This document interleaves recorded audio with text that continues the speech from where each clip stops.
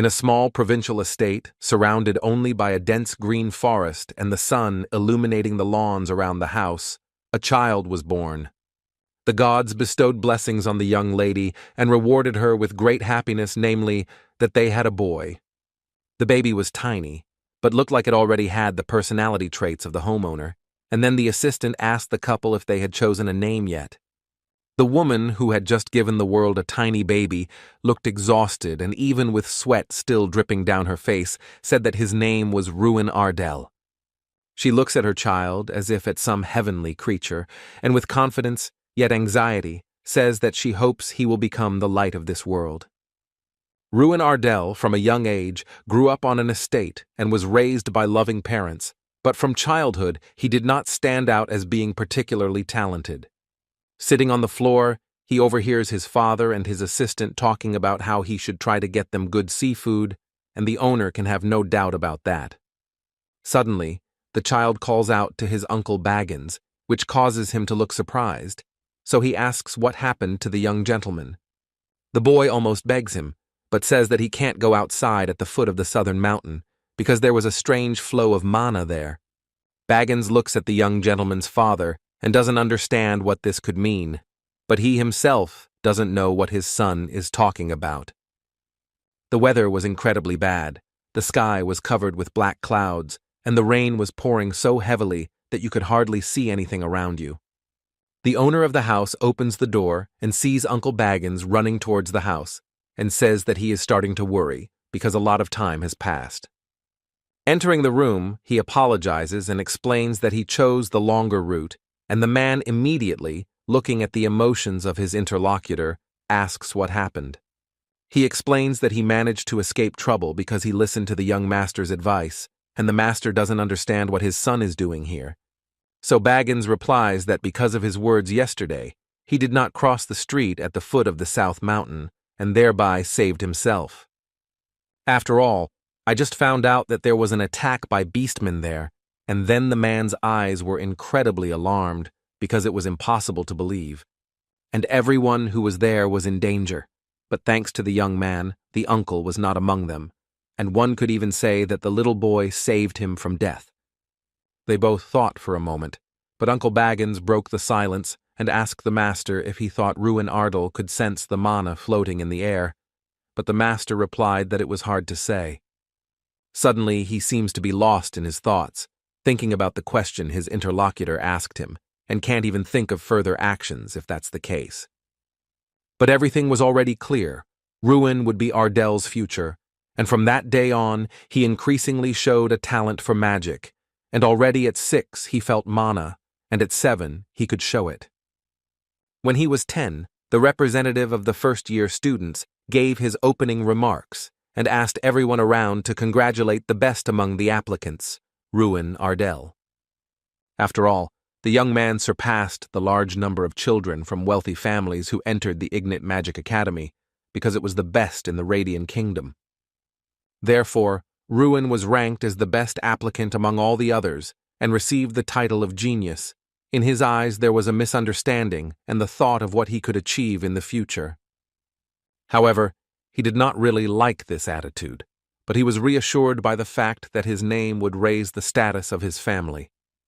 However, it cannot be said that he succeeded in this, and the teacher asks him to show the skills of the best among the applicants, hinting at Ruin and challenging him to come forward. And right then, on the first day of classes, when Ruin was taking the tests, it was clear that he was far from the best, and not even second on the list. Because when he was showing off his skills, the teacher asked to release them faster, but the boy shouted that he simply could not physically do what he was asking.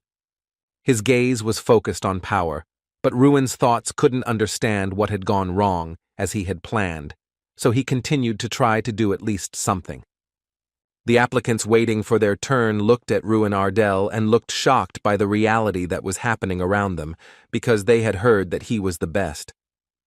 The young man realized that he lacked the innate ability to release magic even a meter away from his body, and this was what was called mana release disorder.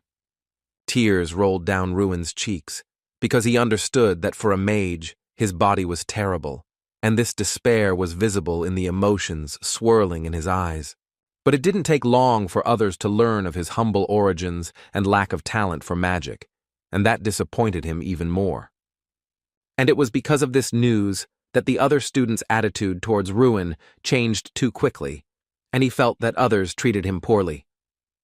He was walking down the corridor and touched the hand of a student walking in front of him, but suddenly Ruin's face twisted in confusion because he knew what was about to happen.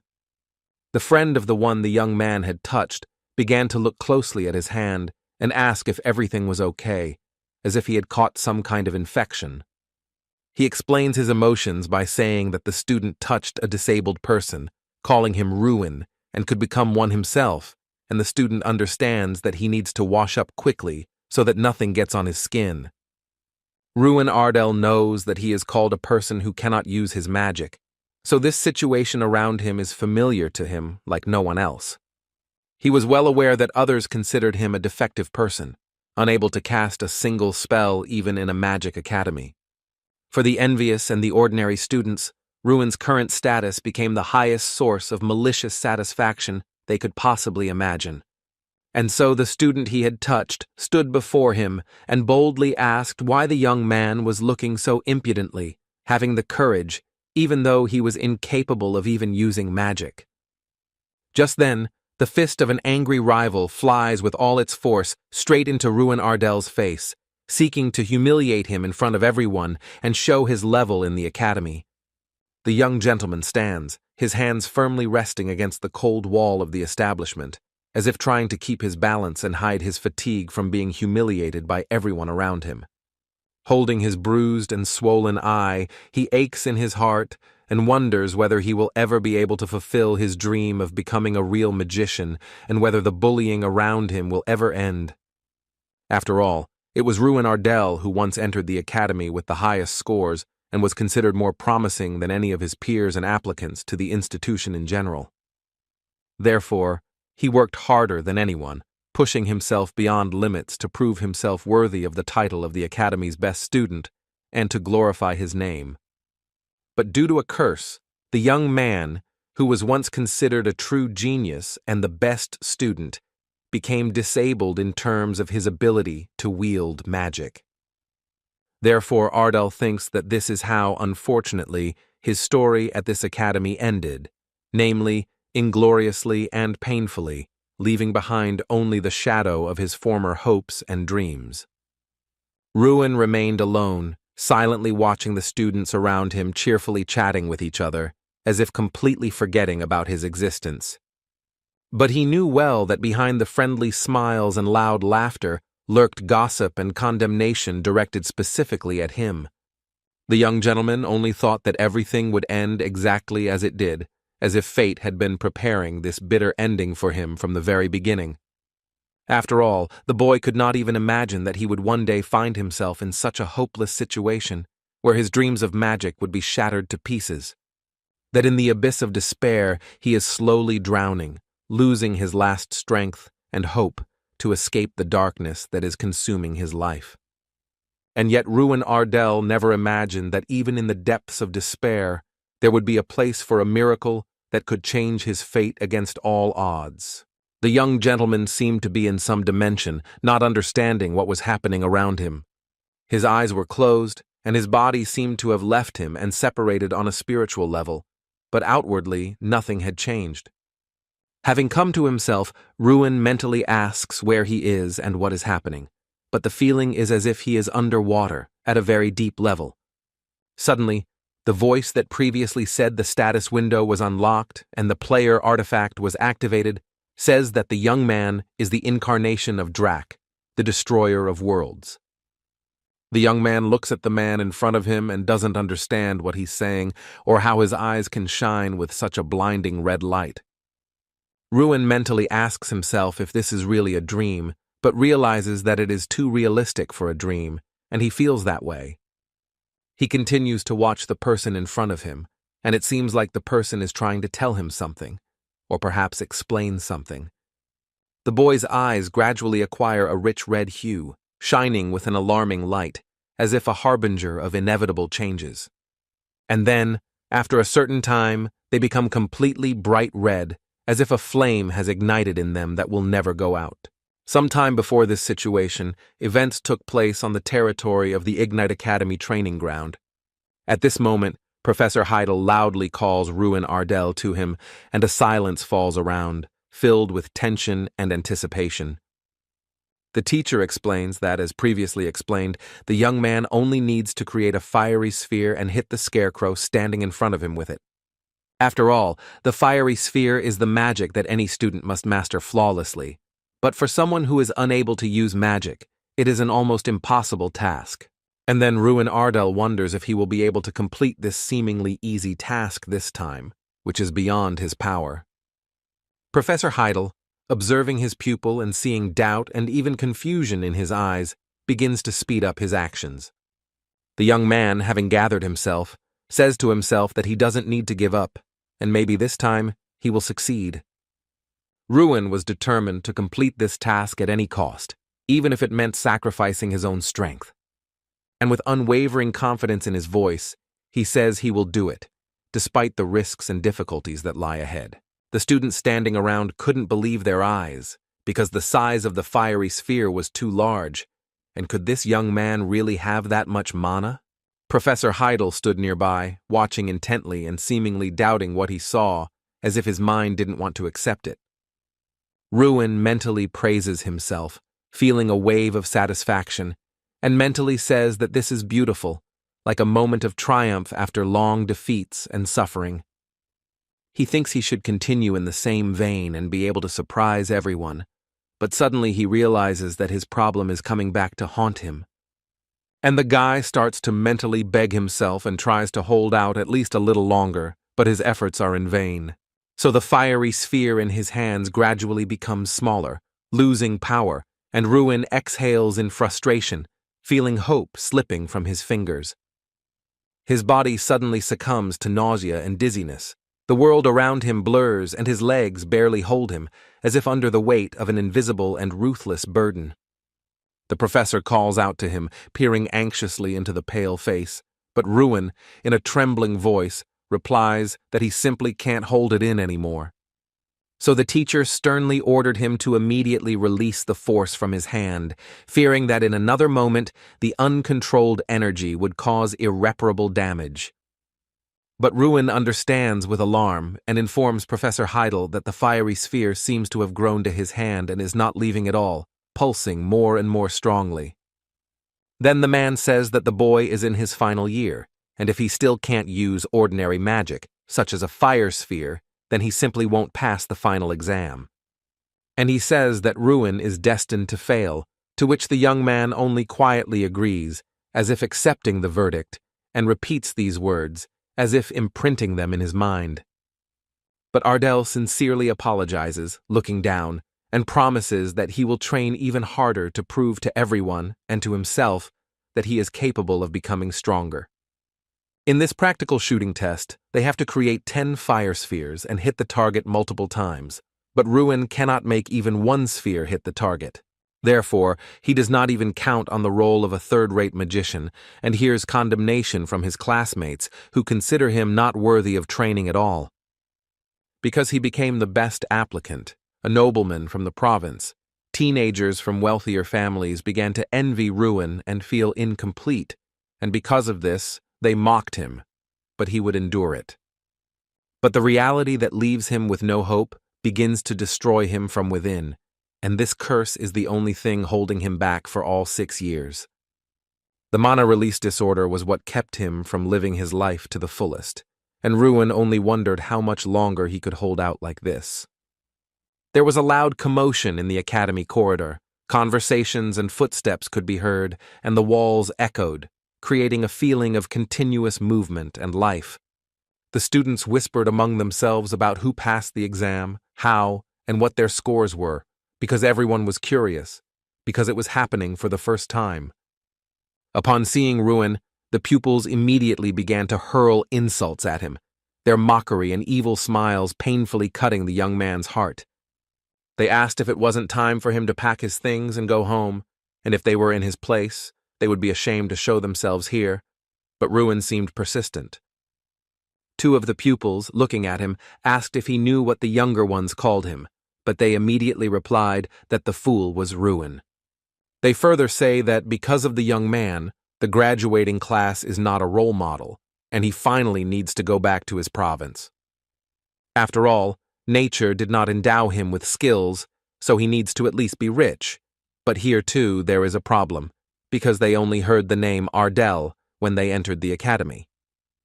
And this white-faced pupil speaks as if mocking what his father said. They are all just fools, who behave arrogantly, but have nothing, hinting at Ruin's condition. Therefore, he immediately understood the level of Ruin's family, drawing a contemptuous conclusion for himself that the young man's origin was not capable of commanding any respect. But unable to bear the humiliation, the boy abruptly jumps up and swiftly strikes his opponent, putting all his accumulated anger and resentment into him. He, losing his balance from the unexpected blow, staggered back and fell heavily to the floor, the loud thud of which echoed throughout the corridor. Ruin, trembling with anger, leans towards his opponent and in a sharp tone demands that he repeat what he said earlier, pronouncing each word with cold fury. But the opponent, holding his broken nose, curses through the pain and cannot believe how Ruin dared to do such a thing in front of all the witnesses. Ruin looks at him and says that he needs to know when to stop and who is this Ben Folt to talk about his father and family. But Ben's friend, defending him, decides to direct his attack at Ruin, as if he doesn't even know who he's dealing with in this skirmish. Suddenly his eyes widen in shock, as if he had just seen something incredible, and at the same moment an expression of complete astonishment freezes on his face. After all, the young man was the first to deliver an unexpected blow, which caused the enemy to hunch over and not hold back. A sharp, suffocating cough burst from his chest. The opponent suddenly falls to his knees, trying to catch his breath, and his hands convulsively rest on the floor as if seeking support in this humiliating moment. The ruin of Ardell looms over him, carefully observing his every move and reaction, studying his opponent's behavior with cold caution and a tension that hangs in the air.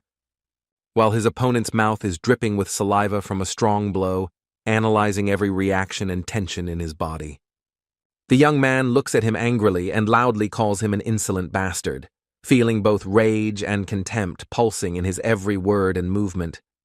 When Ben Folt rises and tries to use his battle magic right inside the academy walls, it gives Ruin a real shock, as he did not expect such desperation. He loudly calls him a piece of trash with a magic release disorder, not thinking at all about the fact that for such actions he could be expelled from school, showing insolence and anger at the same time. So Ben Folt directs all his energy at Ruin, feeling rage and hatred, and sincerely wishes him death, not hiding his desperation and determination in every move. Ruin realizes that he cannot even move to save himself, feeling helplessness gripping his body and danger looming over him with terrifying inexorability. Suddenly, Professor Heidel appears and with a sharp shout orders them to stop immediately, causing both fighters to instantly stop, the tension in the air abruptly dissipating under his stern gaze. As Ben's magic gradually consumes Ruin, he feels the enemy's power seeping into his body, limiting his movements and consciousness, and every moment is filled with terror and helplessness. The guy doesn't know how to act in this critical situation, feeling confusion and fear that paralyze his mind and make him hesitate with every next step. And then Ruin Ardell realized that this was exactly what his end looked like, when fear and helplessness completely engulfed his mind, and the enemy's magical power inexorably consumed him. And again, this mysterious man is in front of him, who says that the guy is the incarnation of Drak, the destroyer of worlds, and the artifact the player has activated. Ruin mentally asks himself what kind of delusion this is, feeling a mixture of surprise and annoyance as his mind tries to comprehend the absurdity of the situation unfolding around him. The young gentleman seems to be floating in midair when the stranger asks what is happening, and he feels a slight sense of surprise and alertness as he tries to assess the new situation. The man looks at Ruin and says his name, Dell, feeling both surprise and curiosity as the new encounter brings unexpected feelings and tension. But then he says Ruin Ardell again, and he instantly realizes that it is his own name, feeling a strange mixture of surprise, guesswork, and indescribable excitement. When he opens his eyes, the boy sees a completely different picture in front of him, which makes his heart beat faster, because reality suddenly takes on a strange, almost unreal form. Helen, a high-class healer, appears before him, watching him carefully and asking if Ruin has regained consciousness yet, her voice filled with concern and easy confidence. The young man's eyes reflect shock from the surprise and sudden change in his surroundings, as he barely has time to realize that everything around him has become completely different. And he immediately asks where he is, to which Helen calmly replies that it is the lounge, explaining his condition and at the same time trying to calm the confused young man.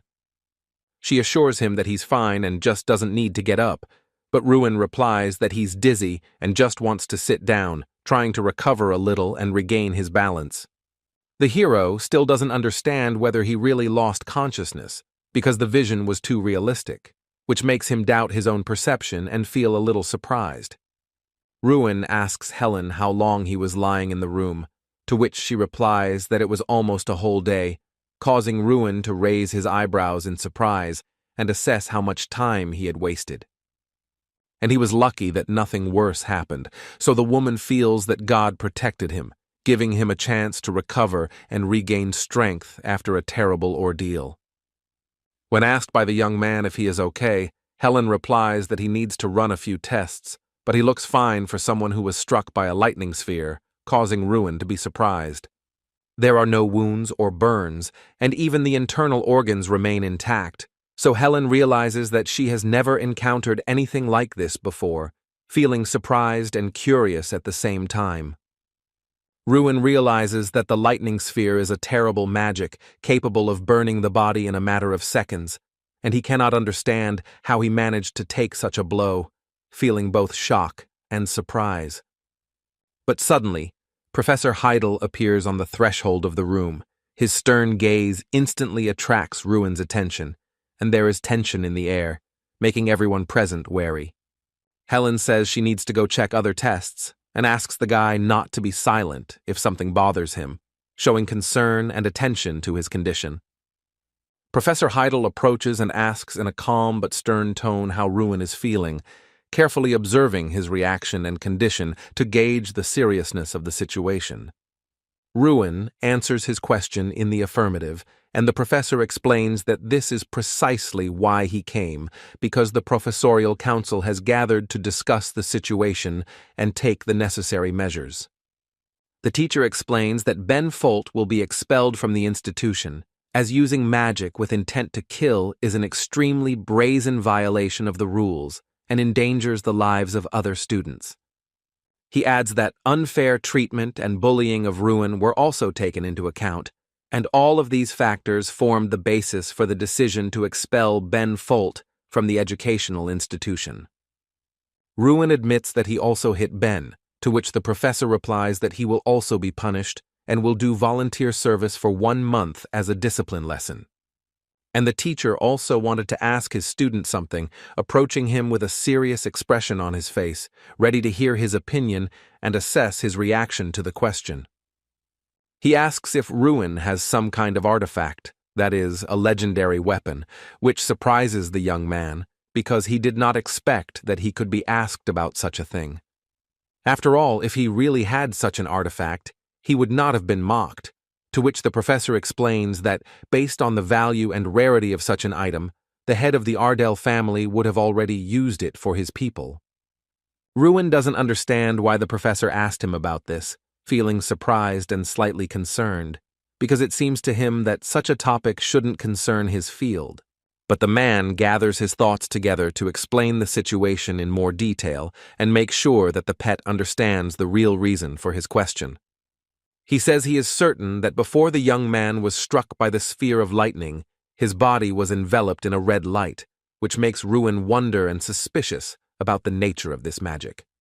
And he adds that he was seemingly protected by a high-ranking artifact that reflected Ben's magic, saving Ruin from a fatal blow and causing him a mixed feeling of surprise and disbelief.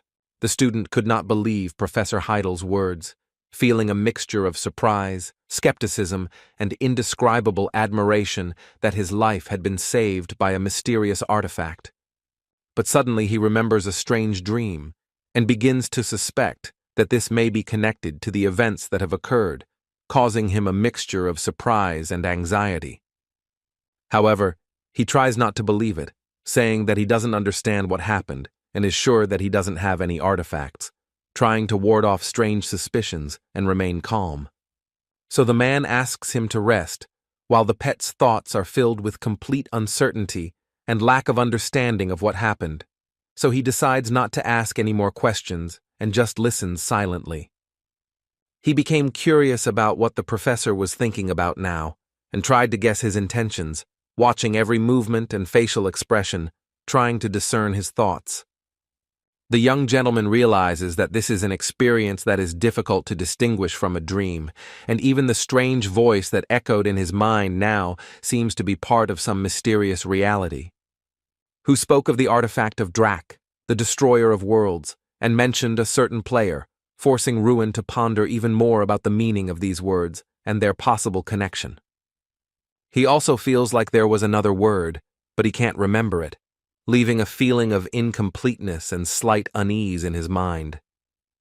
But suddenly, from the depths of his memories, Ruin remembers that the stranger spoke about the status window, causing him to be surprised and curious about the meaning of these words and their connection to events. Ruin curses himself and still can't figure out if it really happened or if it was just an echo of a strange dream, mixing doubt with irritation. He sees this window in front of him and, raising his eyebrows in surprise, asks Helen if she sees it too, trying to share his surprise and understand the reality of what is happening. He pointed to this blue thing in front of him, but Helen only looked at him in surprise, not understanding what he was talking about, because in her opinion there was nothing ahead. Ruin mentally repeated that this simply could not be, because Helen, as before, could not see anything in front of her, and her gaze only wandered into emptiness. The guy realized that only he could see this status window, so he decided to quickly make up a denial and told Helen that he had just imagined it. So the woman, after reviewing the results, calmly reported that all the tests were normal, and he could return to his usual life in the dorm without any problems. Ruin looked at her and said a few polite words of thanks, although in reality his mind was somewhere far away, occupied with completely different thoughts. After all, that day he managed to survive a lightning bolt strike, meet a man with blazing red eyes, and learn from the window that he is the incarnation of Drak. There was even a possibility that the artifact of a powerful mage named Draka had somehow ended up in the young lord's hands, although that seemed almost unbelievable. But suddenly, without any warning, another mysterious window flashed and appeared in the air right in front of him, as if responding to his thoughts. The window had a task that required physical strength and punches and kicks, but Ruin couldn't see how it could be useful to a mage like him. However, there was no doubt when time was running out, and Ruin realized that he had to immediately try to complete the task, even without understanding its meaning. So he clenched his fist and struck, and the window instantly displayed the result, informing him that this was only the first blow of 100 he was to make. Ruin then struck with his other hand, and the window immediately updated, showing that this was the second strike out of 100 he was to perform in this task. The guy noticed how the number on the window was constantly increasing, so he realized that he had to speed up and reach his goal as quickly as possible, without wasting time. Therefore, Ardell once again punched the air with his fist, hoping for a result, but was surprised to notice that the number on the window remained unchanged, as if his punch had not been counted.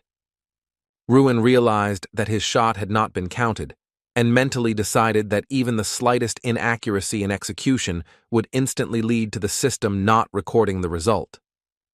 The hero decided to go through the training as correctly as possible, carefully performing all the movements and blows so that each of them would be counted without a single mistake. In the deep dark night, Ruin, having finally completed his task, felt relieved, because all the blows were executed accurately, and the window confirmed his success. Drops of sweat rolled down the young man's face, but true satisfaction was visible in his eyes, because he had successfully completed the task and felt an inner pride in himself. A window appeared before him, clearly stating that it was his reward for successfully passing this difficult and grueling test. However, suddenly the young man felt strange changes in his hands, as if they had acquired new strength and sensitivity, and this made him stop in surprise and look closely.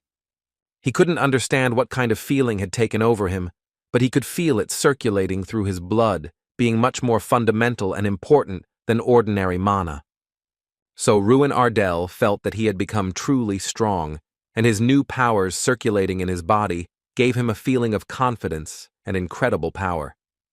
So the boy decided to test his new powers in practice, feeling an impatient desire to use them take hold of him, forcing him to move forward without delay.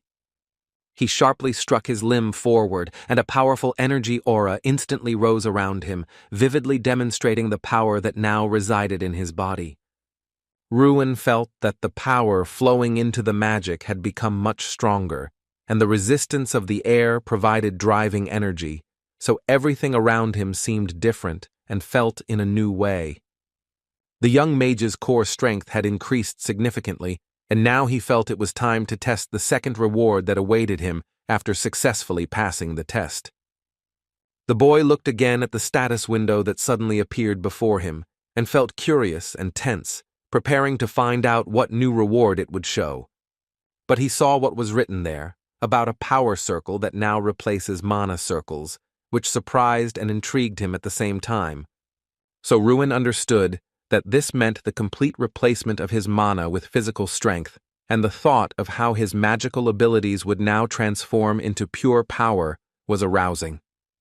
All who experience and study mana have a circle around the heart that plays a key role in releasing and amplifying mana, providing control and power to its flows.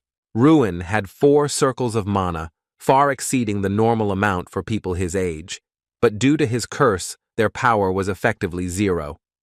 However, suddenly the boy's eyes widened in surprise as he felt something incredible inside him, making his heart beat faster and filling him with excitement. After all, he realized that his mana circles had actually disappeared, and now the circulatory force was filling his body instead, allowing him to control energy in a completely new way. And now he realized that these were power circles, not mana, which literally stunned Ruin and caused shock, because he had never felt such power within himself before.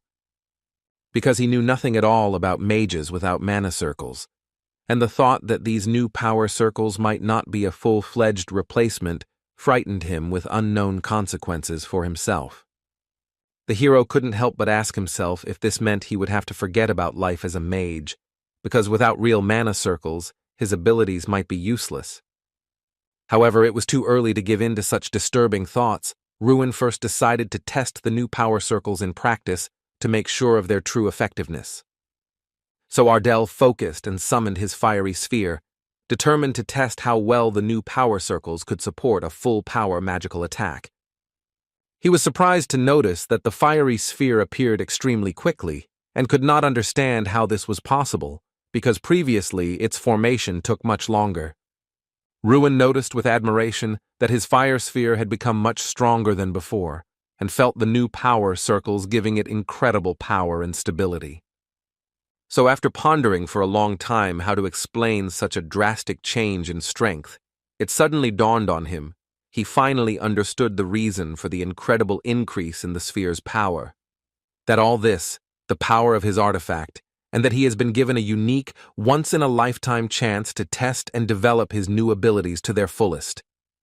The young man knows that there is a basic principle of work in magic, while liberation takes an average of 10 seconds.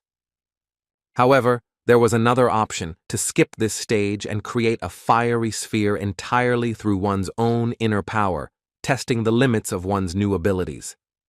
And Ruin was convinced that all this incredible power belonged entirely to the artifact. because without it, he would never have been able to create such a strong and fast fiery sphere. However, he felt confused and did not know what to do next, as new opportunities and powers opened up before him that he had never encountered before. He wondered how to fill his body with energy for a powerful attack, and it occurred to him that perhaps Draca had once suffered from a similar disorder and experienced similar feelings. I was surprised how Draca could even come up with such a method, because combining one's own strength with magical energy required extraordinary skill and understanding of the mechanisms of strength. However, Ruin suddenly noticed in the system window that a new task had appeared, and his heart raced as he realized that new trials and challenges lay ahead. After reading the task carefully, Ruin realized that to complete it, he needed to hit the target using pure physical force, and this forced him to tense up and concentrate. However, the guy hadn't even thought about this method yet, and it seemed to him that thanks to it he could reach a new level and become a real magician with incredible abilities. So the hero decided that he had to try to do it, because it was on his actions that he would be able to unlock a new level of power and possibilities. So Ruin aimed his fireball directly at the scarecrow, preparing to test the effectiveness of his new power and watching as his energy gathered for the attack. And with confidence in his eyes, he said that everything had worked, because the fiery sphere had accurately hit the scarecrow, confirming the correctness of his chosen approach and new methods. A new message suddenly appeared on the window, announcing that the task had been completed successfully, and Ruin's power had grown even more, opening up new opportunities and prospects for him. The boy, not believing what was happening, suddenly jumped into the air, feeling a new power fill his body and allow him to perform incredible actions. But suddenly Ruin lay on the ground, feeling an incredible sense of relief, realizing that he had indeed managed to do it, and the task had been completely accomplished. After all, before, every failure of his had occurred precisely at the stage of détente, and the young man finally felt a real victory, overcoming this critical moment and proving his own strength. He was still amazed by this method, and it was impossible to understand who this Draca was, who came up with such a unique technique that could radically change the approach to magic. The young man blacked out right on the training ground, and when the sun rose over the mountains, he woke up, feeling strange and extraneous sounds nearby, disturbing the silence of the morning. He couldn't understand why it was so loud around him, and listened in amazement to the sounds coming from all directions, trying to determine their source. Around him stood other students, who were glad that Ruin had come to his senses, and with smiles and lively exclamations began to address him in a friendly manner, encouraging him. But the young gentleman, without hiding anything, asked those present if they had really seen a person sleeping on the street, as if it was completely normal and nothing to worry about. Suddenly, a boy declared that they had never seen anything like it, especially a nobleman willing to exchange a dormitory for sleeping on the street, and asked if Ruin had been drinking. However, the young man calmly replied that nothing of the sort had happened, and explained that he was simply tired after training and accidentally fell asleep on the spot, without any intention of doing so. The students, looking at each other, quietly agreed that the hero had changed somehow, as his demeanor and confidence after training betrayed a new level of strength and experience. They even noticed a destroyed scarecrow behind them, which was clear evidence of how strong Ruin's new power had become after the task and training he had completed. They could not understand whether it was really Ruin who destroyed it, or perhaps someone else, because the event looked incredible and almost supernatural to their eyes, and he could not have done it. Finally, Ruin Ardal returned to his dormitory, feeling relieved and internally satisfied after all the trials that had come his way that day. Upon entering, the student encountered Jason Damon, who immediately asked what happened, noticing his changed appearance and sensing that something important had happened.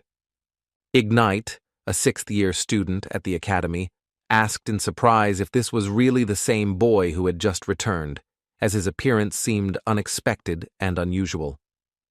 Damon didn't understand what had happened because Ruin usually didn't leave the academy, to which he coldly replied that it didn't matter to him, but only this student treated Ardell without hostility. Jason Damon concluded that Ruin was with a girl, but the young man himself realized that this was just his usual activities, and that's why this thought arose in Damon's head. He continued to persistently ask the young man to tell him where he had been the previous night, and added that he was curious about how he had survived the lightning strike, trying to understand the whole situation. Without listening to anyone, Ruin headed to the bathroom, where he was finally able to relax, relieve tension, and allow himself to rest after all the trials and training.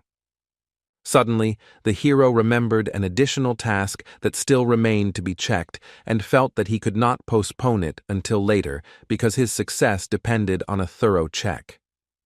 Ruin noticed that the reward remained the same, but the number of repetitions of blows increased significantly, which forced him to prepare for new challenges and make even greater efforts. And, probably, the number of repetitions of blows would continue to double, so the young man should prepare for the fact that even more difficult and exhausting trials would await him ahead. However, the young man was ready to agree to anything if it really helped him become a magician, because the desire for power and knowledge outweighed any difficulties and trials. A month had passed since then, and Ruin had been performing the same task every day, but the number of repetitions had been steadily increasing, forcing him to train more and more intensely and with more endurance. If he failed to complete a task during the day, all his progress was instantly reset, forcing him to start over and tackle all the repetitions again with all his might. Therefore, the guy did not miss a single workout, feeling that even one loss of a day could ruin his progress, and worked diligently on every repetition of the task without exception. However, there was one plus in this situation, which made training a little easier for him, because he saw that each successful day noticeably strengthened his strength and confidence in his own abilities. The plus was that the requirements for completing the task never rose above 3,000 repetitions. Otherwise, Ruin might simply not be able to withstand it and die during the process. Every day, his leg or arm would rise in a blow, and the student would feel how each movement gradually strengthened his body, trained his endurance, and brought him closer to his goal of becoming a magician. And for the past month, Ardell has been going through these grueling workouts every day, never missing a day, gradually increasing his strength and endurance to incredible levels. And as a result of all this daily training, Ruin even acquired a new body art skill that allowed him to control his movements and strength during strikes even more effectively. Silence and tranquility reigned in the academy. A sense of peace was felt all around, while all the students sat in their classrooms. The students noticed that something was wrong with Ruin, as he constantly fell asleep in class, and this caused concern and surprise among his fellow academy members.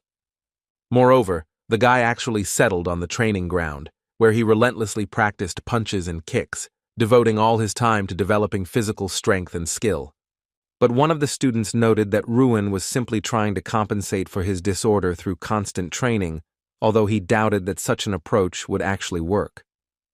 So, for the past month, the teenager has been completing tasks every day while simultaneously searching for any clues that might shed light on Drax's personality and secrets. However, he could never find any mention of mages with that name in historical records, which made Ruin ponder even more about the mystery of Drax. The same went for the Destroyer of Worlds, the player, and the status window. There was no mention of them either, which made Ruin ponder even deeper about the unknown secrets. And he simply couldn't even guess who this Draka really was, because the lack of any information left him confused and forced him to look for answers. He could not understand who the person was who had given the young man such power, because the secret of her identity remained unrecognized, causing Ruin constant surprise and curiosity. However, suddenly, he heard someone calling him, and the voice made him raise his head sharply, full of surprise and tense anticipation of the one who had addressed him. Jason ran up to Ruin and, panting from running, asked if he had heard the news yet, because it seemed that this question urgently needed an answer and could not stand delay. Most likely, the young man had not heard anything yet, as he was just standing there quietly reading books, absorbed in the pages and not noticing any news or changes around him. Ruin Ardell looked up from his book and asked Jason if something serious had happened, as his peaceful occupation had abruptly disrupted the feeling of an ordinary day. To this, Jason replied that the head of the Ardell family had arrived at the academy, and Ruin felt his heart speed up a bit at the unexpected news and the importance of this event. And the young gentleman instantly realized that his father was indeed here, at the academy, and the thought of meeting him made his heart beat faster and caused a wave of tension. Therefore, the boy abruptly jumped up, his heart pounding with excitement, because the realization of his father's presence at the academy forced him to act instantly and without hesitation.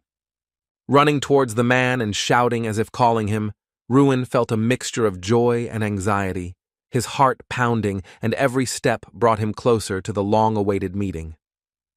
When the elder turned towards him, he still could not recognize who was standing before him, and the young man, running, filled the space around him with impatient anticipation of the meeting. However, suddenly the man's face changed as he recognized his son, and surprise and joy flashed in his eyes, mixed with excitement from the unexpected meeting. Ruin, sitting opposite, noted that his father had sent him here 6 years ago and asked how he had spent all this time, to which he calmly replied that everything was fine, as usual. The young man asked how his younger sister Ruina was, and his father replied that she had grown up and was now studying the martial art of swordsmanship, having made significant progress. He added that she wanted to protect her weaker older brother, and Ruin felt a little uncomfortable, to which his father remarked that his sister had always been more confident. However, suddenly the boy gathered all his inner strength and, full of determination, turned to his father, seeking to convey his thoughts and feel the support of his family. He calmly said that everything was fine with him, trying to reassure him and show that, despite all the trials and training, he felt strong and ready for further challenges. The father did not believe his son's words, but Ruin persistently repeated that everything was indeed fine, and no one was mocking him either physically or morally, demonstrating his own confidence. The elder Ardell seemed to not know how to properly explain the reason for his visit to the child, and his words got lost, leaving the child waiting for important and unknown information. He finally said that he had actually come to make sure the boy wasn't planning to leave the academy, and these words made Ruin feel anxious and responsible. After all, if he is having a hard time, the doors of his home are always open, and the father reminds him that his son has already overcome many difficulties that he cannot even talk about, demonstrating his strength. Ruin immediately understood why his father arrived 6 years later, but explained that during this time he had found his own way out and learned to cope with difficulties on his own. So he suggested that we make an agreement, because he would have to show excellent results on the next exam, and both understood that this would require concentration and serious preparation. But if he fails the exam, the elder Ardell himself will decide his future fate. So, seeing his son's determination, the head of the family returned to the estate. Here came the long-awaited day of the exam, for which Ruin had been preparing for the entire last month, with tension and hidden excitement in his heart, which begins with a written test of understanding magic, where every mistake or attempt to break the rules is severely punished, up to and including a complete nullification of the result. So Ruin, grabbing his pen, took a deep breath and began the exam, trying to concentrate so as not to waste a single second. The exam consisted of a written and practical stage. This part was divided into 4 more tests: target shooting, measuring magical power, real combat, and a one-on-one duel. Ruin coped flawlessly with the written part, as he had throughout his studies, but in the practical tests, Mikkel from the influential Gary Hill family always remained the undisputed leader. This time, the hero was convinced that everything would be different, because he had trained non-stop and finally felt a strength within himself that could challenge even Mikkel. And he was too confident in himself, because he believed that this thing would be able to win first place, despite all the obstacles on the way. After completing the written part, it's time to move on to the practical exam, where Ruin will have to prove his skills and strength in action. Jason Damon walked up to Ruin and called out to him loudly, showing confidence and intent on watching his every move on the practical exam. He asked if Ruin had any plan of action, because his strange behavior caused surprise and forced Jason to be prepared for any development of events. The hero replied that he would try a new approach today, to which his friend asked in surprise if the young man had really found a way that could challenge him in a practical duel. Their conversation was interrupted by another student, Mikkel, who called the boy over in surprise and asked what he was doing here, as if there was no point in being here. Suddenly, Mikkel Garyhill shouted at Ruin and asked if he really, despite his disorder, dared to participate in a practical duel, showing surprise and disbelief. The younger Ardal replied that he had actually only come to take the exam, and there was nothing wrong with that, demonstrating calmness and confidence in his abilities in front of Mikkel.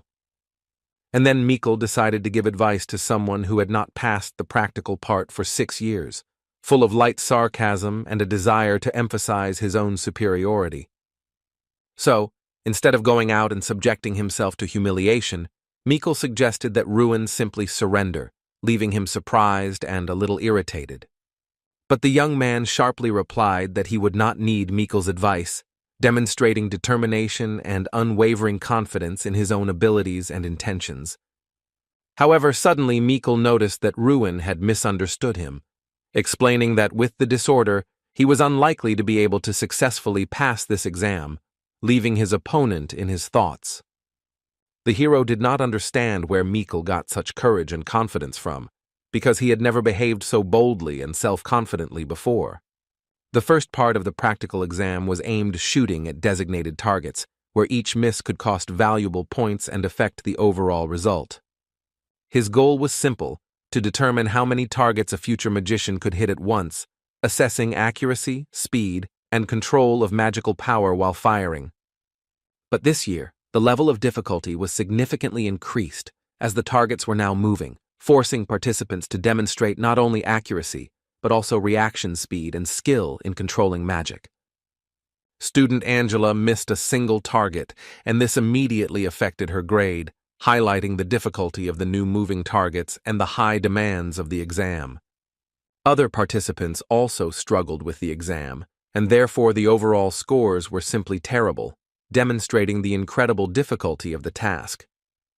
Because the next student was only able to hit 3 targets, confirming how difficult the exam was and how high the demands were on future magicians. And who would have thought that, because of such a seemingly insignificant difficulty, the performance would drop so much, and the quality of graduates would leave much to be desired. Professor Ellick, being Mikkel's uncle, noted that it was too early to be disappointed, because all the tests were still ahead and the main student could show potential. After all, it was Mikkel's time to demonstrate his abilities, and everyone was eagerly waiting to see how he would handle the moving targets and confirm his reputation as the best student. So Professor Ellick's nephew, focused and determined, steps out into the square where spectators, judges, and an uneasy silence await him before the test. As the test begins, Mikkel addresses the young man, urging him to watch carefully and not miss a single move, because every moment could be decisive. After all, he doesn't even realize what Ruin has planned, and how cunning the plan has already begun to imperceptibly materialize right before the eyes of everyone present. The professor, raising his voice impatiently, loudly shouts for Mikkel to begin, eager to begin the test as soon as possible and see what he is truly capable of. And he, agreeing, confidently said that he would show Ruin the difference between them, to prove once and for all which of them possessed true skill and strength. So the student, concentrating all his strength and skill in one powerful movement, hit several targets at once, making the audience gasp in amazement. The students watching this were not at all shocked, because every year Mikkel proved beyond doubt that he was the best among all who had passed such tests. Professor Ellick was sincerely happy, and barely holding back his emotions, said, "Isn't this young man a worthy descendant of the illustrious Garrikill family, whose achievements are remembered by generations? He turns to Tyrion Ignite and, with a faint smile, asks if he doesn't think that Mikkel is the true pride of their academy and an example for everyone.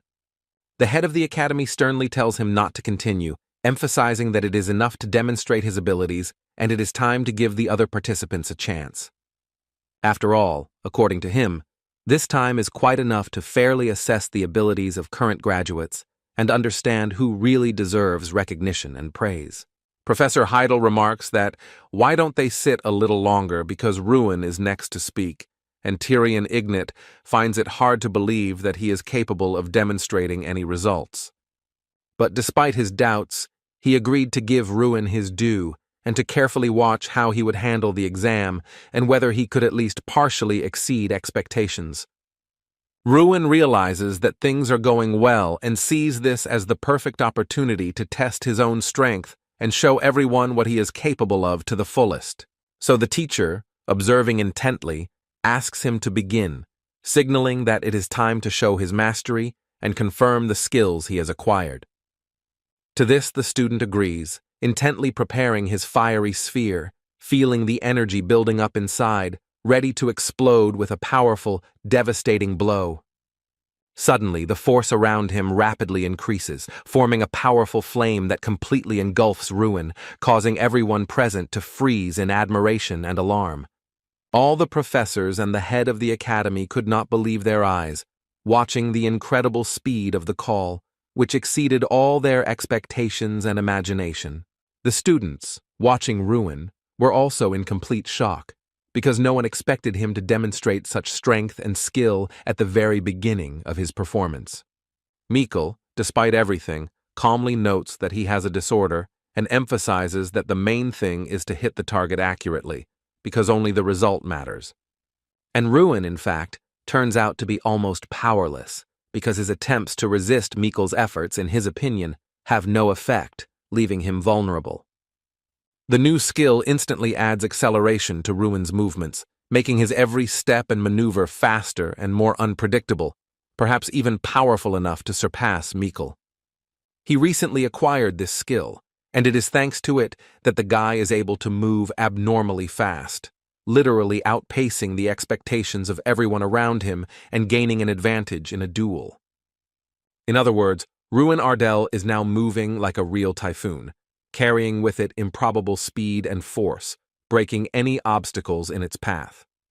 His face shows absolute self-confidence, which seems to radiate self-confidence and a willingness to overcome any opponent without hesitation. After all, he sincerely believes in his own strength, which has grown incredibly high, giving him a feeling of invincibility and confidence in every movement. Looking at Ruin, sweat dripped from the professors' faces, because even they could not hide their surprise and excitement at the incredible strength and speed that the young man was demonstrating. And the students couldn't help but cover their mouths and turn away, watching in fascination as Ruin passed the exam, as his skill and speed left them in awe. Finishing and carefully looking at the result of his work, Ruin realizes that everything turned out exactly as he planned, and feels deep satisfaction from the success achieved. Watching the young magician successfully pass his difficult exam, the teachers and mentors present begin to carefully count his scores. So, Ruin had 27 goals, each of which he carefully considered, planning his actions and choosing the most optimal path to achieve them. The students realized that this was the greatest result in the history of the academy, and their faces reflected admiration and surprise at the incredible achievement. Even Tryon Ignis himself rose from his seat and, not hiding his admiration, began to sincerely clap his hands, supporting the student's incredible achievement. He turned to Ruin, looking at him with sincere admiration, and said that this was a stunning result that exceeded all the academy's expectations. All the students also started shouting at Ruin, encouraging and praising him, loudly exclaiming that he was truly a good boy and deserved recognition. But only Mikkel remained confused and could not understand how it happened that the enemy achieved such an incredible result, remaining deeply impressed. Ruin realizes that he is now receiving general recognition and praise that he has never received in all 6 years of study, and he feels strangely moved by this. And this warmth spreads in his chest, filling his heart with joy, because he has long dreamed of feeling such sincere support and recognition from those around him. Professor Ellick could not accept this, and with obvious surprise, said that for the first time in his life, he had seen such a reception that exceeded all his expectations. But Professor Heidel, standing up for his student, indignantly asked whether the nature of magic really did not open up limitless possibilities, expressing surprise and support. And if everything happens strictly according to expectations, he added, then it's no longer magic, but simple mathematics, because true magic always contains an element of surprise. But Professor Ellick, disagreeing, continued to argue, defending his point of view and trying to prove that the situation could not violate the usual rules of magic. The head of the academy interrupted him, sternly and at the same time enthusiastically saying that today he had witnessed a real magical miracle created by the student himself. However, he immediately noticed that the other professors had a completely different opinion, and their faces reflected doubt and restrained surprise that could not be ignored. Professor Ellick, listening to the main character, mentally reflected that everything had gone awry because of Ruin's actions, and his heart was filled with anxiety and irritation. Jason Damon felt an incredible joy for his comrade, his heart filled with pride and sincere admiration that Ruin's achievements had surpassed all expectations. And the other students seemed to have changed their attitude towards the young man and began to ask with curiosity how he managed to achieve such incredible success. The boy realizes that until yesterday he was an outcast, laughed at and mocked by everyone, and now he feels deep surprise and mixed emotions at the sudden attention. Everything changed in one day, and the boy understood that for some, Ruin remained like a bone in the throat, causing envy and hidden rejection among his classmates. Entering his room, he unexpectedly sees Mikkel sitting there waiting, and this makes the meeting tense and a little uncomfortable. But Ruin, noticing him in his space, discreetly asks what he is doing in someone else's room, trying to hide his surprise and slight indignation. Mikkel explains that he came to warn Ruin not to show off, but the young man himself thinks that the reason for all this is that Mikkel simply lost and is jealous. Grabbing the young magician by the collar of his shirt, his opponent shouts sharply in his face, his voice trembling with anger, and his face turning red with emotion and irritation. But Ruin removes his hand from his shoulder with surprising ease, showing no aggression, just calmly pushing Mikkel away and remaining steadfast. This calm gesture only further irritated his opponent, provoking genuine anger in Heracles and a desire to prove his superiority at all costs. After all, Mikkel could not understand where Ruin got so much strength from, and this only increased his surprise and irritation, making the situation even more tense.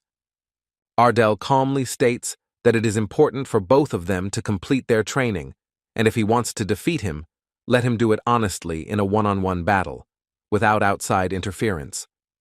After his proposal, Ruin calmly releases his hand, remaining calm and demonstrating confidence that now everything will be decided in a fair battle.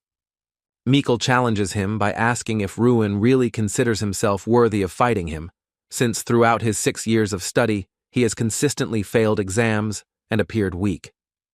The young man calmly replied that he just had to wait, and then all doubts would disappear, and the truth would become clear, showing who was truly worthy of the battle. Mikkel warns that Ardell should not even think about taking the next exams before their battle, emphasizing the seriousness and audacity of his intention.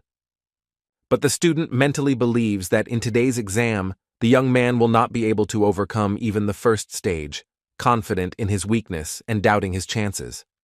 Pulling his hand out of his pocket, he does so slowly and confidently, demonstrating calm and readiness for any upcoming development.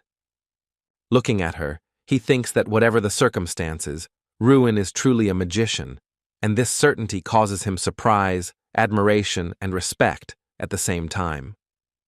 The second stage of the practical exam consisted of measuring the students' magical power, testing their abilities and level of control over magic under the close supervision of their teachers. The treasure of the academy, the ancient ogre Kingram, was transformed by the Archmage Freud 500 years ago during his lifetime, so the students need to direct magic at him and show a high result. Ruin asks Damon if he really needs to cast the spell he is sure of on the statue and receives an affirmative answer, which only strengthens his resolve. But this ogre is famous for his cruelty in evaluation, and getting more than 20 points is already considered an excellent result, which makes the task especially difficult. One of the students summons a powerful thunderstorm and directs his spell at the ogre, causing the air around the statue to crackle with energy and tension. But Kingram, in a menacing voice, orders him to hide from his sight and, with a contemptuous smile, calls him a one-point magician, humiliating him in front of everyone. He mockingly suggests that his pupil give up magic right now, stating that with such skills, he will never become a real wizard. The next student confidently walks into her exam, preparing to show off everything she has learned, and with hope in her eyes, she directs her steps towards the ogre statue. She turns to her companion and, with a faint smile, tells him to watch carefully, because now she will show the true power of her magic. She concentrates, raises her hands, and casts an ice sphere spell, filling the air with cold that swirls around her before releasing it at her target. Kingram respectfully says that he will definitely remember it, because what he saw was truly impressive and worthy of recognition, even by his strict standards. But then the ogre coldly lowers her to the ground and adds with a sneer that he was only truly struck by her hopelessness, causing the crowd to freeze in embarrassment. He gives her only 2 points, and the girl cannot hold back her tears because it was her best attack, into which she had invested all her strength and hopes, hoping for a higher score. Jason also failed the exam and only got a 5, but not wanting to accept it, he argued until he was ordered to return to his seat. Mikkel Garahill is called up next, and all the students watch with interest as he confidently takes the exam, preparing to show off his abilities. The student gathers all his strength together, filling himself with determination, and looks as confident as possible, ready to demonstrate his true strength in front of everyone. He focuses his magical power on the statue, feeling the energy pulsing in his hands, ready to strike the target with maximum accuracy. And suddenly the ogre Kingram, loudly and sternly, declares that he is disappointed, and suspiciously asks if Mikkel is not the son of George Garahill, causing surprise among all present. To this, Mikkel calmly replies that he is indeed his proud third son, looking confident and seemingly enjoying revealing his family connection. Kingram laughs loudly at the young man and disdains that his father was a worthless person who begged for points, emphasizing his contempt for Mikkel's family. But even the student doesn't have much talent, so Kingram gives him only 27 points, and the boy sharply disagrees with the assessment, feeling indignant. He is asked to calm down, and after that, Ruin Ardal is called next, who prepares to show his abilities, watching the reaction of those around him. The young man realizes that he is a little nervous before the exam begins, feeling a little anxious, but he tries to pull himself together and set himself up for success. But he sincerely believes that he can handle this challenge, and this gives him determination and confidence, allowing him to focus on the task despite his anxiety. He approaches the statue, says that it is nice to meet him, introduces himself as Ruin Ardal, demonstrating calm and confidence before the start of the exam. To this, Kingram replies with curiosity and slight surprise that this is the first time he has seen this student, carefully observing his behavior and magical abilities. However, he dismissed it with disdain and said it didn't matter, sternly ordering the exam to begin, forcing the students to focus on the task. Ruin casts his spell, and suddenly the professor notices that he is using explosive burning mana that radiates incredible energy and threatens the entire statue. The students realize that this is 4th grade magic and are shocked, as no one expected to see anything like this, even among the most talented students. Kingram himself cannot understand where the young man gets such steadfastness from, and his astonishment only grows, for he has never before encountered such unwavering confidence and control of magic.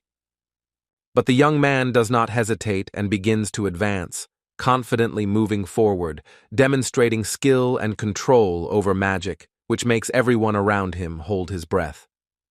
He focuses his attack on the statue, channeling all of his accumulated energy and magic into a powerful explosion that should hit the target as effectively as possible.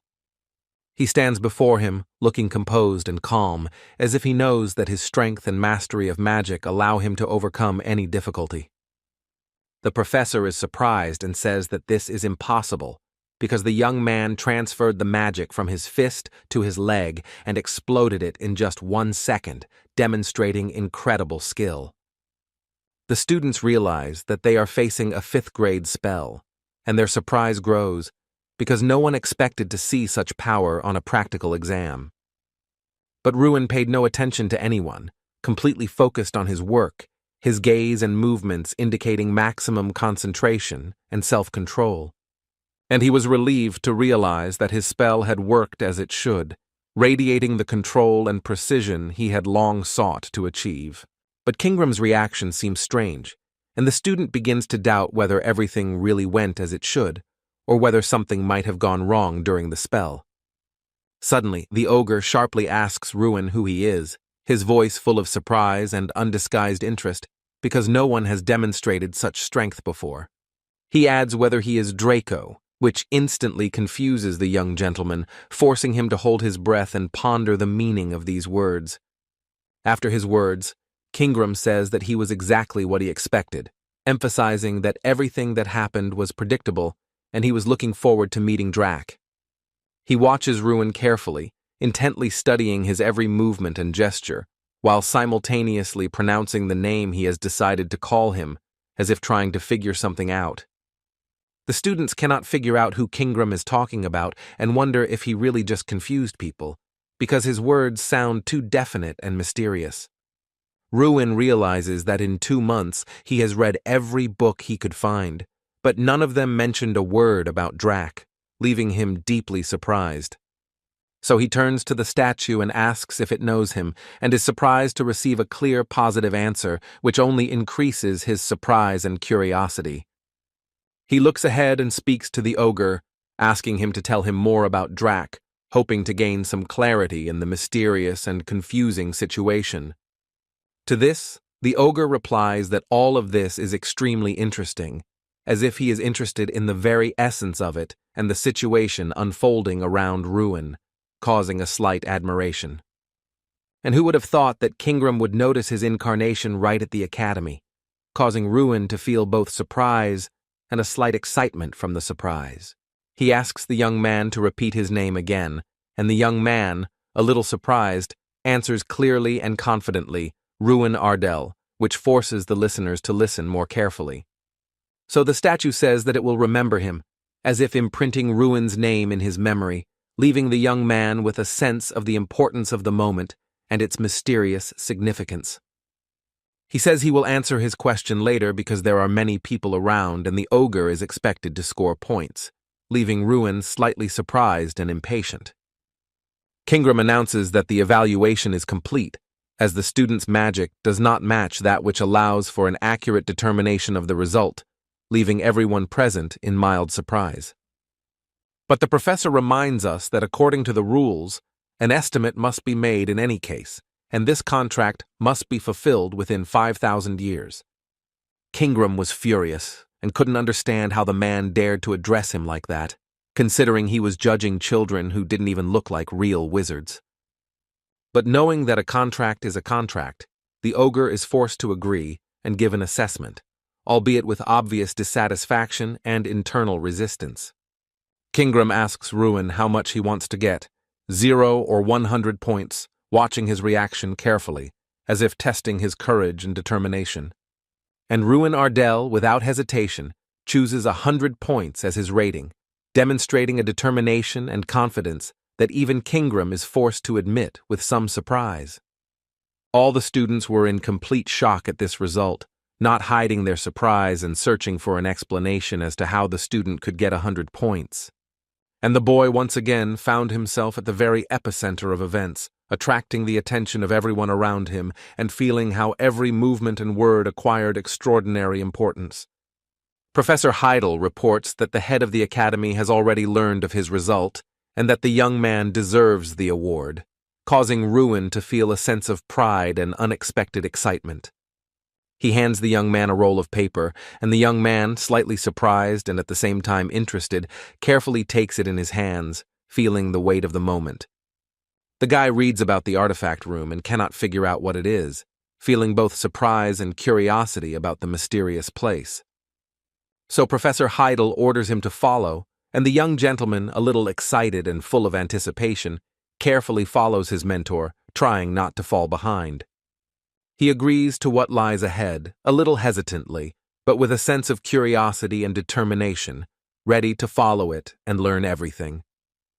He admits that he did not know about the existence of such a place, and the man explains that it is the only place where entry is strictly prohibited, emphasizing its uniqueness and mystery. So Ruin doesn't understand why he's being taken there since the place is forbidden, and feels a mixed sense of surprise and slight excitement before the unknown. They stand at the entrance, and the professor warns that they can only advance to this point, emphasizing the severity of the restrictions and the importance of the rules. So Ruin realizes that he will have to enter alone, feeling both excitement and fear of what awaits inside the forbidden room.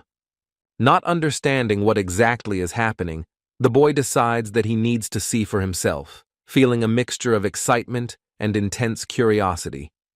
He cautiously enters the artifact room, feeling his heart beat faster with surprise and anticipation of what might unfold before his eyes. Inside, he sees many objects he has heard of before, and quickly concludes that this is most likely the magical warehouse of the Archmage Freud Ignis, full of secrets and power. Suddenly the boy hears a voice softly saying that the student looks confused, forcing Ruin to concentrate even more and try to understand what is happening. But it turns out that it was Kingram who unexpectedly appeared before him, causing the pet to feel both surprise and slight excitement. And he no longer looks like a stone statue, but appears before Ruin alive and real, his presence adding unexpected weight and tension to the situation. So the ogre explains that this is the only place where he can appear in his true form, and Ruin realizes the uniqueness of the moment and the rarity of such an opportunity. But the student asks what the ogre meant when he spoke of its value, feeling both curious and slightly agitated by the mystery of what was said.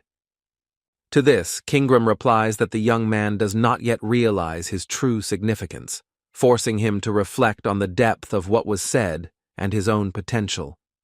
Despite the fact that Ruin uses the same artifact as the player, he still does not fully realize its significance and the power hidden within. After all, this artifact is one of a kind, so Ruin wonders in surprise how he managed to obtain it, feeling both curiosity and slight surprise. But the young man sincerely replies that he himself does not know how he ended up with this, and does not understand who Draco is at all, leaving Kingram in slight surprise. He is not sure whether to trust the guy's words, carefully observing his behavior and trying to figure out how sincere his answer is. However, Kingram suddenly explains that this is an entity that aspired to become God, causing Ruin to feel both astonishment and slight fear of its power. Draco once came to the Sky Peak tribe, to which an ogre belonged. He was short and small, and his appearance looked unattractive. His strength was so insane that no one in the entire tribe could stand up to him, and what's more, Draco only grew in power with each passing day. He was respected not only because he lived with them under the same sky and shared their traditions, but also because he had long since become an integral part of their tribe. He tirelessly taught Kingram, the chosen successor to the future leader of the tribe, the secrets of the language and the refined art of magic for a long 100 years, passing on to him the knowledge and wisdom of generations. Ruin could not comprehend with his mind how an ordinary person could live for so many long centuries, because for him, even one life seemed too short. To this, the ogre calmly explained that the one they considered human had never actually been mortal, for his nature and origin belonged to a completely different world. His true form was the majestic black dragon Dracogonia, whose dark scales shone with a cold brilliance, and whose very name inspired ancient terror and unwavering respect in the hearts of men and tribes. The main character was so shocked by the information he heard that for a long time he couldn't come to his senses and believe whether everything he said was really true, because to him it sounded like an incredible legend. Kingram only replied in surprise, did the young man really not know that magic itself originated from dragons? But for the main character, this was always just a beautiful fiction. But the ogre said with certainty that Draco, despite his origins and unprecedented power, was completely incapable of using magic. So he invented his own way of fighting, like Ruin now, filling his arms and legs with magic so that every blow and movement became deadly accurate and incredibly powerful. Ruin was convinced that Draco was being treated the same way as he was, and finally, realizing this, he understood the full depth of events and the reasons for actions that had previously seemed incomprehensible. The Black Dragon had invented a unique ability that only he could use, and now he demonstrated it to Ruin for the first time, showing all his unprecedented power and skill. And thanks to this incredible ability, Draco became the strongest being in the world, whose power exceeded all limits, and even the most powerful creatures did not dare to challenge him. But Draco felt no joy in his power, and relentlessly increased it until he eventually brought himself and everyone around him to their doom, leaving only destruction in his wake.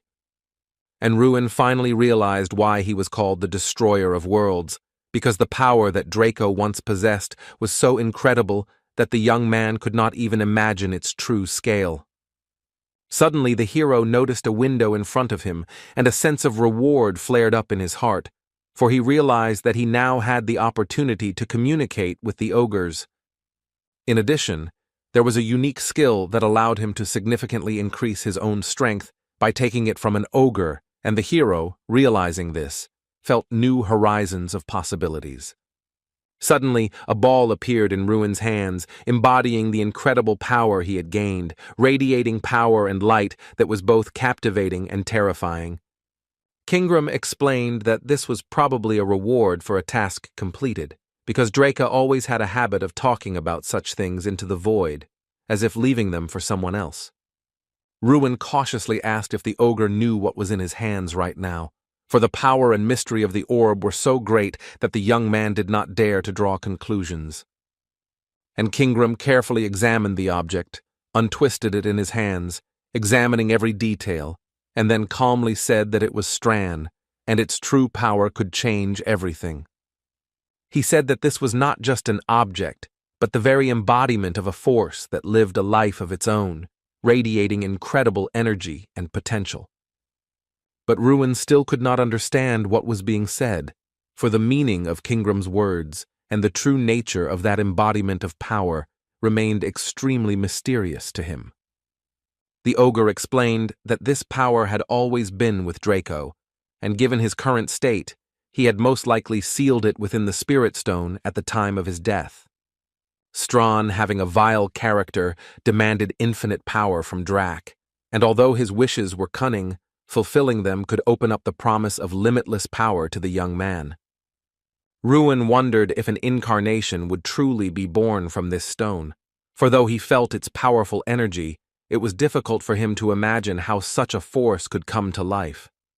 Kingram said that the incarnation would hatch very soon, and at that moment the air filled with a crackling and fluttering, as if reality itself were reacting to the awakening. So, a small bear appeared before Ruin, which, despite its modest size, radiated a strange power, as if hiding a huge secret inside. And this strange appearance of this animal caused the young man deep confusion, because he could not understand why the embodiment of incredible power looked like this. But suddenly, Strawn abruptly said that Ruin was a scoundrel because he had dared to call him a bear, and his words came out with such force that the young man felt surprised. The young man still could not understand how such an ordinary-looking animal could suddenly speak in a human voice, and his mind was filled with surprise, doubt, and a slight fear. Suddenly, the little bear, who had turned out to be extremely angry and domineering, sternly ordered Ruin Ardell never to call him that again. Ruin, surprised and slightly confused, asks again how it is possible that this unusual creature can speak and tries to understand the meaning of what is happening. Strawn sternly and angrily replies that he does not understand how the young man dared to call him an animal, because he is not one at all, and this offends his dignity and pride. Then he explains that he is an embodiment that is not bound to any form, and therefore can be anyone, choosing his appearance and nature at will. He then sternly orders Ruin to carefully observe his strength, demonstrating that his power goes far beyond the ordinary and emphasizing his own essence. The boy's eyes reflected shock and complete confusion, because what he saw surpassed all his ideas about the possible and made him doubt his own eyes. When the little bear tensed up sharply, it seemed as if his body was about to burst from the incredible power he suddenly wanted to radiate. But suddenly he shouted in despair that he didn't know where his strength had gone, and this unexpected voice completely confused the hero, adding chaos to an already incredible scene. And the problem is probably that he was born with an empty stomach, so the bear, feeling weak, asks Ruin for some food, hoping to regain his strength. The young man admits that he doesn't even know what kind of food to give, to which Strawn angrily responds, asking why his current master is so weak. Turning abruptly, Strawn went to sleep, asking to be awakened only when food appeared, leaving Ruin deeply confused and stunned by his words about his master. Kingram notes that even though millennia have passed, his character has remained unchanged, the same stubbornness and pride that have not changed even with the passage of time. Looking at Ruin with Strawn, the ogre seems to be returning to the good old days, when life was simple and events were filled with nostalgia and memories of the past. After all, they remind him of Strana and Drak, whom he once met in his homeland in the Sky Peak tribe, awakening the fire of old memories and nostalgia. He asks what Ruin Ardell, a young destroyer who carries the will of Drak, is going to do next, seeking to understand his intentions and future path. With this force that makes him extremely powerful, standing on the edge, it can either destroy him or guide him on the right path, shaping his destiny and choices. Ruin realizes that the true reason for his quest for power was to protect his people from demons, realizing that his goal was always noble. He also understands that he sought to glorify the Ardell name and show himself to those who had previously insulted him, proving his own dignity and strength through courage and actions. He realizes that this is enough, because he still has a lot to protect, and the young man firmly decides not to give up on his goal, despite all the difficulties. So he answers that he will live according to his own will, standing up for himself, protecting his people and family, and will not allow anyone or anything to guide his path. Kingram says that's good, and will look forward to the future the young mage will bring, hoping that his actions and decisions will define a brighter path for all. After learning the information, his daily routine remained unchanged, except for Strana, who stubbornly refused to wake up, creating a little chaos in the usual order. But as soon as he heard the word food, Strawn suddenly jumped up, forgetting about his tiredness and sleep, and his energy instantly returned, causing everyone around him to look at him in surprise. And Ruin realizes that feeding has now been added to everything else, becoming a new daily obligation capable of bringing chaos to his routine. After all, this little bear seemed to live only on food, and each meal was a source of intelligence and strength for him, which made his behavior completely dependent on nutrition. But more than that, he consumes too much, so that even large food supplies quickly disappear, forcing Ruin to constantly monitor his appetite and replenish supplies. Ruin realized that this food in question was actually a kind of power that the young man gained from completing his tasks, and that consuming it directly affected his power. After studying the status windows, Ruin realizes that Strawn is useful to him because the companion skill accelerates the guy's development, providing additional support and improving his abilities. Its owner gains 100 strength points each time it becomes stronger, and 200 when it gains 2 stars, and this process repeats itself endlessly. Before his ceiling, he had 31 stars, to which Ruin replies that he feels strong even without 1,000 units of strength, realizing the inner power that experience gives him. The hero asks how Draca reached such a level, and if there are ways to increase his strength without completing the task, trying to find an alternative path of development. Strawn replies that if he really wants to learn how to reach that level, then he should first give him a glass of water, emphasizing his demandingness even in small things. Ruin asks if he can remain silent if he wants to die of hunger, but the little bear firmly replies that he will speak up anyway, without hiding his needs. One way to become stronger is to perform tasks of increased difficulty that test the limits of abilities and contribute to significant development of strength and skills. Similarly, strength increases when creating items or finding artifacts, as each such action adds experience. You can also boil ogre tendons and prepare an elixir, because such rituals or chemical experiments provide additional strength and strengthen the abilities of the one who performs them. However, all of these options prove unsuitable for Ruin, as his path and method of gaining power are different from conventional methods. After all, first you need to accumulate 1,000 units of strength, because the host's body is not yet ready to withstand greater power, and without this, any attempts to increase strength can be dangerous.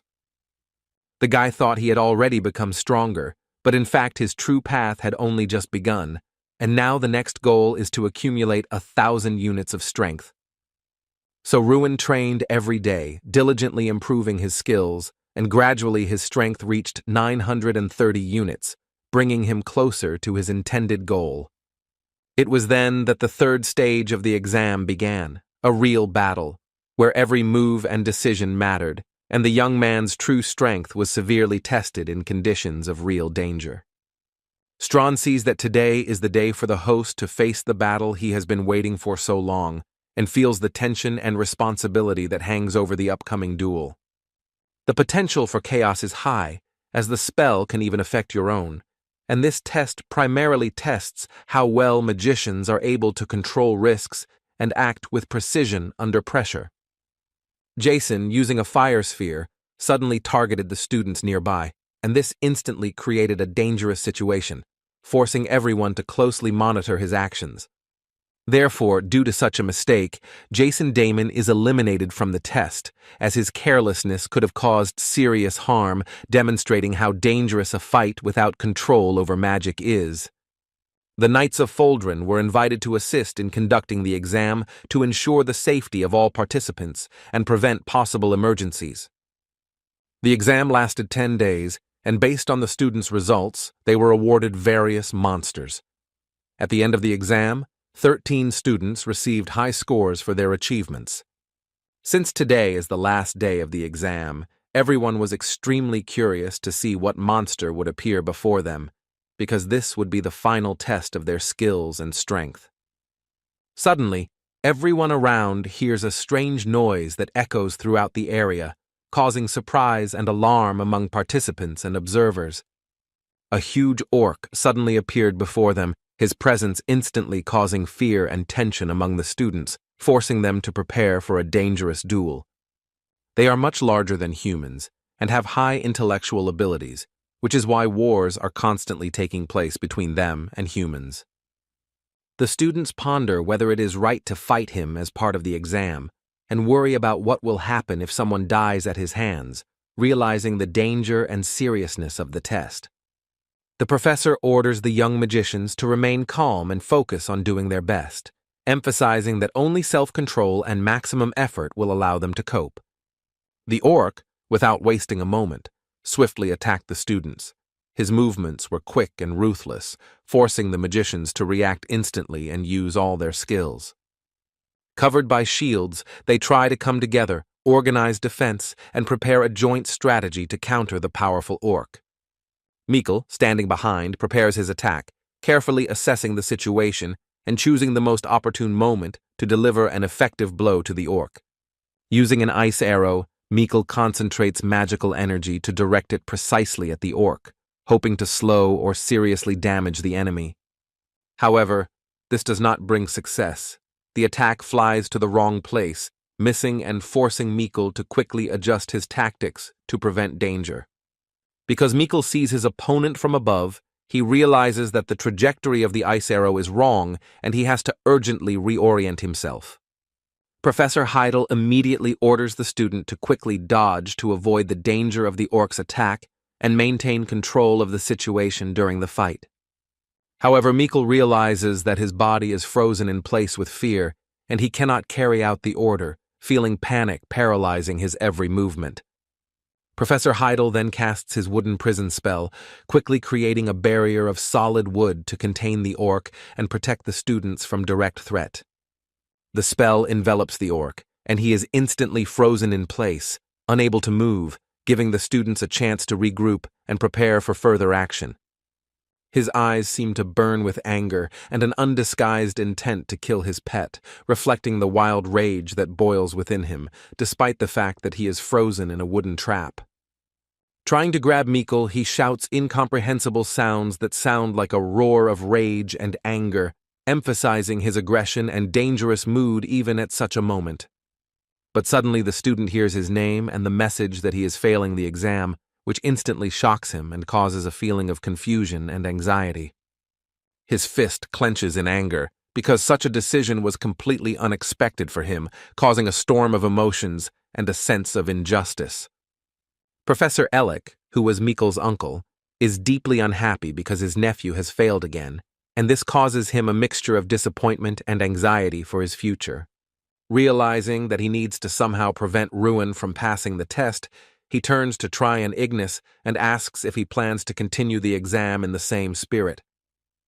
But the man doesn't understand what exactly the professor wants from him, because Ruin is next in line, and his attention is focused on the upcoming test. Ellick agrees and adds that Ruin is the only student to receive the highest grade from Kingram, highlighting his exceptional abilities and potential among the other students. He adds that it would be unfair to evaluate Ruin on a par with other students, because his achievements far exceed the standards of a regular test. Tryon Ignite understands what is going on, but points out that they do not have any other monsters prepared, so it is currently impossible to change the conditions of the exam or choose an alternative. However, Professor Ellick notes that they still have something that can be used, hinting at the availability of certain resources or ways to influence the course of the exam. When the Knights of Faldrin brought the orcs, the atmosphere instantly became tense, and all the participants in the exam realized that an extremely difficult and dangerous test awaited them. Together they also brought an ogre, a huge and formidable creature whose presence greatly increased the level of danger for the students during the exam. It is extremely dangerous to use, but with Professor Heidel and the knights present, you can even observe the ogre without risking your own life. So they will have the opportunity to see what Ruin Ardell is capable of, to evaluate his skills and strength in real combat under the supervision of experienced mentors. Professor Heidel stood in the academy corridor, impatiently waiting for Ruin, preparing to direct him to another test and monitor his actions.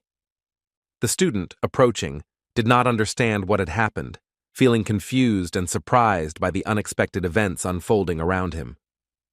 Before the test began, Professor Heidel intended to explain that today's exam would be much more difficult and dangerous for Ruin Ardell than for the rest of the students.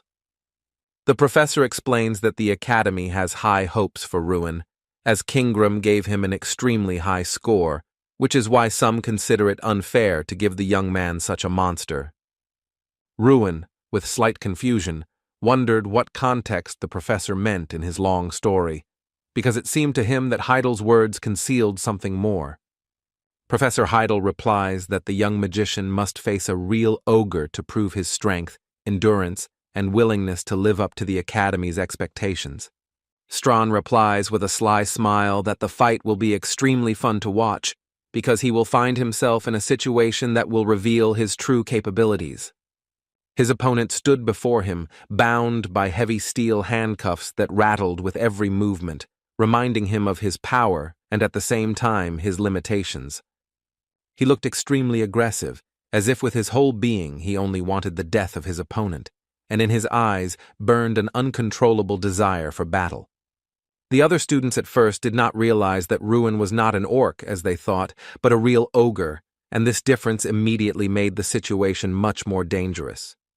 Jason exclaimed in confusion that this simply could not be, because he had not expected to see a real ogre, and this made his face look extremely confused.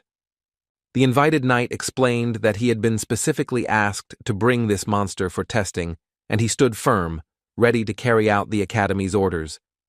However, he noted that he does not consider it right to use an ogre to test students' skills, as such a dangerous practice can lead to unpredictable consequences. Outwardly, ogres resemble orcs, but they are physically much stronger, and one of their blows can shatter a skull, making them extremely dangerous opponents for anyone. The man wondered if they were sure of their plan, because even experienced knights found it extremely difficult to capture this monster. The professor replied that this was a strict order from the head of the academy, and the knight thought that they seemed to have a passion for putting their own lives on the line for orders. Ruin, coming closer, coldly said that his life would now hang in the balance because he understood all the danger that lay ahead. The man slowly turned to Ruin, looking at him carefully, as if trying to gauge his determination and willingness to meet danger face to face. Our hero firmly stated who he was and why he was taking part in this difficult test, emphasizing his own determination and willingness to face danger. The knight could not believe that this young man was pitted against an ogre, and doubted that he could defeat such a powerful creature, for the difference in strength was extremely great. But in any case, he knew that together with Professor Heidel, they would stand by him and protect the young man from any danger, no matter how terrible it might be. Suddenly Ruin moved forward, and the man immediately called him back, trying to hold the young man back and draw his attention to the danger that loomed nearby. But the boy explained that he was simply preparing for the exam, although he had to stand behind, demonstrating discipline and willingness to follow the academy's rules.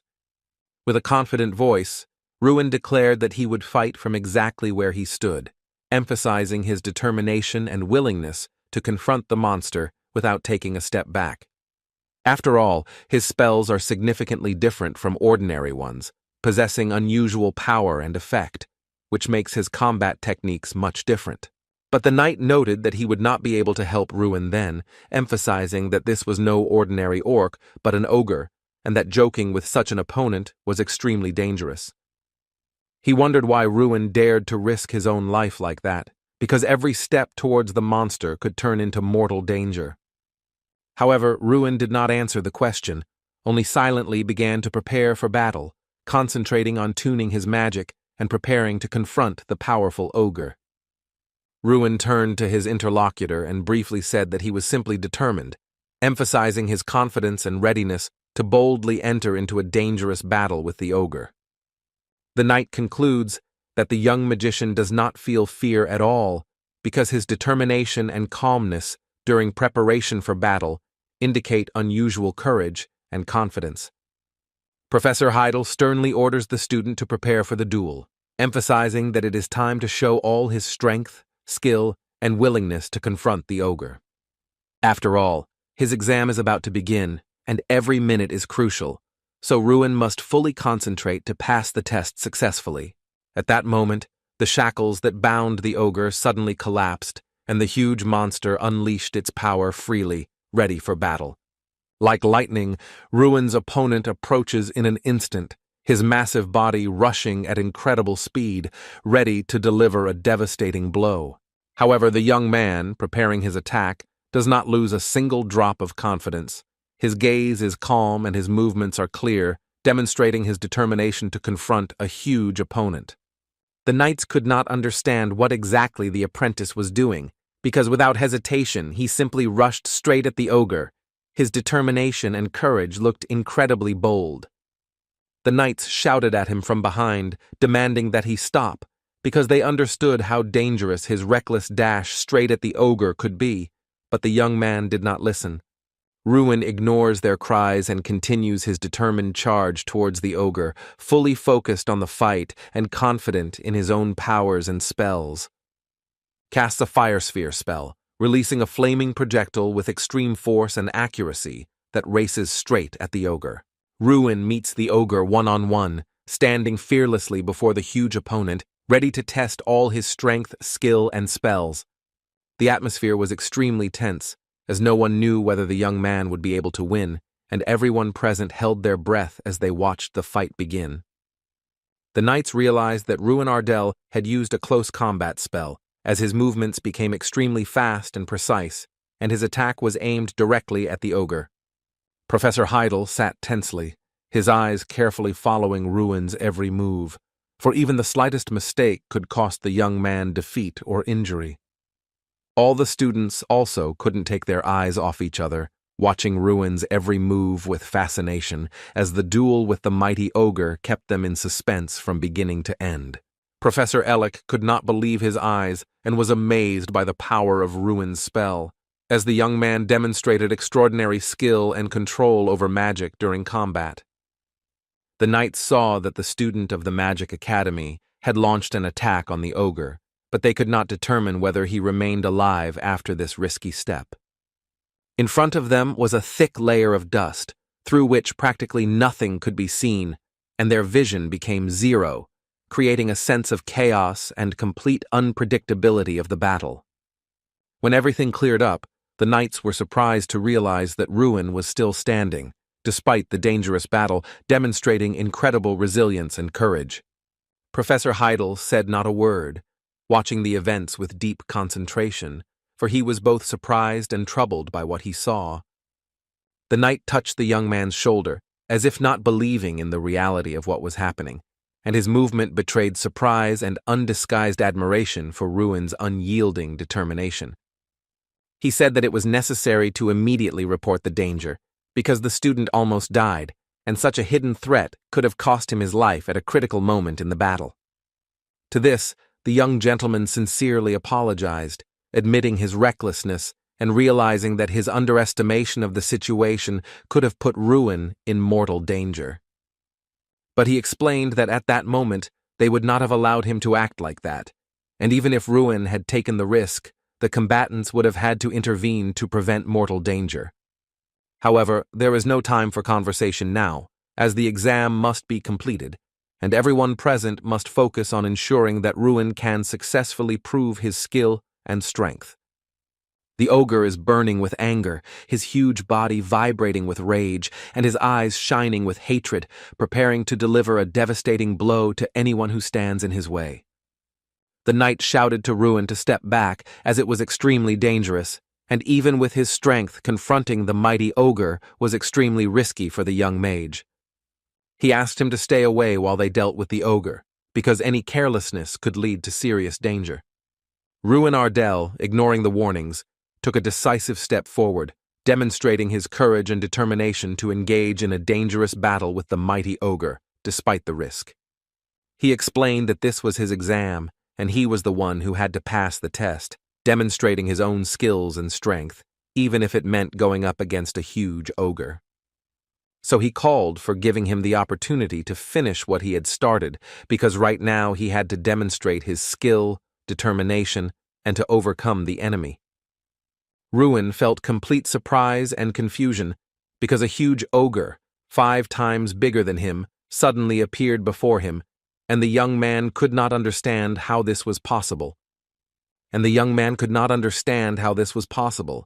there was an opponent against whom he would now have to fight. But 2 reasons inspired courage in him. Firstly, an unwavering faith in his own strength, and secondly, the desire to prove to himself and everyone that he was capable of overcoming even the huge ogre that stood before him. Thanks to his skills, Ruin understood what the ogre was saying and felt that he was afraid, because he found himself among powerful magicians and brave knights, which instilled in the young man confidence in his own abilities. The second reason was the promise of a wonderful reward for having to perform the same repetitive task every day. Therefore, Ruin had no reason to hesitate, for his confidence was based on his own skills, his ability to understand the frightened ogre, and the tempting promise of reward for his daily labor. So, confident in his abilities and encouraged by both reasons, Ruin resolutely directs his attack on his huge opponent, without hesitation for a moment. The ogre looked extremely evil and menacing, his massive figure and angry gaze making even the bravest tremble before him.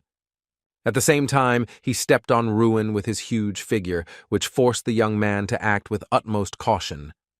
The status window in front of Ruin displayed the objective he had already completed, as his fist had hit the enemy, confirming the effectiveness of his actions in battle. Looking at the student, the ogre angrily declared that he was going to kill him, radiating a dangerous threat with his huge figure and fierce anger. Suddenly, the enemy rises into the air, preparing for a powerful attack on Ruin, his huge figure looming menacingly, instilling fear in even the bravest.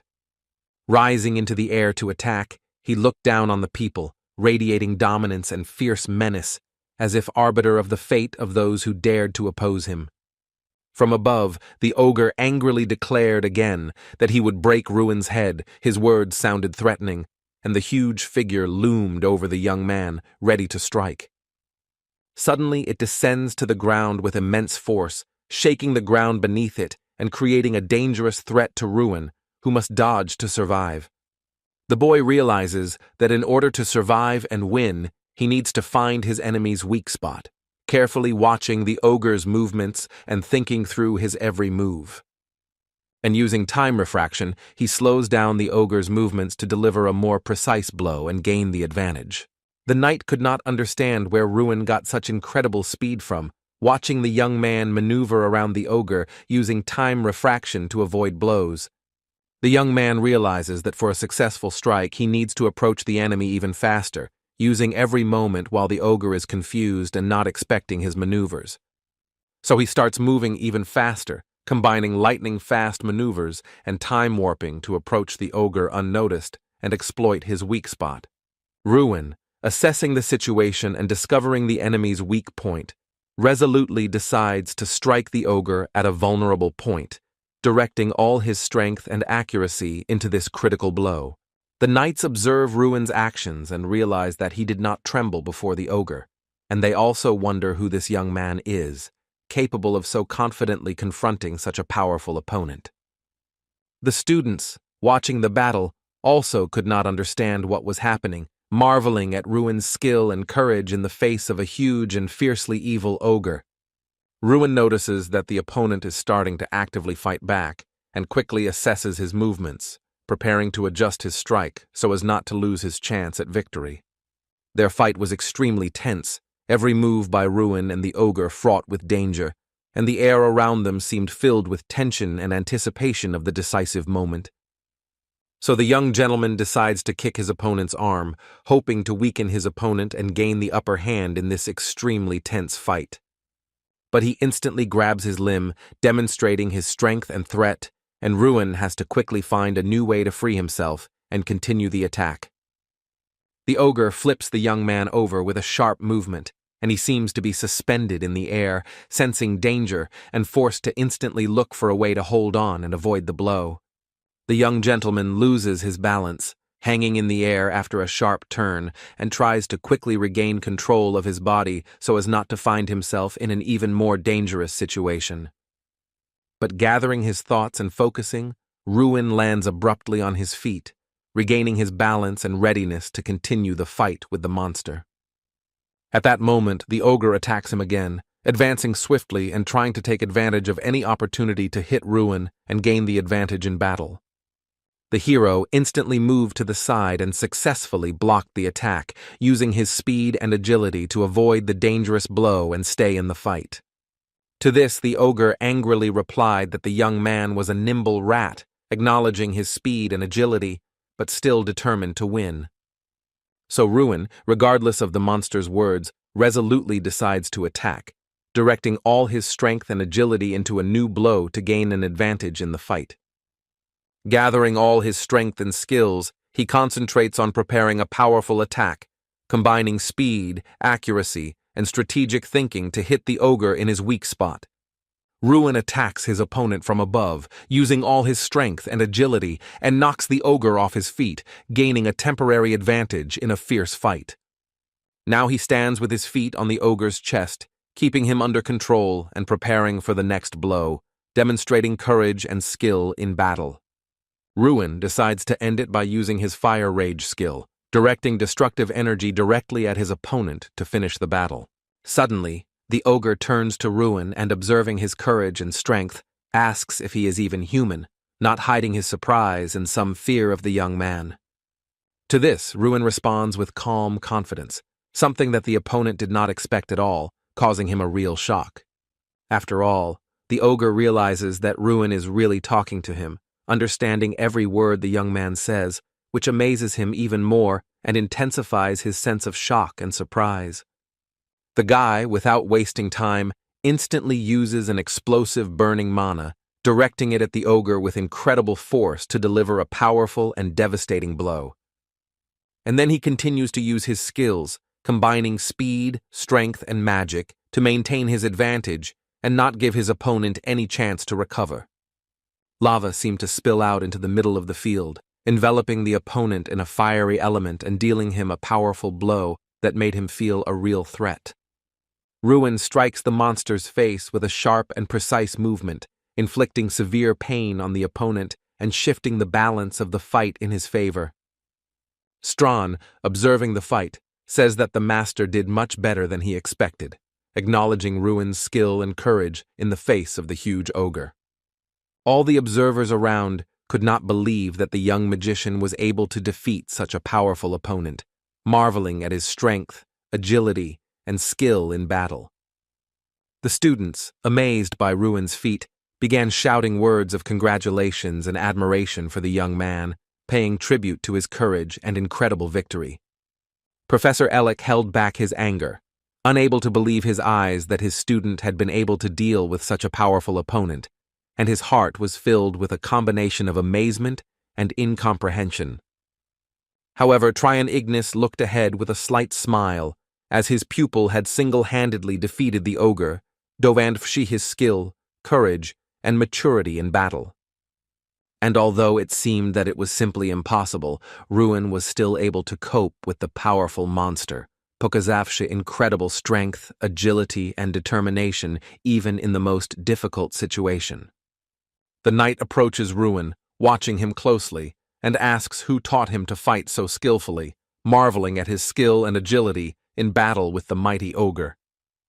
But the pupil replies that he learned on his own, and his words cause real shock in the man, reflected on his face, who did not expect such independence. Ruin said this with complete confidence, and his determination shocked the knight even more, emphasizing the young man's strength of character and independence. He turned to Professor Heidel and calmly asked about his results, awaiting his grades after the incredible battle with the ogre he had just defeated. But due to his own confusion, the man could not utter a single word, frozen in the face of the young man's incredible achievement and confidence. He finally says that he didn't even think Ruin could do it, and yet the young man managed it himself, without giving him any chance to help him, which further emphasizes his skill. Once again, Ardell exceeded all of Professor Heidel's expectations, and his skills, determination, and courage far exceeded any of his mentor's predictions. So, gathering his courage, the man loudly exclaimed that Ruin Ardell had successfully passed the exam, recognizing his incredible abilities and courage in fighting the mighty ogre. Hearing these words, the young gentleman smiled lightly, feeling relieved and proud of his own success and victory over his opponent. Ruin understands that he has received the player's mysterious eye as a reward, but despite this, he has no idea of its true purpose and hidden power. When Strawn explains that from now on his master has officially become a real player, he is surprised to realize that the eye he received opens a new path in his destiny. Strawn reports that he is well aware of this unique skill, as it can only be possessed by someone who has truly earned the right to be called a true player. Enemies that hide themselves with magic will now be visible to Ruin, as Ziavladamitsa, there is a faint, glowing outline around their silhouettes, making it clear how useful this ability is. A new message also appears in the status window indicating that a mini-map has been unlocked for Ruin, capable of showing the terrain and nearby enemies. Strawn explains that thanks to it, Ruin will be able to see everything that is happening within a radius of 500 meters around him, including enemies and obstacles. Ruin also gains the ability to view the selected target's status window, allowing him to learn about its strength, skills, and level of danger. The bear orders its master to use the player's eye and look at the defeated ogre with it to test the new capabilities and verify their strength. So Ruin, feeling excited and somewhat unsure, tries to use his newly acquired skill for the first time, directing its power at the fallen ogre. The guy quickly realizes that thanks to the player's eye, he can see the target's condition, assess its health, strength, and obtain other important information about the opponent. Ruin instantly decides to test the eye's capabilities on Professor Heidel, eagerly wanting to learn its condition, power, and hidden information about it. However, he notices that some items in the professor's status window are closed, and the bear explains to him that it is forbidden to read information about people whose rank is higher than his own. The bear adds that as Ruin's power grows, so will the amount of information available to him about others, revealing more and more hidden details. So now the young master finally understood everything about how the player's eye works, what limitations there are, and what benefits this new power brings him. After the real battle ended, rumors that Ardell had defeated the ogre instantly spread throughout the academy, causing astonishment and admiration among students and teachers. Jason asks how his friend feels after becoming famous at the academy, but he replies that it's all too new and unusual for him. Suddenly, an unknown girl called out to the young man, and he, intrigued, turned to find out who it was and what she wanted.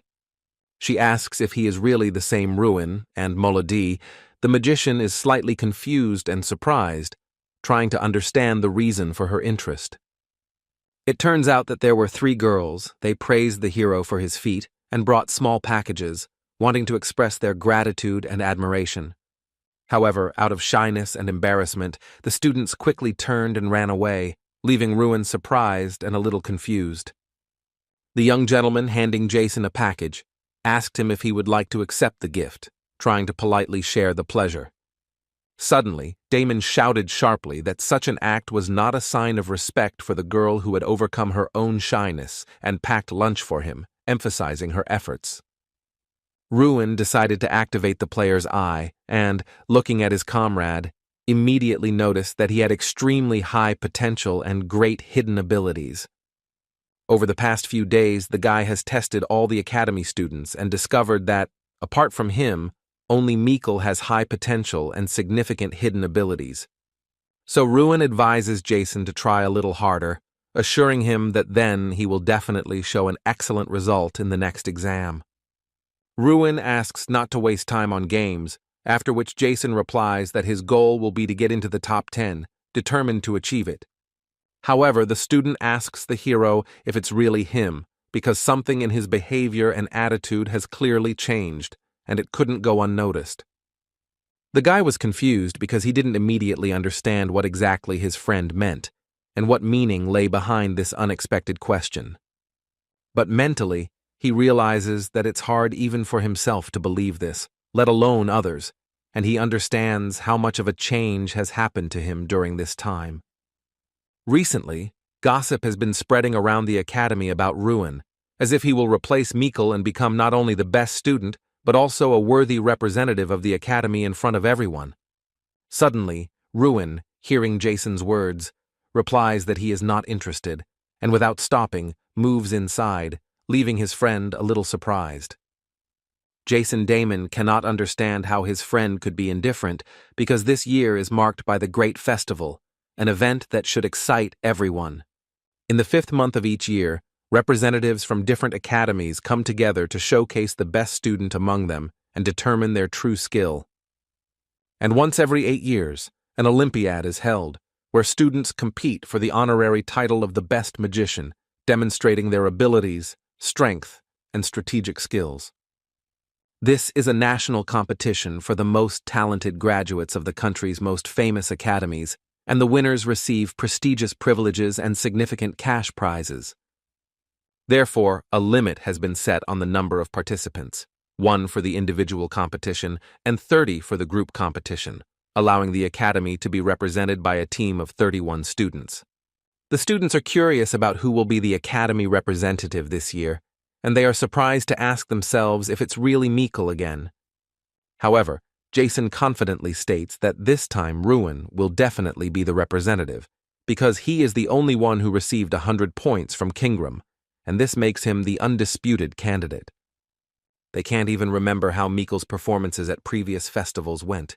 Ruin surpassed all their expectations and left him behind. After all, in individual competitions, this student ended up last 4 times out of 5, which made Mikkel's performances hardly noticeable against the background of other talented participants. Therefore, due to its constant failures, the academy began to be called the Academy After, because its students had no chance to perform adequately in any competitions. And the only way to get rid of this shameful stigma is to send Ruin to the competition, because only his abilities can raise the educational institution to a worthy level. But the young magician himself realizes that the exam is not yet complete, and any expectations are still premature, because the true result will only be known at the end of the tests. After all, the final verdict on participation in the festival is determined by the results of the exam and the recommendations of professors, so it would be reckless to draw conclusions just yet. Therefore, there is still a 4th stage ahead, and Ruin needs to focus and prepare as much as possible to show himself next time. 4 days have passed since the end of the 3rd stage, and it feels like time is slowly passing, forcing me to constantly reflect on the events. Ruin Ardell received 1,000 powers from his desire, and a feeling of power filled his body and mind, making his every step become confident and decisive. His preparation was complete, and Strawn exclaimed happily that he had been waiting for this moment for a long time, then eagerly announced that it was time to raise the bar. Also, the retask successfully Prodvinilus reached the 2nd level, and he watched with cautious excitement as the new challenges became increasingly difficult. Ruin was absolutely confident in his incredible strength, feeling that his body had become significantly stronger and more resilient than even a few days ago. The difficulty of the repeated task had doubled, but with it the reward had tripled, and with a mixture of excitement and determination he prepared for the new challenges. Even the Guardian himself, legendary in his power, could emit flames that revealed his newfound power and made him awe-inspiring to watch. Ruin was surprised and looked at the little bear with curiosity, trying to understand how such a tiny creature could cause him so much emotion and surprise. He couldn't understand what was happening around him, and what this mysterious fire was that suddenly flared up, casting a bright light and increasing tension. His eyes widened in shock and surprise as he tried to comprehend what was happening around him and grasp the full grandeur of the unexpected spectacle. Professor Ellick watched the student from the window, carefully analyzing his actions and reactions, trying to predict how he would cope with the new challenges. He still couldn't understand how this had happened to Ruin and his power, and thoughts of it haunted him, forcing him to ponder every moment of the event. He knew that in the end, this brought the student extra points, and he watched his progress with a certain dissatisfaction and anger. The professor wondered if Mikkel could truly defeat Ruin, as the latter's strength and determination seemed virtually invincible at this point. Uncle Ellick believed that his nephew had very little chance of success here, and his thoughts were full of doubt and cautious skepticism about further events. Now, not only was his participation in the festival at stake, but also his place as the best graduate. But the Garrickhill family, as always, must remain at the top of the academy. No matter what, Professor Ellick was willing to do anything to support his student and ensure that his nephew did not miss out on his chances for success. Ruin understood that Strawn had successfully advanced to the 2nd level, and this information forced him to ponder his next steps and his own strategy. And as a reward, the master received 200 units of strength, which significantly increased his power and gave new opportunities for further trials. Ruin turned to him and noted that he seemed to have grown, noticing changes in his posture and confidence that indicated a new level of development. And thanks to the little bear, the young magician now possessed 1,200 units of strength, feeling incredible power and confidence in his further actions. To which Strawn proudly remarked that this was just the beginning, and added that the difficulty of the task had also increased, emphasizing the level of new challenges and trials. He asked the young man to carefully study the status window, emphasizing every detail, because understanding the situation and successfully completing the subsequent task depended on it. Ruin understood that he had already performed an increased number of repetitions before, so now the task did not seem difficult to him, and he prepared to complete it with ease. But a new training in real combat appeared, and the young man felt that the previous exercises had only prepared him for the real tests. Strawn asked if the host remembered their first meeting and reminded him that he could now become anything, emphasizing his friend's unlimited possibilities and potential. So, now, it is possible to transform, but for now, there are certain limitations that do not allow it to fully reveal its full power and potential. Only when he reaches the 5th level will he be able to transform into a human. But now he will demonstrate what he is capable of in his current form, impressing his master. And then the little bear began to transform, his body changing before our eyes, causing surprise and admiration.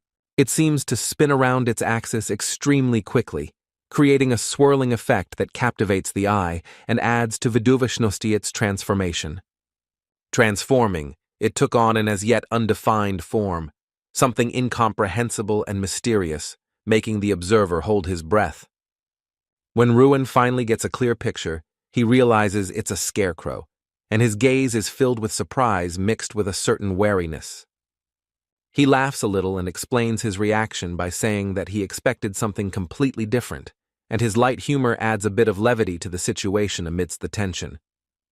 To which Strawn replied that he should not be looked down upon, because when Draka began training, he proved to be extremely useful and capable in learning. And then Ruin realized that he was acting as a mannequin and assistant in completing tasks, helping, and at the same time becoming part of the learning process. This meant that he would have to undergo training in real combat with a scarecrow every day, which would require him to have endurance, concentration, and constant improvement.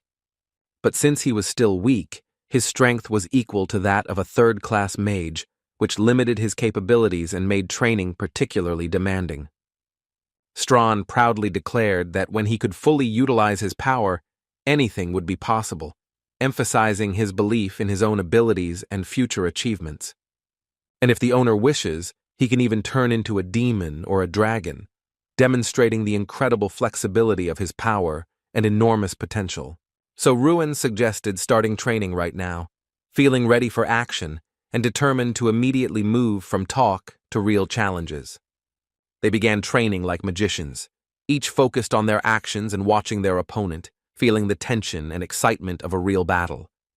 Strawn's eyes sparkled, reflecting the fire of determination that filled him during training, preparing him for each new challenge.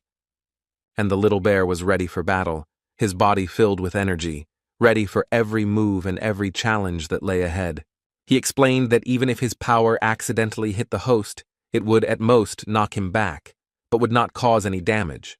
And Ruin can attack him as much as he wants, because even the most powerful blows do not cause damage, which makes him an ideal partner for training and honing skills. Warning: Strawn attacks first, demonstrating determination and speed, ready to test his control over the force and hone his skills in combat.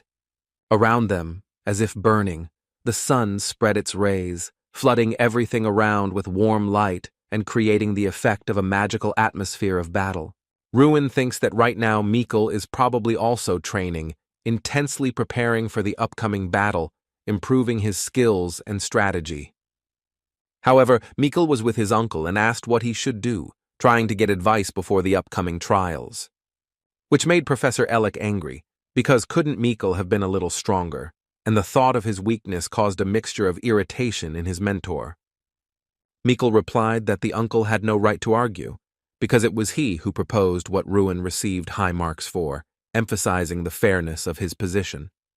It was Professor Ellick who suggested that try and pit Ignis against an ogre apprentice deliberating the course of the trial and testing each of their abilities in combat.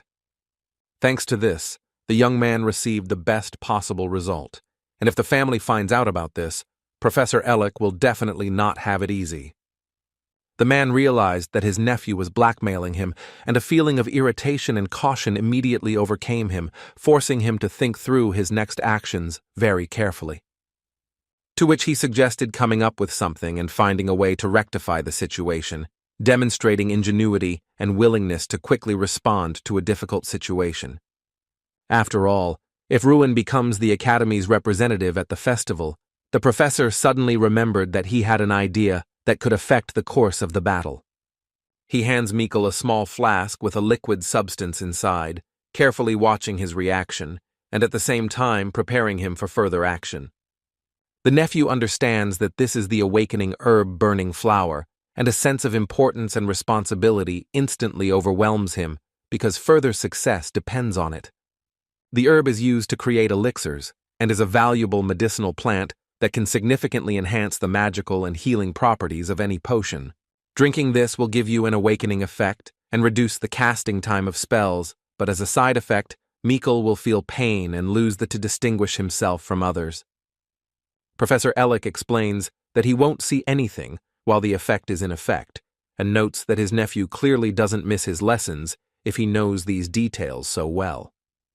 However, the pet doubts whether he really wants to drink it, hesitating because of the possible pain and unpredictable consequences that could affect his consciousness and condition. This is a risky idea, because Professor Heidel knows very well what Mikkel is capable of, and if he notices something suspicious, the young man will definitely not keep quiet and reveal the truth. But Ellick is confident because drug testing is his duty, and he is ready to take responsibility for the results, ensuring safety and control over the process. He passes out another potion that is supposed to hide the effects of taking the flower, carefully watching Mikkel and preparing him to make sure everything remains unnoticed. Uncle orders Mikkel to drink this potion after the first, emphasizing the importance of the correct order and ensuring that the effect remains hidden. He also asks not to be afraid, reminding them that they are a family, and that this approach is their way of moving forward, overcoming difficulties, and becoming stronger together. Looking him in the eye, he asks his nephew if he is really ready to do this, testing his determination and willingness to take on responsibility. Finally, the day of the important one-on-one battle has arrived, and this decisive stage of the exam is held in a specially equipped room, the Barrier of Mana. Every year during the event, the stands are completely filled with spectators who eagerly watch the events and emotionally support the participants. After all, today the long-awaited battle between Ruina and Mikkel will take place, and everyone is eagerly watching their fight, full of tension and emotions. The young man carefully steps across the floor, feeling each step under his feet, his gaze carefully scanning the room, and his heart beats in anticipation of future events. He knows full well that today will be the final exam, and Ruin fights against his opponent full of determination and skill while everyone watches the battle intently. Strawn notes that the opponent understands well that the home team will try to close the gap, and because of this, Ruin will have to make every effort to maintain its lead. But if he manages to get close enough, a single precise strike is enough to change the course of the battle and put Ruin in a good position. Since this battle is marked by extreme realism, various geographical features were placed in the room, adding real tactical complexity to the battle. They are carefully asked if they are ready for battle, and each of the participants prepares intensely, feeling the excitement and responsibility for the upcoming duel. But Ruin, carefully observing his opponent, immerses himself in his own thoughts, trying to predict his moves and choose the most effective tactics for the battle.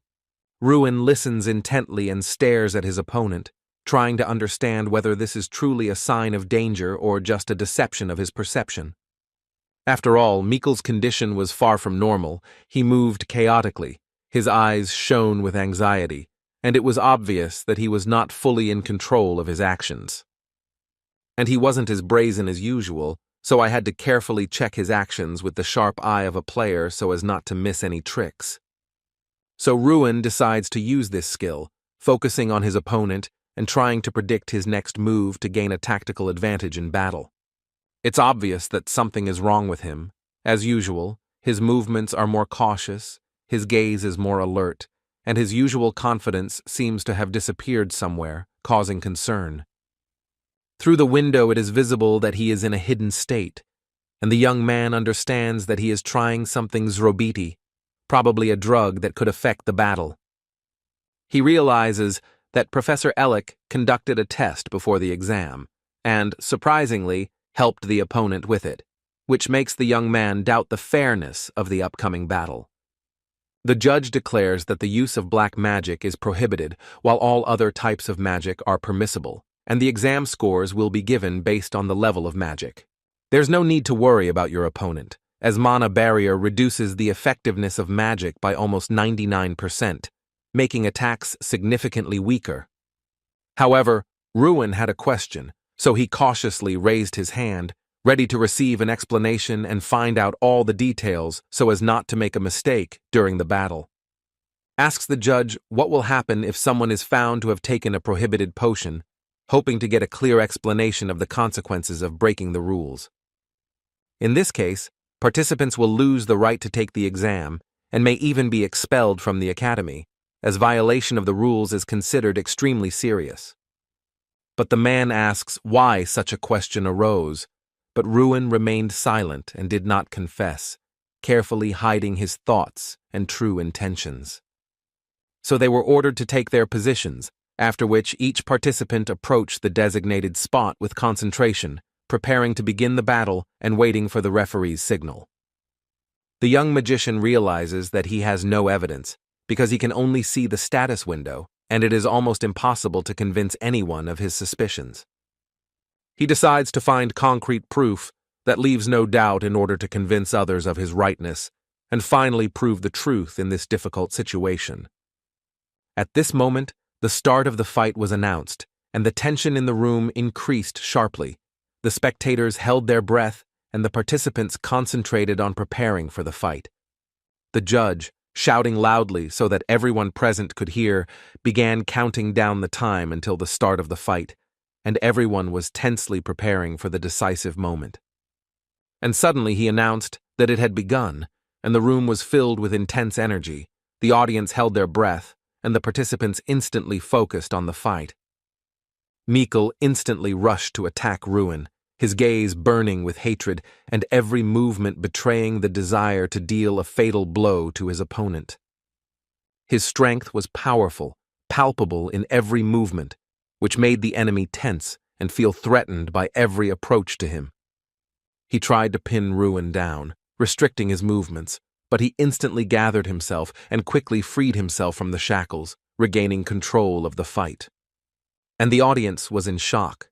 The spell didn't work, and everyone wondered if Ardell was that strong or if the magic had unexpectedly failed during the fight. Ruin understands that the room reduces his mana power, but it has no effect on his own abilities, so he remains calm and ready for his next actions. However, Mikkel, as if unable to stop, attacks Ruin again, his blows carrying dangerous energy, and the tension in the battle growing with every moment. He used the fire breath spell, directing flames at the enemy, and the heat from the magic enveloped the space, increasing the danger and tension of the battle. Ruin, to avoid a dangerous trap, instantly activates the acceleration skill, dramatically changing position and leaving the enemy trying to catch up with him in vain. His speed was like lightning sweeping across the battlefield, leaving everyone behind and making those present gasp in delight. He hides behind a rock, waiting for the attack, carefully watching its movements and choosing the moment to counterattack to maximize his advantage. Ruin carefully begins to analyze Mikkel's movements, trying to predict his next actions, find weaknesses, and plan an effective response. He realizes that the potion Mikkel drank reduces spell-casting time and speeds up the increase in mana collection, making his attacks dangerous and more unpredictable. The opponent shouts that it's enough to hide, ordering the young man to come out to meet the fight, and his voice is filled with determination and aggression that makes everyone watch intently. Ruin carefully analyzes Mikkel's behavior, notices his excitement, and is now finally convinced that he really drank the forbidden potion before the fight. He discovered that it was the herb of awakening, the burning flower, a magical elixir that greatly enhances the abilities of the one who takes it, making him extremely dangerous. After all the symptoms, hand tremors, decreased ability to distinguish opponents, and other signs completely coincide, confirming his suspicions. Ruin only had to check one more detail, Mikkel's reduced sensitivity to pain, to finally verify the effect of the potion he had drunk and assess the danger of his opponent. Going out to Mikkel, the guy remarks that it's no wonder why he was so confident. Now everything is coming together, and he understands the true strength and advantage of his opponent. After all, this entire exercise is connected to the burning flower, and its effect noticeably affects the student, giving him unexpected strength and forcing the opponent to act. Mikkel was extremely confused because he didn't understand what exactly had betrayed him, and his confidence began to waver under the weight of the unexpected situation. Ruin, confidently raising his voice, tells the enemy to prepare, his determination felt in every word, increasing the tension before the battle begins, and instantly uses the time refraction spell, changing the speed of movements and perception of space to gain a tactical advantage over the enemy.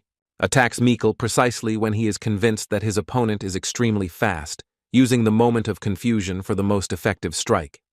Ruin truly possessed extraordinary speed. His movements were lightning fast and precise, allowing him to control the course of the battle.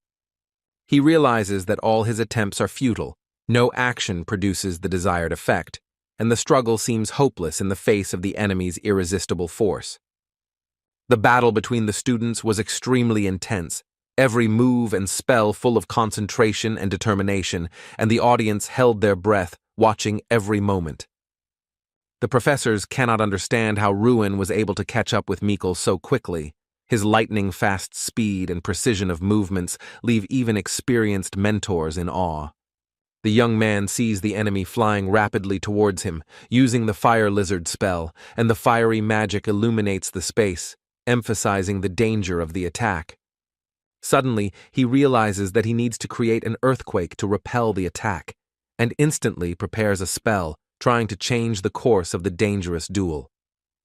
The strength of both academy students was extremely powerful, their magic and physical abilities creating an explosive combination that made the duel tense. Ruin realizes that his spell has worked against Mikkel, his opponent feels the effects of the magic, and the young man feels confident in the correctness of his choice. The audience watched in shock as the young magician was able to repel the fire elemental attack. His skill and speed surprised everyone present. At that moment, despair was visible on Mikkel's face. He understood that his attack had failed, and uncertainty began to take hold of him, emphasizing the tension. As Ruin began to approach, Mikkel's eyes widened even more, reflecting fear and surprise as he realized who was standing against him. With fear in his voice, Mikkel begged not to come any closer, his eyes wide open in terror and his heart beating fast, sensing the approaching danger from Ruin. Ardell said with cold confidence to Mikkel not to be such a wimp, his voice full of determination and steadfastness, adding to the tension. And he prepared his strike using only 2 fingers, demonstrating incredible precision and skill that made his attack unreadable. However, it was in these 2 phalanxes that all of Ruin's power was concentrated, and he was preparing to unleash incredible energy that could turn the tide of battle in his favor. So the young magician, gathering all his strength into one swift burst of energy, decisively struck his blow, hoping to break his opponent's defenses. All the spectators present were shocked, because none of them, even in their wildest thoughts, could have predicted such a powerful display of strength and courage. However, Ruin's eyes clearly shone with unshakable confidence in his own abilities, as if he had long foreseen this moment and already knew that victory would certainly be his. Mikkel begged the young man not to look down on him because in every word he said he could feel anxiety, fear, and at the same time a faint hope for sympathy. He wanted to continue saying something, but he didn't have time to say a word because Ardell, without hesitating for a moment, swiftly outpaced him and launched a surprise attack. And from this crushing force, Mikkel was abruptly thrown up like a defenseless doll, his body hanging in the air for a moment before falling back down. He landed on his back, and the sharp pain didn't pierce his entire body, make him writhe in agony and gasp for air, or even make him lose consciousness. However, he did not give up and, gritting his teeth, defiantly declared that Ruin's blow was too weak, and that it did not cause him any pain at all.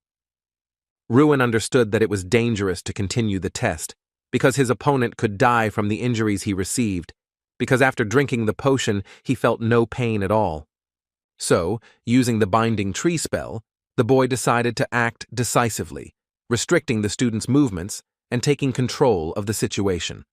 Raising his hand and full of determination, he loudly exclaimed that Mikkel Garihill had taken a prohibited drug, thereby endangering his own life and the exam. The judge quickly approached the student, his gaze sharp and stern, and he immediately asked if it was true that Mikkel had taken a banned drug. Ruin stated that he was sure of this, because the drug he had taken could be hidden from others, and any attempt to deceive others would not be in vain. And perhaps the inspector simply turned a blind eye to this violation, deciding not to intervene and leave the situation without official punishment, even though everything was obvious. By alluding to Professor Ellick, who was his uncle, he was silently pointing out the possible influence of family ties in making the decision. And then the judge realized that among all the students at the academy, only one person fit this description, and his attention focused on her, causing a feeling of tension. They both seemed to not want such an accusation against the professor, but there was no other way out, and they were silently forced to admit the need to take this step. Professor Ellick rushed towards Ruin, shouting as if he didn't understand what he was saying, his face full of rage and despair at the same time. As if this wasn't a man, turning a blind eye to his nephew drinking the forbidden potion, demonstrating indifference to the rules and possible consequences. However, Ruin firmly stated that he could prove himself right, his gaze unwavering, and his voice full of determination and confidence in his own words. Professor Ellick suggested taking the drug test again, but Ruin replied that it was useless because he had already given Michel an elixir that could hide the intake of a prohibited substance. He was immediately asked what he was going to do in such a case to prove his case, because everyone was waiting for a decisive and unexpected step. Then Ruin calmly but resolutely declared that he would now demonstrate everything clearly, his gaze radiating confidence and readiness to prove his point with action. Approaching the stone, the young man focused his power on it, and the air around him seemed to be filled with energy, ready for an incredible manifestation of magic.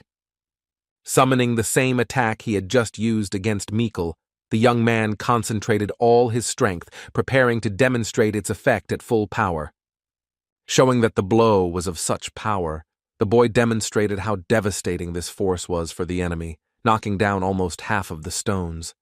In his current state, Mikkel has a concussion and broken ribs, but he is still laughing and remains conscious, which after such a blow looks completely abnormal. And he continues to smile and grimace as if he doesn't feel any pain at all. His behavior looks incredibly defiant and frighteningly fearless.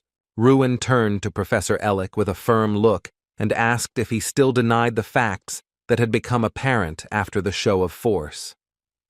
Suddenly the man was called by Tryon Ignis, and his voice, full of urgency and unfeigned seriousness, caused everyone present to immediately tense up. The head of the academy looked extremely angry. His face was full of severity and fury, and his gaze could make anyone feel fear and anxiety at the same time. After all, he didn't understand how someone dared to hide this in the sacred territory where the exam was being held, violating all the rules and undermining the authority of the academy. He ordered Professor Ellick to quickly head to his office, his voice stern and unappealing, leaving no chance for objection. Everyone around wondered what would happen next, because the tension in the air was palpable, and everyone felt that the next events could change the course of the exam forever. Rumors spread throughout the academy that Mikkel had been expelled, his uncle had been fired, and Ruin had been given a new nickname, the Exorcist of Mages, which shocked everyone present. So the young mage stood before the main doors of Ignite Academy, feeling the weight of the events and future trials that awaited him beyond those majestic gates. After all, he had been summoned to try on Ignis, and now the young man felt the invisible pressure of expectations and responsibility that hung over him before this meeting. Ruin seemed a little worried, although he tried to hide it under a mask of confidence, and even his gaze slightly betrayed inner excitement before an important event. However, he looked confident, his posture and gaze radiating a determination that made those around him feel his strength. But when the door opened, his eyes widened in surprise and shock, because what he saw inside was completely unlike what he expected. Realizing that he was in the territory of Ardell, he instantly felt the tension and danger that surrounded the place, and every step required caution. But no, because he noticed that it was a little different than expected, and it made him think, because the details could change the whole situation. And he sees that there is a chair in front of him, positioned as if it is waiting for him, creating a sense of anticipation and unknown tension.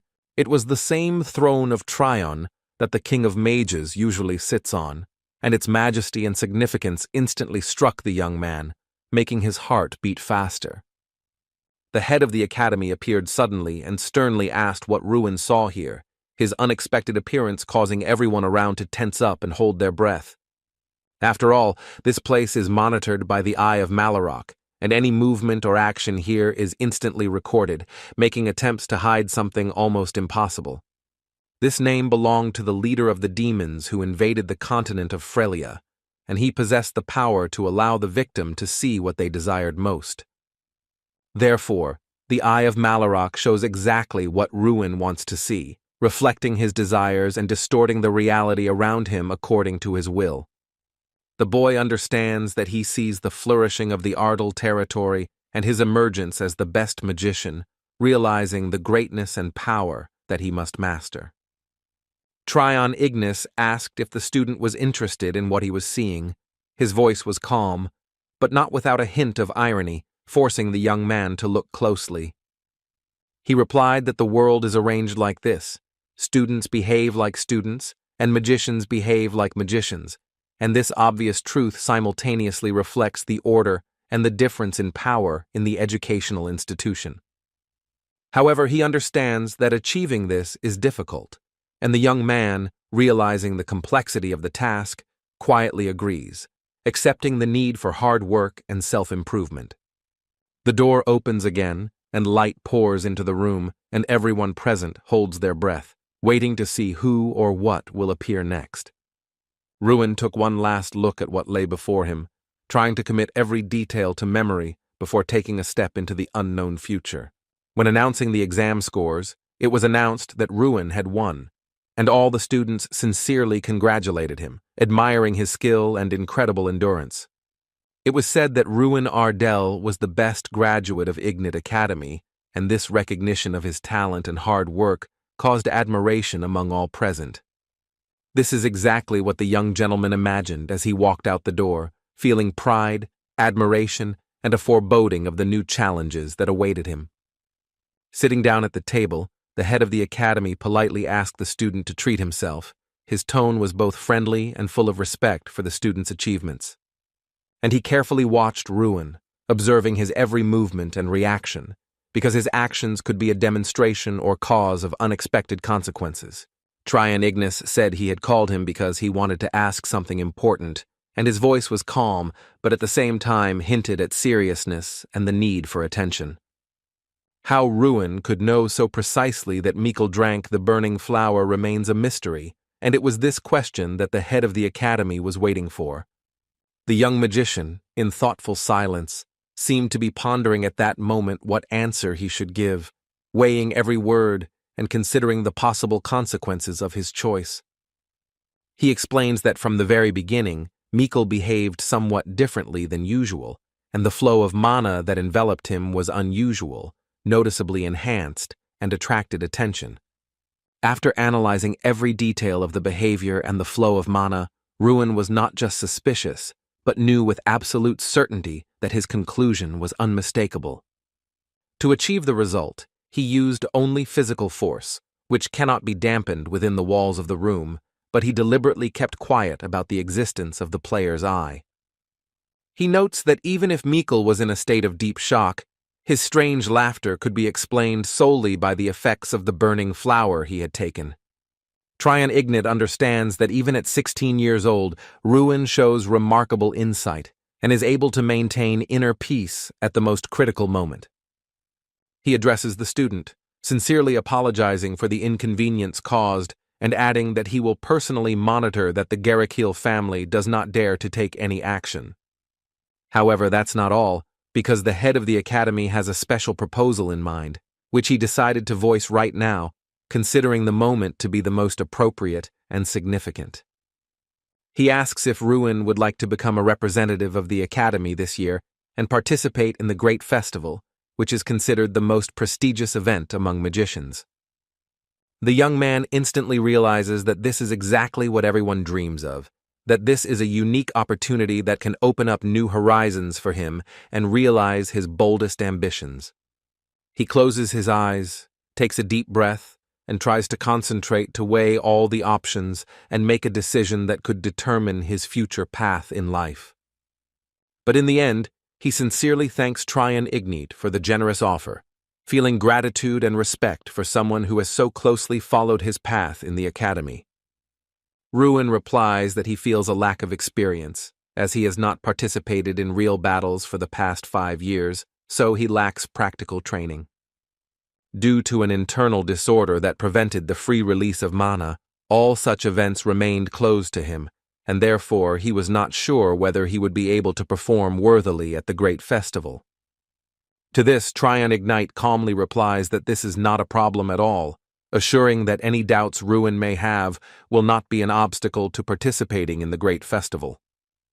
After all, the head is convinced that the student is more than worthy of being considered a candidate for victory, and his abilities, experience, and insight make him a real contender. The young man didn't believe the words at first, but the man patiently convinced him that all of Ruin's abilities, experience, and hidden talents gave him every chance of victory. And more importantly, Ruin Ardell has the potential to become a kind of secret weapon that will appear out of nowhere at a crucial moment, changing the course of events in his favor. After all, opponents know absolutely nothing about him and his combat strategy, which makes Ruin unpredictable and gives him a huge advantage at crucial moments. Ruin realizes the truth of the magician's words, because it is thanks to this unpredictability that it will be easy to catch enemies by surprise, gaining a decisive advantage in battle. So Tryon Ignat, maintaining calm and seriousness in his voice, asks for the final answer of his pupil, eager to know if the student is ready to accept the offered honor. And Ruin, feeling responsible and inner determination, replies that he will do everything possible to justify the trust of the head of the academy and not disappoint expectations.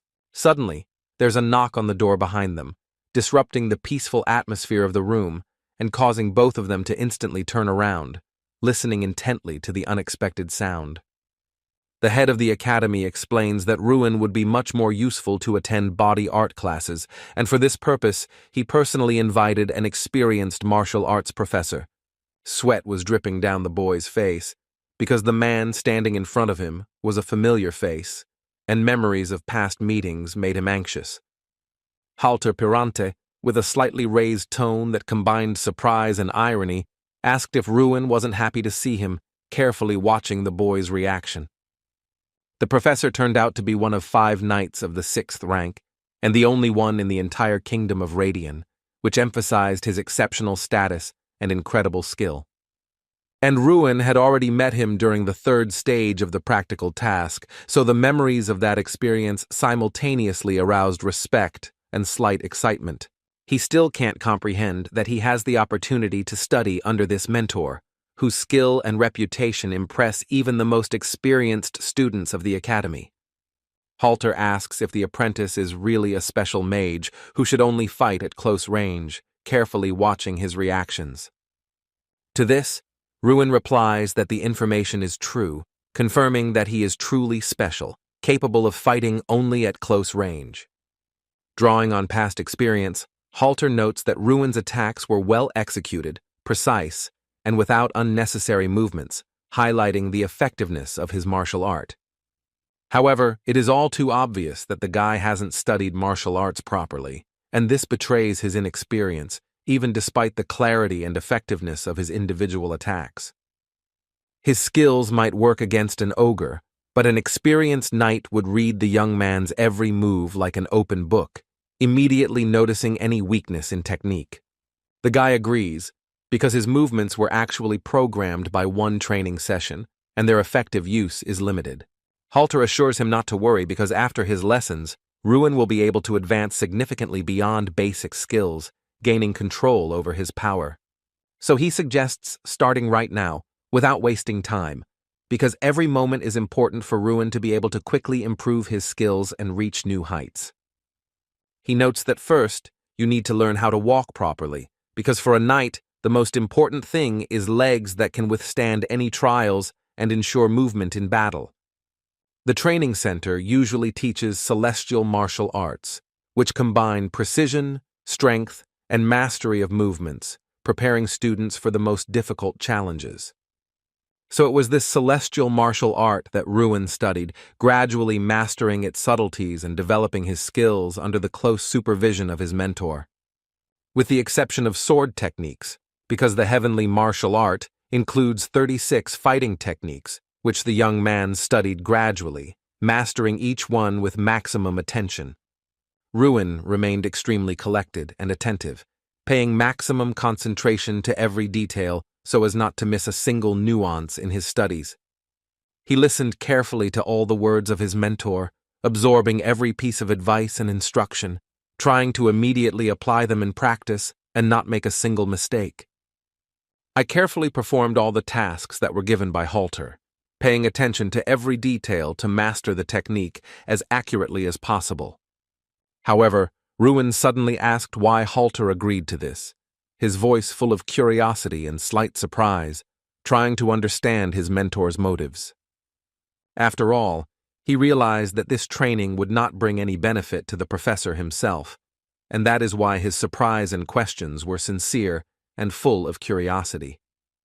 To this, Halter calmly replied that such training was a kind of investment for him, because the efforts invested would return 100-fold through skill. One has to imagine that he meets a person who has all the signs of becoming a great magician and immediately notices the potential that could change her future and influence in the world of magic. His help in this process can be a kind of investment, because the correct development of a student can bring significant benefits in the future. Therefore, Ruin, bowing respectfully, said that he was at Professor Halter's service, demonstrating his willingness to listen, learn, and devote all his strength to the benefit of learning. But the man smiled and said that he was simply embarrassed to ask the young man to call him Hyun, because he was not even 30 yet, and the formalities seemed unnecessary. So Ruin, focused and determined, continued to train, honing every move and diligently applying his mentor's advice, striving to quickly improve his skills. Each time he carefully studied something new, diligently practicing techniques, focusing on details, and striving to make every movement perfect. Professor Halter observes that the student is doing too well, noticing talent and abilities in him that far exceed expectations. He recalls approaching the ogre after the exam and suddenly realizing that Ruin had broken his jaw, recalling the moment with a combination of surprise and admiration. Then I concluded that this young man, a melee mage, was physically stronger than an ogre, and even with such strength, he displayed incredible skill. At this pace of intensive training, weeks passed, during which Ruin relentlessly honed his skills, mastered new techniques, and strengthened his body and mind. Ruin realizes that the effect of mastering the heavenly martial arts is incredible, as every move combines everything, making him almost invincible in battle. But even Strawn, observing the training, advanced to level 3, demonstrating significant progress and inspiring him to continue improving his skills. Ruin now possesses 2,130 forces, which significantly exceeds the figures achieved by Drac during the same period, emphasizing effective progress. Suddenly, someone called out to the young gentleman, and he instantly turned around, listening to the voice that pulled him out of his training immersion and caught his attention. Opposite him, focused and determined, Jason ran, his speed and rhythm of movements giving Ruin an instant sense of competition and the need to concentrate. Asking if his friend had seen anything new, Jason watched his reaction, trying to understand how well the young man knew the news. He explains that a list of participants in the great festival was hung at the entrance to the academy, and everyone who passed by couldn't help but wonder if they had made it and if there would be any new names. At the grand entrance ceremony, Ruin proudly stood on stage as the representative of the new students, attracting the attention of everyone present and arousing admiration. Because of this, he began to be envied, and the other students cast sharp glances at him, full of distrust and hidden hostility. And all these years, Ruin has shown himself only from a pitiful side, hiding his true strength and abilities from those around him. He could only watch from afar as Mikkel received all the glory and recognition, feeling sadness and envy in his heart at the same time. Now Ruin was racing towards the lists of candidates for the great festival, his heart beating fast with anticipation and excitement. Many students had already gathered in front of the entrance to the academy, chatting and jostling impatiently, waiting for the event to begin. Looking at the table, the boy suddenly realized that he had become the official representative of the academy, and his heart beat faster with excitement. Everyone present turned to him with friendly smiles, full of curiosity and slight surprise at the same time. They immediately began to congratulate Ruin on this place of honor, because now everyone would speak on his behalf, and attention was focused on him. It took a long time, but the young magician once again became a representative of the Ignite educational institution, gaining respect and recognition among students and mentors. Professor Heidel admitted that he was surprised when he heard from Halter that Ruin had mastered the heavenly martial art, as such an achievement required enormous effort. And the fact that the student had passed the 5th grade frightened everyone around him, but only out of good intentions, because it testified to his extraordinary abilities and potential. So he said that he believes in Ruin, and is confident that he will be able to cope with all the challenges that lie ahead. Preparations for the festival went without any problems, so they set off for Altain, full of anticipation and determination for new challenges. The students couldn't believe that they were going to ride the mana train for the first time, watching in awe its shining hull and the magical shimmer of the rails. Radian had only 2 transit points, while the Imperial Federation of Raynak had over 100, making travel much easier. Someone abruptly told everyone to be quiet, comparing them to a herd, as if they had never seen a train before, and the students immediately fell silent, confused, and surprised. Looking at Ruin and Jason, he ordered them not to speak or to be shamed, emphasizing that both should behave with dignity and restraint. Ruin, casting a sharp look at him, instantly realized that hiding words or emotions was inappropriate right now. This is Henki's, Mikkel's friend, and that they participated in last year's festival together, bringing back memories and a little excitement. He warned Jason not to expect Ruin to win, emphasizing his own abilities and strength as a young magician. It seems like the academy would have had a better chance if Mikkel had been chosen, because he already had experience fighting against other participants and could have shown a stronger result. And in any case, they were not going to recognize Ruin as their representative, so they advised him to cope on his own, relying only on his own strength.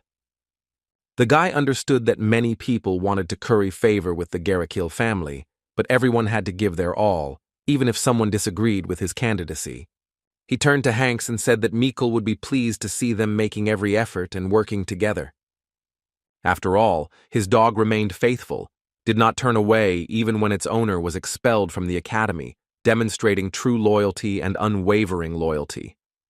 Ruin explained that he specifically expressed himself that way, so that a person of his level of intelligence could understand everything without unnecessary explanations and hints. Henke seemed to expect an answer, but the young man interrupted him again, demonstrating confidence and control over the situation. He explained that this festival will be of a much higher level than the last one, and if Henkes is successful, he will receive an award even more valuable than that from Mikkel's family.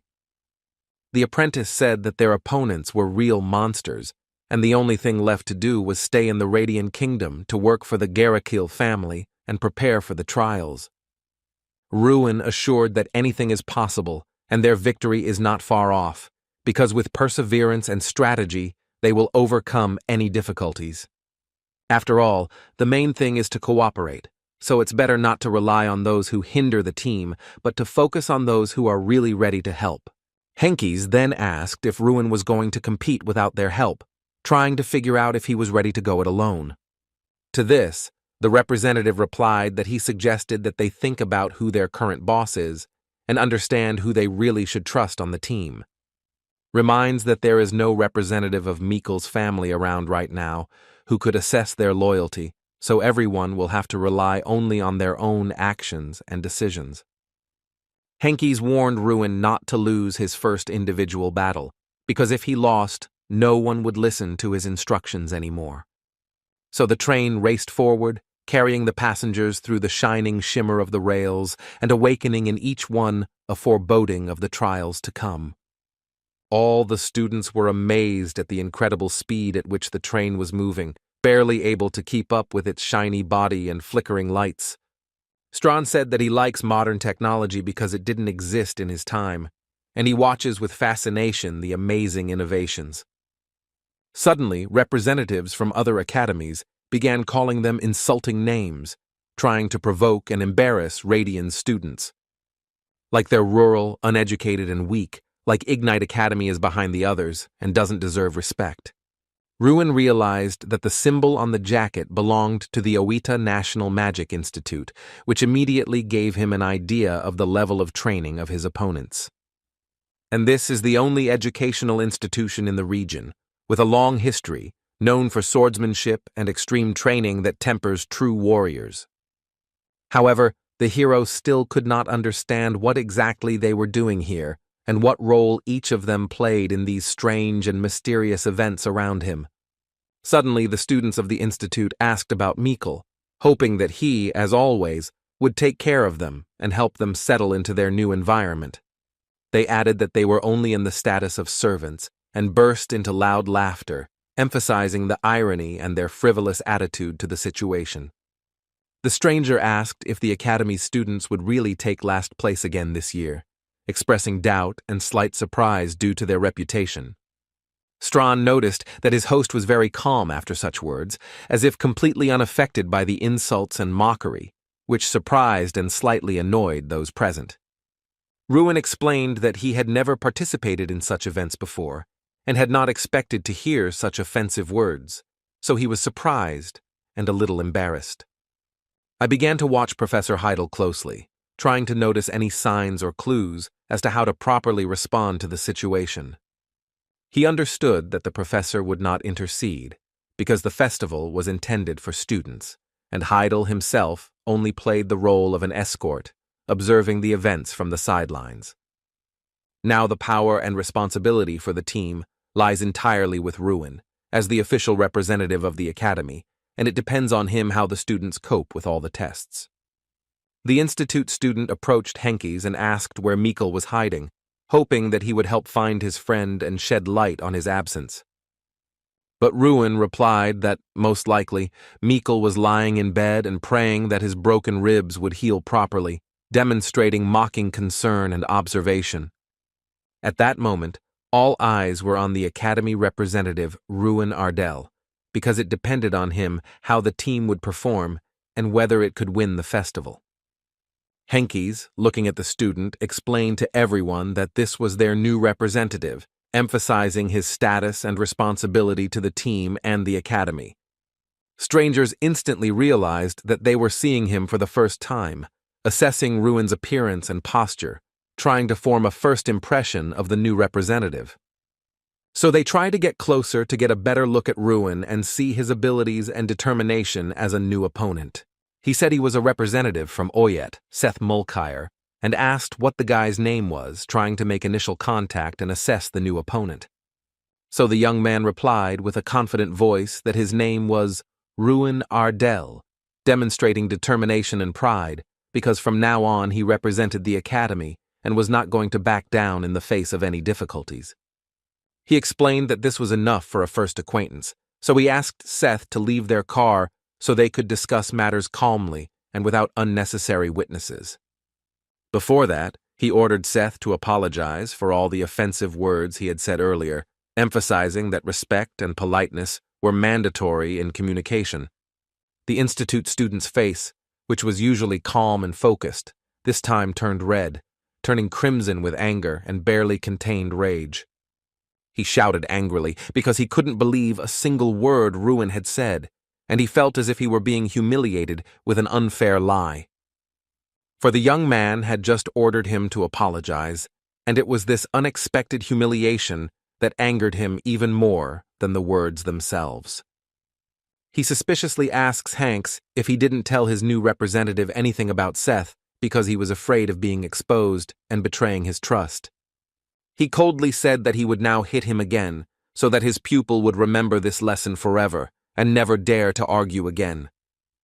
And it was at this moment that Ruin suddenly understood what the whole matter was, as if the pieces of a puzzle had come together and revealed the true picture before him. Most likely, these were the students who participated in the great festival, because their faces shone with confidence and a sense of self-importance. And fear is precisely in the presence of Uta, because their authority and incomprehensible power put pressure on everyone so much that even the bravest lose confidence. Because they had been subjected to Seth Malcury's brutal attacks more than once, a fear remained in their hearts, awakened even by the mere mention of his name. So Ruin realized that all this time they had been acting according to a plan, to destroy the morale of their opponents before the competition even began, sowing fear and doubt in everyone's hearts. But suddenly, the young man realized that the great festival had already begun and the time to act was now, leaving him with a sense of urgency and a pressing need to intervene. He asked Seth Mulcair if he didn't want to sort things out on the spot, because the tension and resentment had already reached a critical point and he couldn't wait any longer. He, preparing his fist, coldly warned Ruin not to regret his words because the consequences could be painful and immediate. But suddenly, the man, entering the carriage, shouted loudly for Seth to stop, and his unexpected appearance instantly made everyone fall silent in surprise. The pupil's eyes opened wide, for the professor stood before him, and this unexpected authority instantly evoked in him a mixed reaction of fear and surprise.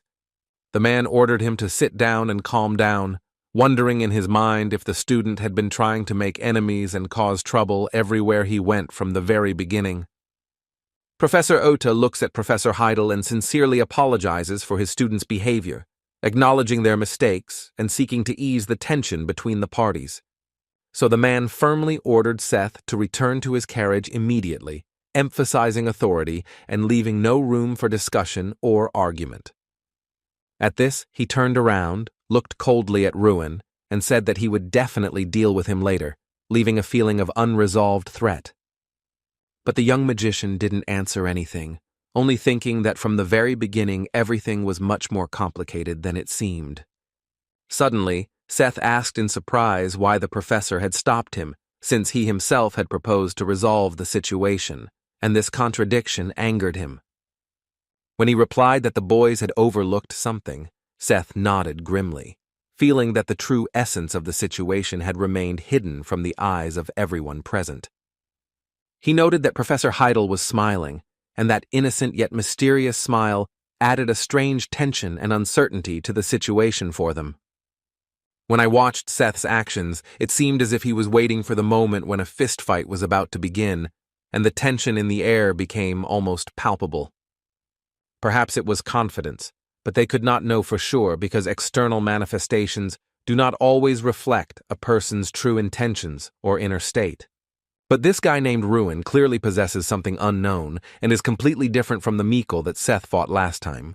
It was after these words from the professor that Seth Mulcahy plunged into his own thoughts, considering every step and trying to understand how Ruin's actions would change his plans.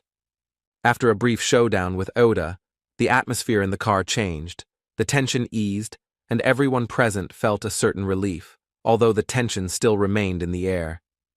Together, they discuss the first match and the fact that the group competition will take place without a representative, considering strategies and possible consequences for the team.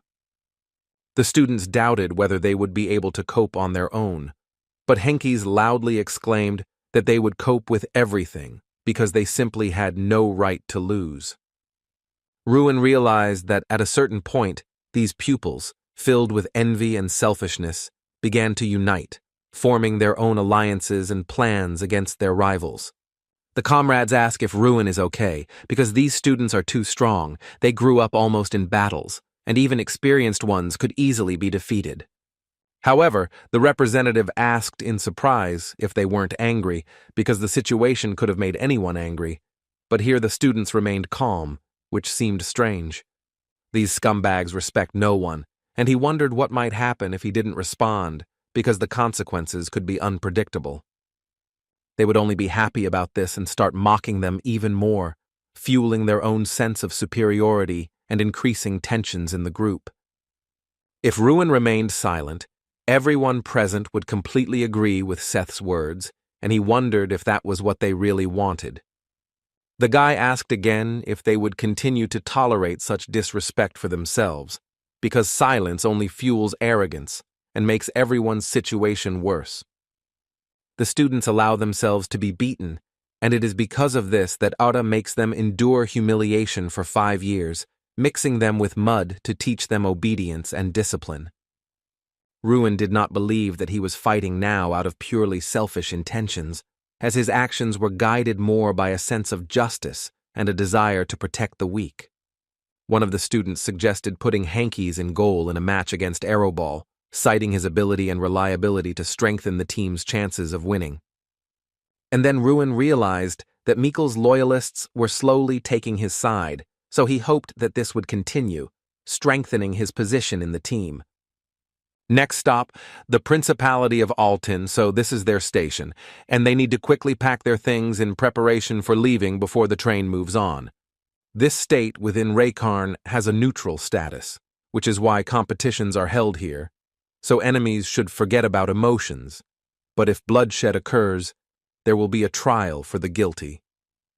All the students were delighted when they saw Raynak in front of them, because his majestic figure and authority aroused admiration and sincere admiration among those present. After all, everything is completely different here, Jason explained. He is from Daemon territory, a rich region, but his native land cannot compare to this place.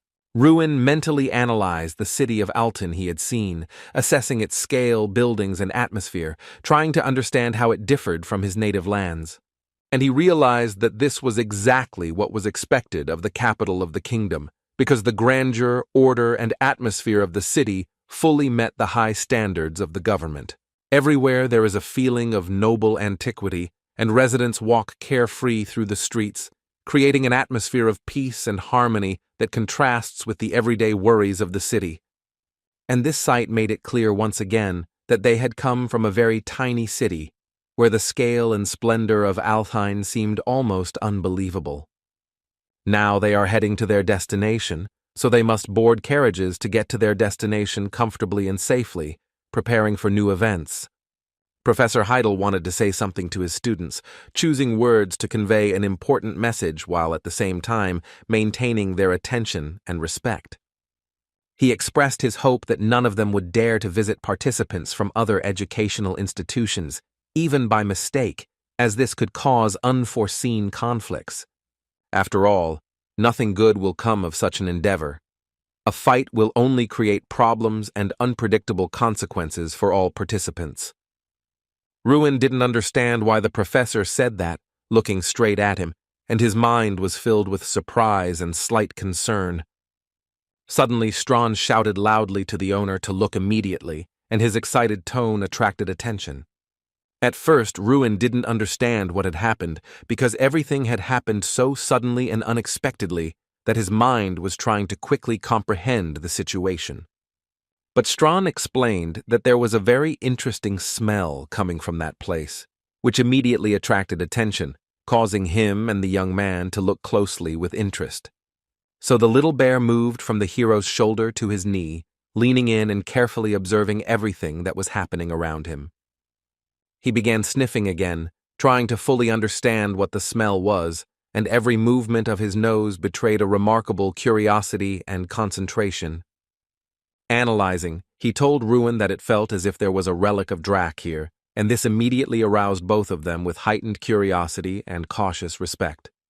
The next day, all participants of the Ignite Academy, despite their fatigue and excitement, gathered in their room, preparing for new challenges and events. Suddenly, Jason noticed that Ruin was hurrying somewhere, quickly getting dressed, but he didn't say a word about where exactly he was going. So the young magician, feeling a sense of urgency and hastily completing his preparations, ran out into the street, without looking back and barely noticing the surrounding noise. Strawn asked if Ruin was sure of his guesses, and even to him it sounded strange and unusual. He showed that it was necessary to urgently run to the workshop, where touching memories were kept, as if every step there promised to reveal something important. So Ruin, carefully opening the door, slowly walks inside, feeling both tense and curious about what awaits him. He believed that the object used by the Black Dragon should be in a more unusual and unexpected place than what was revealed to him. Ruin imagined that he would end up on the black market or in the warehouses of a rich man, expecting to find rare and valuable things there. So the young man decided to use the eye of the gamer to speed up the search and more efficiently find the desired item among the numerous things. And suddenly, something shone in front of him, attracting attention and causing genuine surprise in the young man. It was the Ring of Invulnerability, which had once been the first failure of the brawl, and its radiance immediately attracted all of Ruin's attention. So Strawn, smiling, remarked that the host had only one nuance worth considering, and this immediately piqued Ruin's curiosity. It wasn't just about attacks, but also about the fact that resistance can arise from the touch of a friend or even a lover, making the situation much more complicated. The effect may not activate exactly when it is needed, but it may work on something familiar, and that is precisely the failure, but for Ruin, it was still necessary. And if worn, the user's strength will increase by 200 points for the entire duration of wearing it, greatly enhancing their capabilities. Ruin, putting on the ring, saw that it fit perfectly, as if it had been made especially for him, perfectly repeating the shape of his finger. He approached the salesperson and said he would like to purchase the ring, expressing determination and confidence in his choice. To this, the man replied that the young man could simply take the ring, because it had been lying idle for many years, and he himself did not know what to do with it.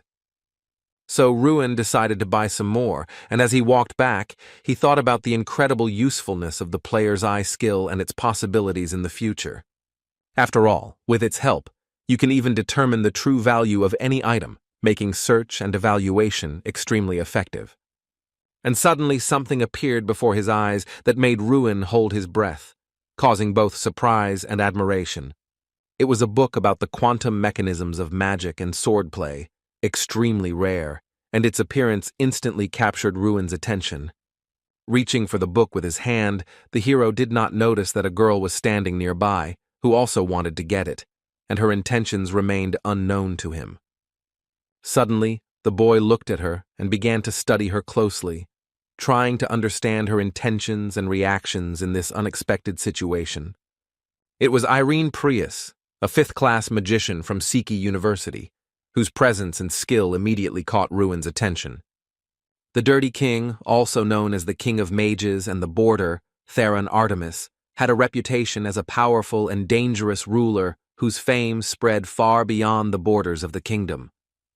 He also chose 11 magicians to represent the next generations, and this girl, Irene Prius, was one of them. Ruin had heard that Irene was a true genius and had almost reached the 5th grade, making her an extremely capable and promising mage. However, he noticed that she had already reached that level and realized that all the rumors only belittled her true abilities. Irene Prius asked Ruin to give back the book, but the boy calmly explained that he had taken it first, insisting on his right. Judging by the symbol on the uniform, Ruin from Ignite Academy explained that the boy had found what he was looking for, while Irene had come specifically for this book. And when the young man remained adamant, Irene asked if he could still give in, and the hero instantly realized that she had been eavesdropping on his conversation. He asked the girl to explain why she needed this book, because such publications are not sought after just like that, and anyone who seeks them has a serious reason. But Irene was instantly confused, not knowing how to immediately answer such a direct and unexpected question. She replied that the book was part of her individual assignment and the details could not be disclosed, so she asked Ruin not to ask about it again. The young gentleman thought that this was unlikely to be a task from the institution itself, and perhaps it was simply a personal assignment from the Dirty King. So Ruin told her to take the book because it was important to her, and his words caused a real shock to the student. As he walked further between the counters, Ardell pondered what else he should buy, considering the possible use and value of each item. At that time, Irene Prius watched him closely, trying to understand his intentions and what exactly caught his attention among the goods. In the room where they lived, his comrades surrounded Ruin, pressing him with questions and trying to find out everything about this girl.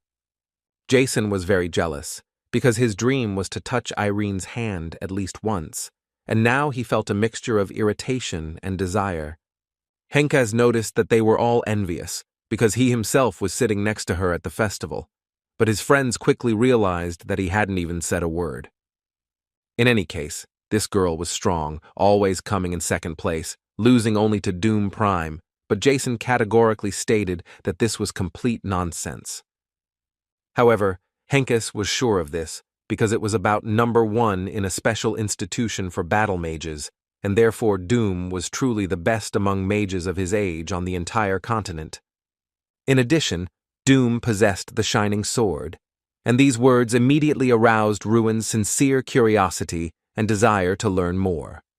After all, now it became clear to him why Irene needed this book to have a chance to defeat Doom. But being a magical swordsman isn't that cool, because it doesn't provide a significant increase in magical power, and becoming a skilled swordsman isn't easy either.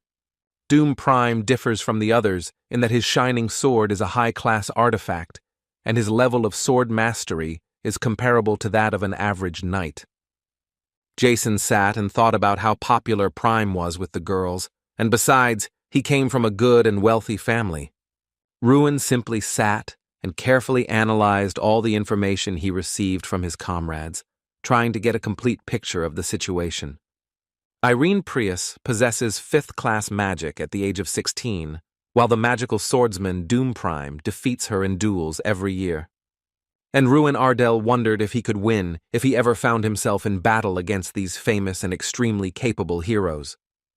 After all, everyone around him doesn't consider him a serious threat to their fame at all, underestimating his abilities and potential, which makes the situation even more interesting.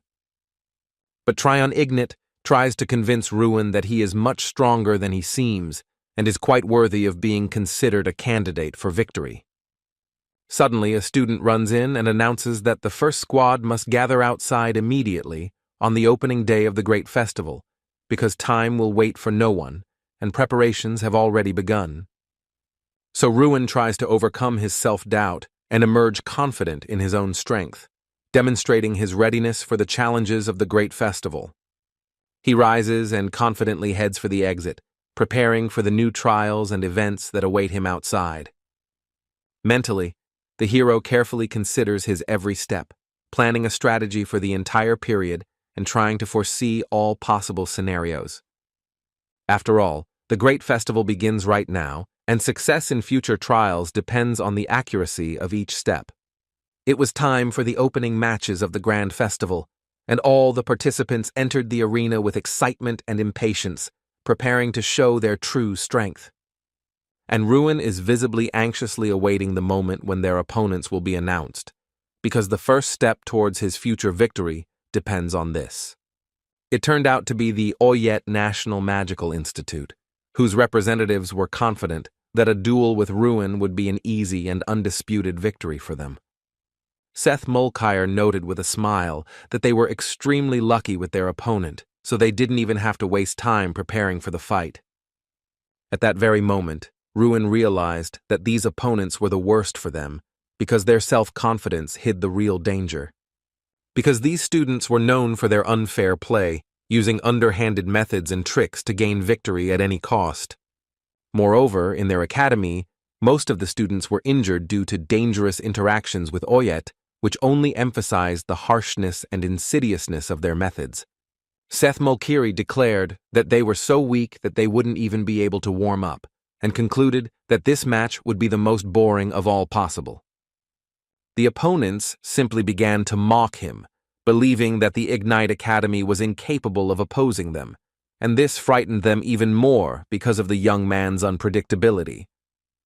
Ruin, smiling, realized that he would take this opportunity to demonstrate his true strength to his opponents and surprise them.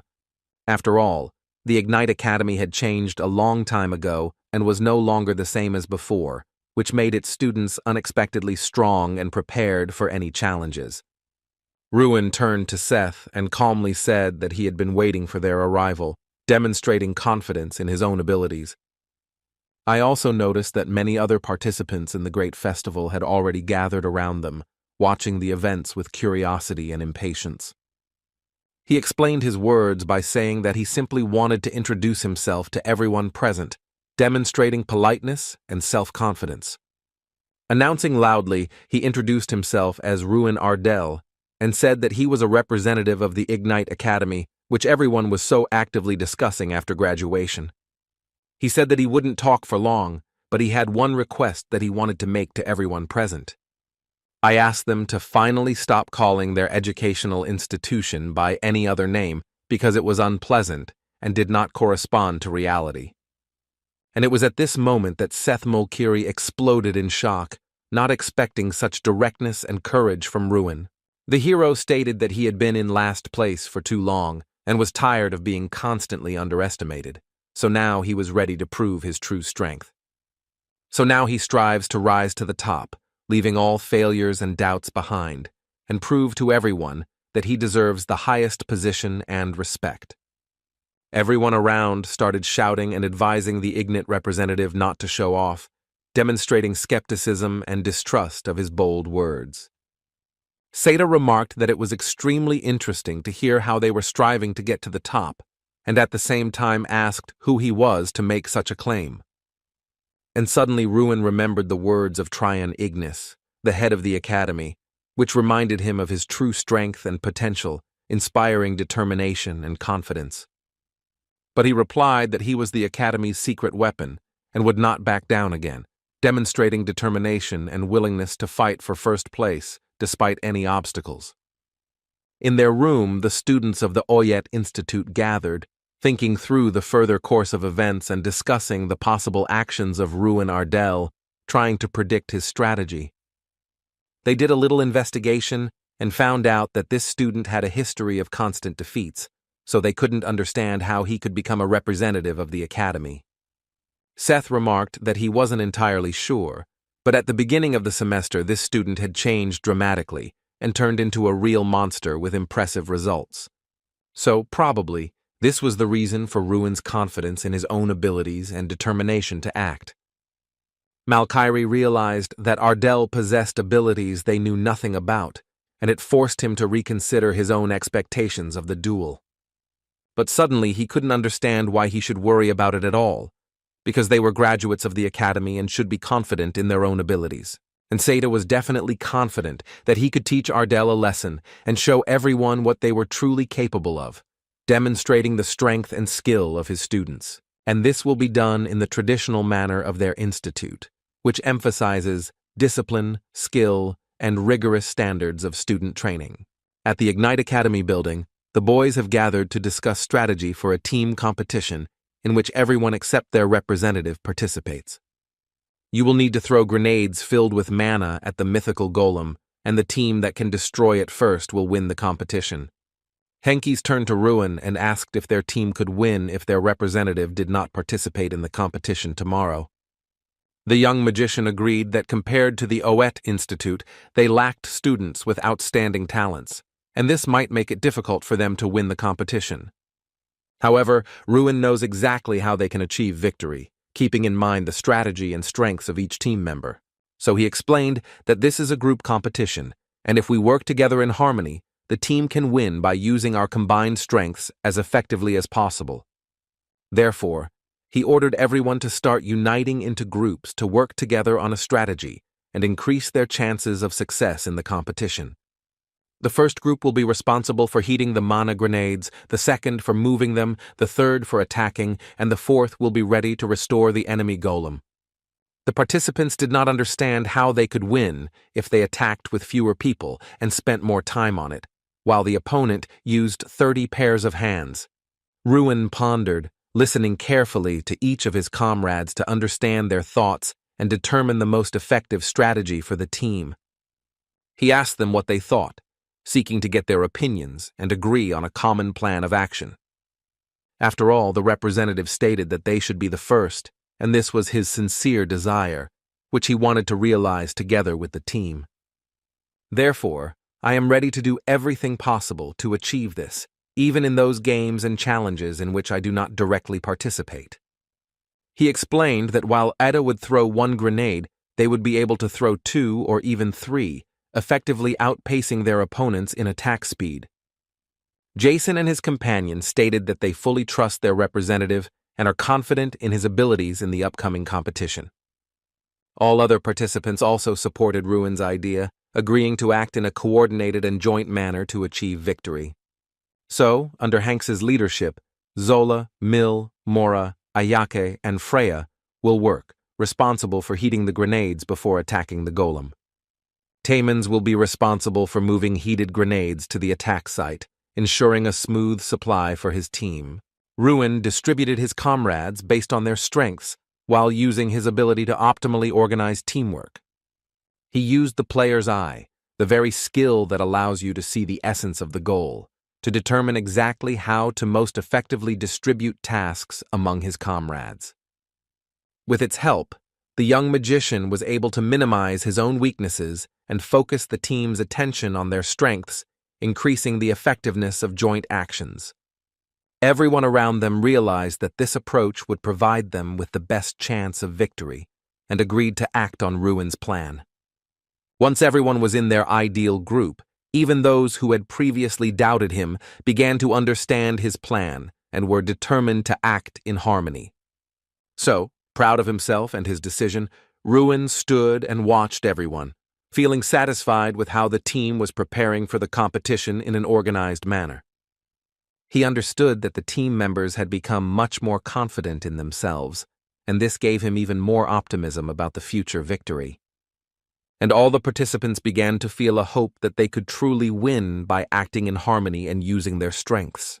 Suddenly, a battered Fulham entered the room, and all the participants were immediately embarrassed, struck by his appearance and the seriousness of the situation. Ruin, quickly approaching, asked what had happened to him, trying to understand the reason for his battered appearance and anxious behavior.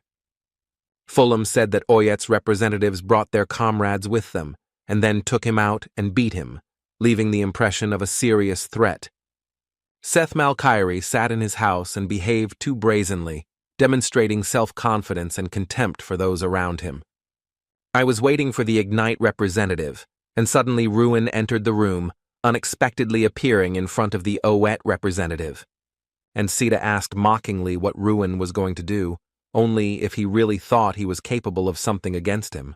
Ruin Ardell, raising his hand, calls Seth Malkyrie to him and orders him to appear before him immediately, demonstrating confidence and authority.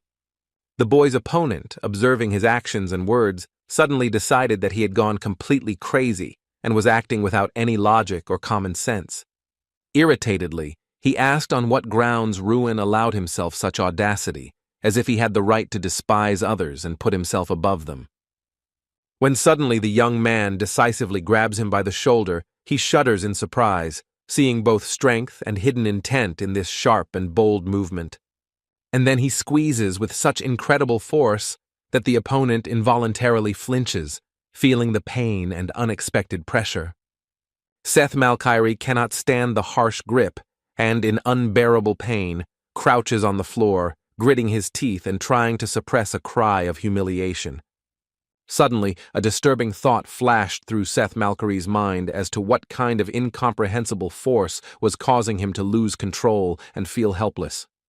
And Seta suddenly begins to prepare an attack on Ruin, gathering all his magical power and rage, hoping to change the course of the battle with at least this blow.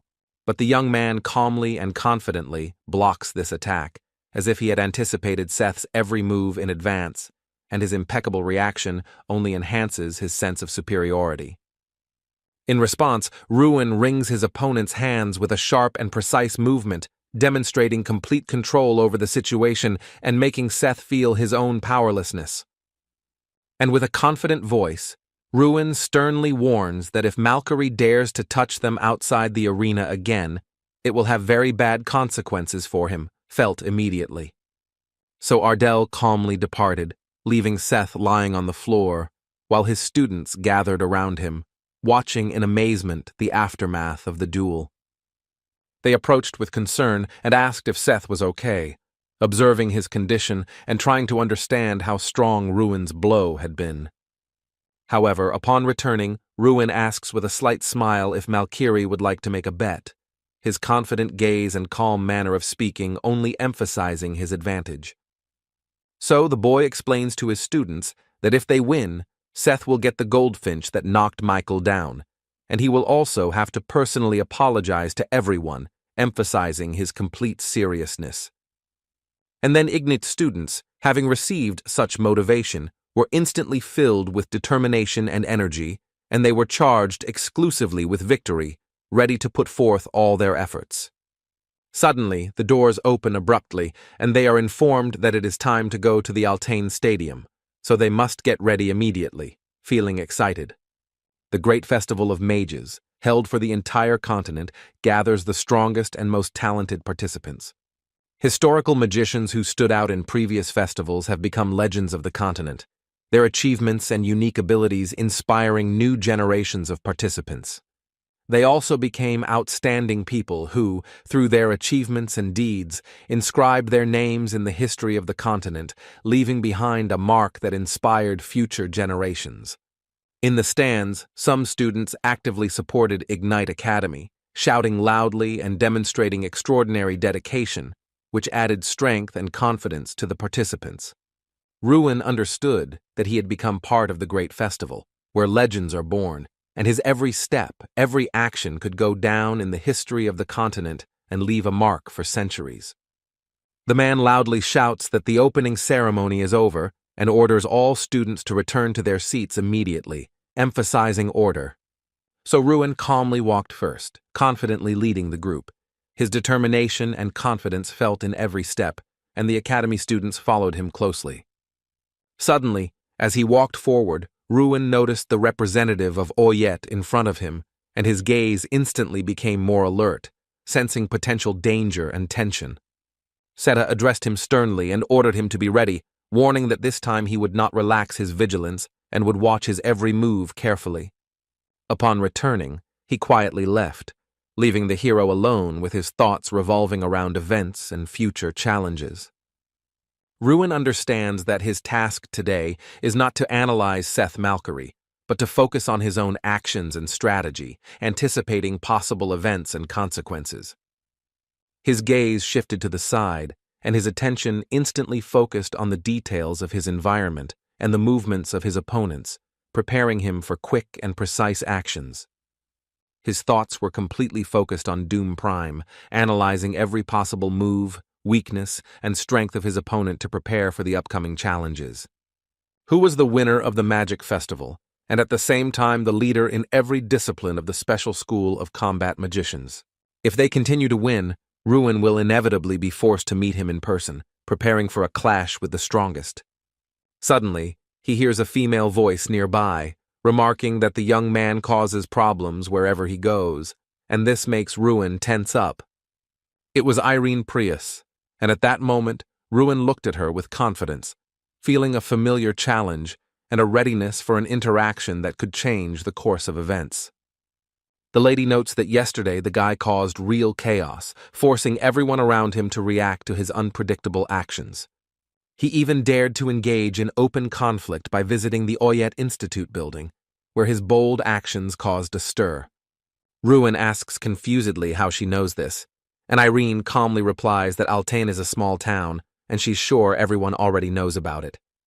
The young man explains that he only came to talk and did not seek conflict at all, trying to calm the situation and show good intentions with his words. Irene notes that since Ruin gave her the book back then, she is now ready to give advice, warning that it is better not to stand out too much. The guy asks in surprise if she's really suggesting he hide his true abilities just like she does, not revealing her full strength and potential. And then Irene quickly said that it was her time, because they were speaking first, as if she simply didn't want to answer the question, avoiding the conversation. So, on her way back, the young lady thought about her conversation with the young man, going over every word and intention, trying to understand his motives. The participants are getting ready because in just a few minutes, Ignite Academy and Oyeta Institute will be the first to enter the arena, feeling excited. Jason addresses everyone and calls on them to demonstrate their strength, warning that after this, they no longer have the right to appear after the academy. So they moved forward, each with their minds fully focused on victory, feeling determined, excited, and ready to give their all. So the first competition finally began, but the spectators were left in awe as they watched the participants take bold actions. Because previously, those who had the support of prominent people won, and the division of participants into teams, which was common for knights, was never applied to magicians, which made the competition unique. So people didn't quite understand why they did it, but they were sure that Oyet's Institute would win, watching the preparations and feeling the strength of its participants. Ruin had heard it said that Ignite Academy would once again be last, and these words only strengthened his determination to prove otherwise. Irene Prius carefully watched the action, meticulously analyzing every move of the participants and anticipating the possible consequences of their actions during the competition. She couldn't understand how this was possible, and her gaze was filled with astonishment as she tried to make sense of the incredible events unfolding right before her eyes. After all, the Academy's Golem Ignite had already lost his arm, and watching them continue to act was incredible, causing surprise and undisguised admiration. Jason loudly shouts to everyone to continue in the same spirit, encouraging the participants and reminding them of the importance of determination. Ruin loudly shouts that Henkes is doing great and orders Jason to aim for the golem's right hand to weaken its control and give the team the advantage. So they didn't hesitate, and the golem's right arm was destroyed, surprising the spectators and giving the team a significant advantage in the fight.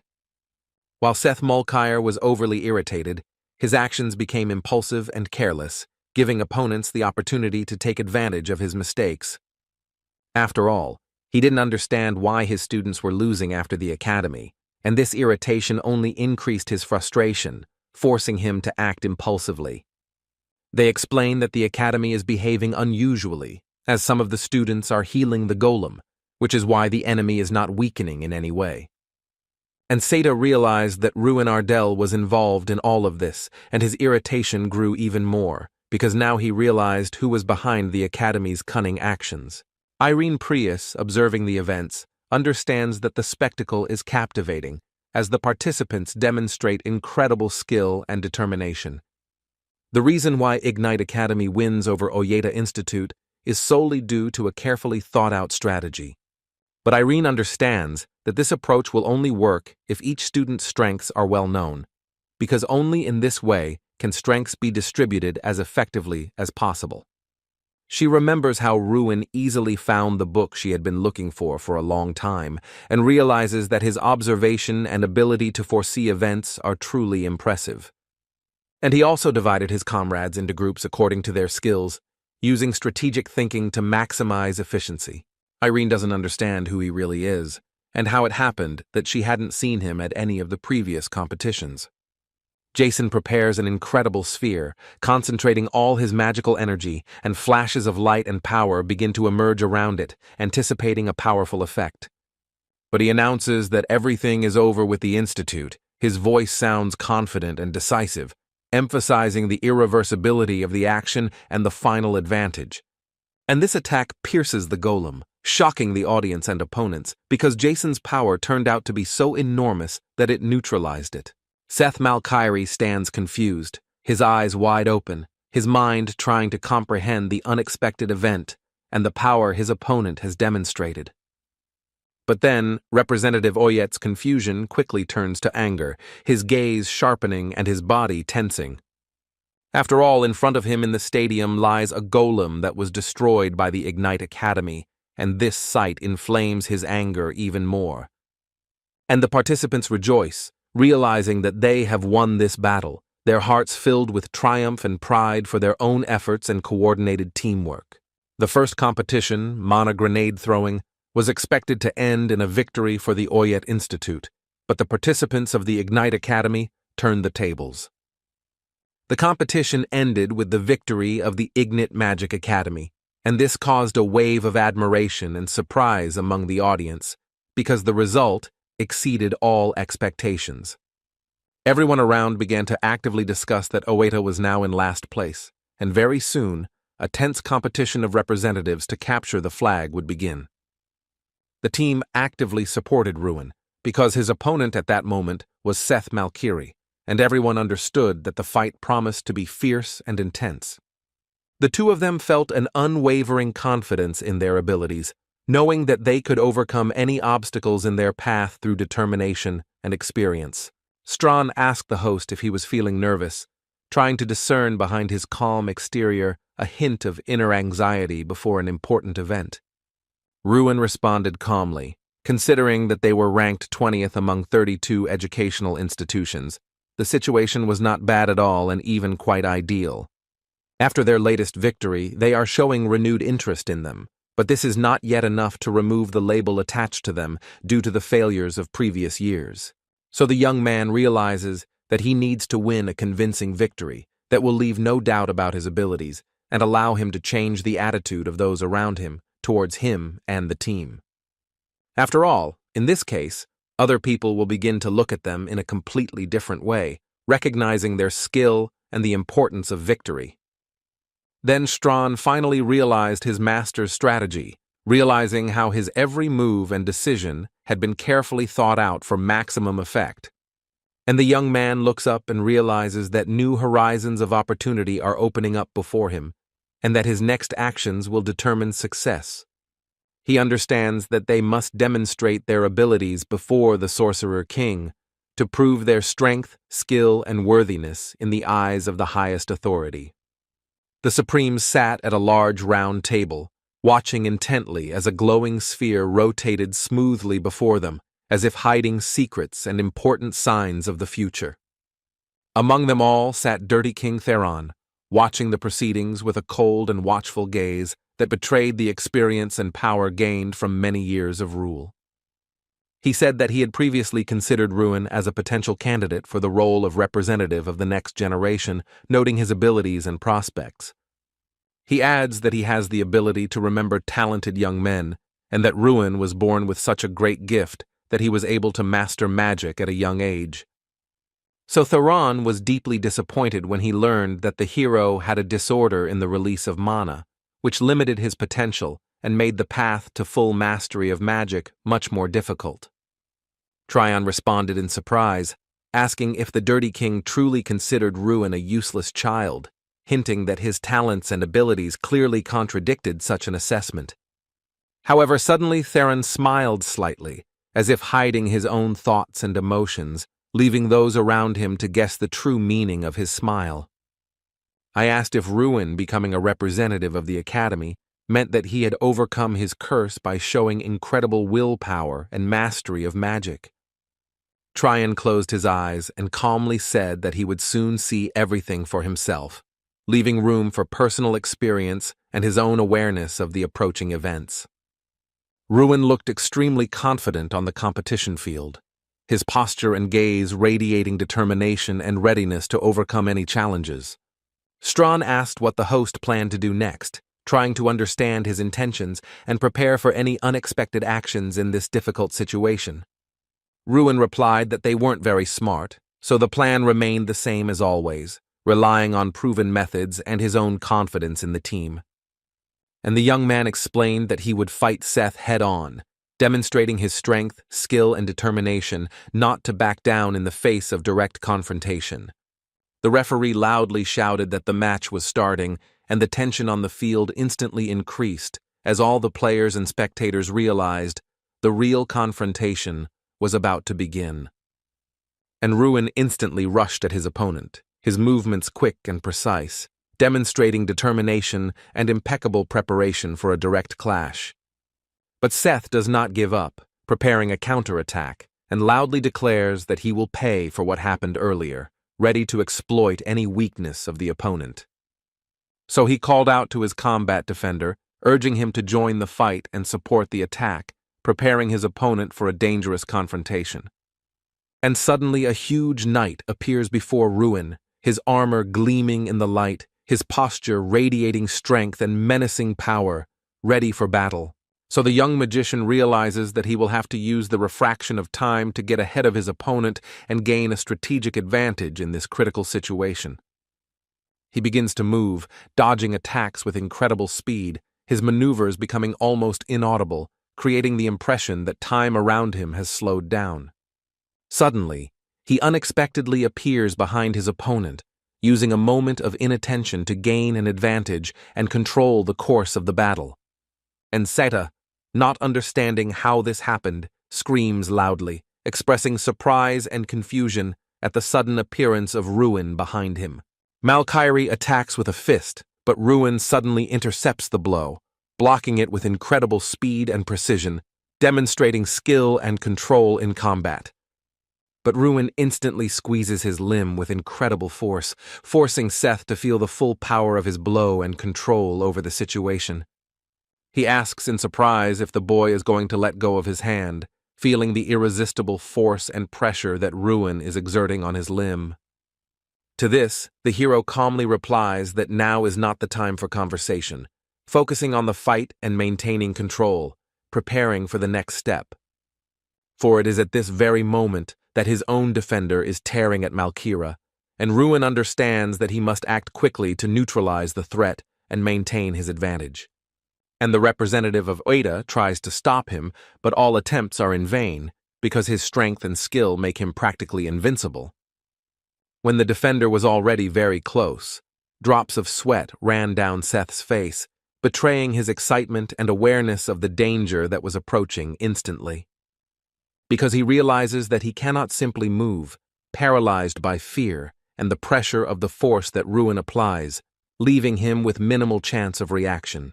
And the young man, looking at him with a sneer, says that Seth should try to escape on his own, emphasizing his own superiority and the inevitability of the situation. And suddenly, Malkyrie realized that the power in the house that the young man had used was real, and this discovery struck him, forcing him to rethink everything. Turning his head with apparent reluctance, he is forced to admit that he has lost, realizing Ruin's overwhelming strength and skill in this fight. His eyes closed in fear as he felt the full danger of the situation and the inevitability of defeat in the face of impeccable strength. But suddenly, expecting a blow from his defender, Seth opened his eyes and was surprised to see that it hadn't happened, feeling a mixture of relief and incomprehension. He sees Ruin attack the defender, who instantly loses his balance, unable to withstand the young mage's agility and strength. The Oeta representative understands that this is simply impossible, realizing that Ruin's strength and skill exceed all expectations and the limits of their capabilities. After all, Ruin hit a defender armed only with steel armor with his bare hands, demonstrating incredible strength and control that leaves everyone around him in awe. And he simply stood there, motionless, stunned, and paralyzed by the unexpected power and ruthless precision. Ardell's gaze was determined and confident, reflecting his unwavering will and willingness to act without hesitation, regardless of the complexity of the situation. The young gentleman confidently walked towards his opponent, his every movement radiating determination and readiness to meet any danger head-on. When Malkyrie, looking at him, asked in surprise if he had really saved him, there was a mixture of surprise, uncertainty, and respect for the young magician in his voice. Ruin resolutely replied that he would never allow the one who bullied his classmates to go unpunished, emphasizing his principled nature. He explains that he simply wants to finish him off personally, without intermediaries, wanting to settle the score directly and prove his own strength and determination. And asks if Malkiri has forgotten about their bet, reminding him of a promise or condition that still remains unresolved, emphasizing the importance of this moment. So Ruin prepares a single goldfinch, concentrating all his strength and skill in this powerful maneuver, ready to use it for the decisive blow. And from such a powerful blow, Seth is thrown back several meters, his body is struck by the force, and the air is filled with the echo of the collision. He sees only the blue sky before his eyes, feeling light and helpless, as if all the events around him have faded into the background. The audience opened their mouths wide in shock, unable to believe Ruin's strength and skill, which surpassed all their expectations. The Ruin team was incredibly happy, and the stadium was instantly filled with loud applause that echoed in all directions, reflecting the enthusiasm of the audience. Everyone around whispered, unable to figure out what magic the winner was using, watching his incredible abilities. Thus, Ruin attracted the attention of another person, whose gaze was full of surprise and curiosity, as if his talent and potential had been immediately noticed. Theron sat deep in thought and said that he was currently at the demigod stage, being the only 8th class mage whose abilities went far beyond that. Known as the King of the Border, Theron admits that even he has never heard of the kind of magic Ruin has used before, amazed by its uniqueness and power. His eyes widened in surprise as Theron watched the sphere intently, trying to comprehend its mysterious power and significance to what was happening. The victor stood before him, and the man could not understand who this young man was, so incredible and unpredictable was his strength and skill. Who is this Ruin Ardell? The Dirty King asked himself, trying to unravel the mystery of his extraordinary abilities and understand where such incredible power comes from. Theron was still deep in thought, lost in thought about the nature of Ruin's power and the possible consequences of such a mage's appearance for the future of the entire world. But then he turned to Tryon Ignis with a request to tell him everything he knew about his student, wanting to hear the truth about his origins and power. So, taking a deep breath, the head of the academy begins his speech, preparing to reveal to everyone the truth about Ruin Ardell and the path that the young man has already traveled. He says that Ruin is a perfect student who could have given up, but fought to the last, someone who was able to turn his own weakness into strength and, more than anyone else, behaved like a true magician. Having finished his speech, he announced that this was all he knew about Ruin, leaving the rest a secret that the young man himself would have to discover. But Theron immediately understood that Tryon was trying to shield his student from his excessive curiosity, deliberately hiding part of the truth about his true abilities. In a cold tone, he asked what would happen if the Dirty King himself summoned Ruin to him and asked him a question directly, without any intermediaries. Then, in a serious voice, Tryon Ignis said that if the king tried to extract information by force, it could lead to unpredictable consequences. In that case, he will be obliged to stop him, because the mentor's oath requires him to protect his student even from the most powerful figures in the world. Theron smiled faintly, as if he found a challenge in Tryon's words that amused him more than threatened him. But he said, "Is the head of the academy really trying to remind us of his right to keep the technique secret, in particular, Millie's oath?" And then he simply explains that they can exchange a few words, and that will be enough to convey all the necessary information. But Theron mentally realizes that only he should stand at the pinnacle of magic. No one else deserves this place, and is ready to do everything for this, stopping at nothing. And even more, he is willing to do anything to learn the truth about the magic Ruin used, despite obstacles or limitations, to understand its power and secrets. While at the bar, Ruin realizes that they have only won one competition, and it would be premature to relax now, as there are still many challenges ahead. His classmates reassure him, saying that students from other schools are here too, so now he should just relax and enjoy the evening. Jason reassures everyone, saying that everything is fine and reminds them that they need to celebrate the victory because there is a festival going on right now, and it is a great opportunity for joy and relaxation. After all, the local coconut vanilla drink and the legendary Dragon's Kiss are already on the table, adding to the festive atmosphere and encouraging everyone to enjoy the moment. Ruin carefully examines the bottle, not understanding what kind of drink it is. He is interested in the unusual aroma and appearance that distinguishes it from familiar drinks. Jason explains that he feels a special sense of patriotism because this drink comes from the Ardell territory, and its taste symbolizes his native lands and traditions. He explains that it's not just about patriotism, because after drinking this drink, you can feel a real dragon's kiss, which gives incredible sensations and a boost of energy. Jason tries to convince Ruin to try this miracle drink, promising an unusual and unique experience that he won't want to miss. But the young gentleman carefully monitors his surroundings, noticing every movement and detail around him, not allowing himself to relax even during the celebration. Suddenly, Seth Malkiri appeared behind them, his gaze intent and filled with determination, immediately drawing the attention of Ruin and those around him. The friends, rising, froze in shock, because they could not understand why Seth was here and what brought him to them at this moment. Jason asks Seth to leave them alone for now because they've just started having fun and want to enjoy the moment without too much stress. Ruin doesn't understand what brought his rival here, and mentally asks himself if he really intends to start a fight again, spoiling the festive atmosphere. However, in a calm voice, Malkiri says that he has come to apologize, unexpectedly changing the atmosphere of tension to a sense of relief and surprise among those present. Then there was no emotion on the boys' faces, except for deep shock, because they did not expect such an unexpected turn of events from their opponent. Seth Malkiri apologizes for looking down on them all this time, from the height of his own superiority, admitting his mistake and wanting to correct his attitude. After the defeat at the Ruin Stadium, it finally became clear that one should not consider others inferior just because of their weakness, and true strength lies in respecting and understanding others. There are many in this world who are stronger than Seth, and he realized that his past actions were wrong because pride and arrogance do not make a person truly great. Jason was about to say something, but Mulcair interrupted him and explained that he had something important to say, forcing everyone to listen carefully.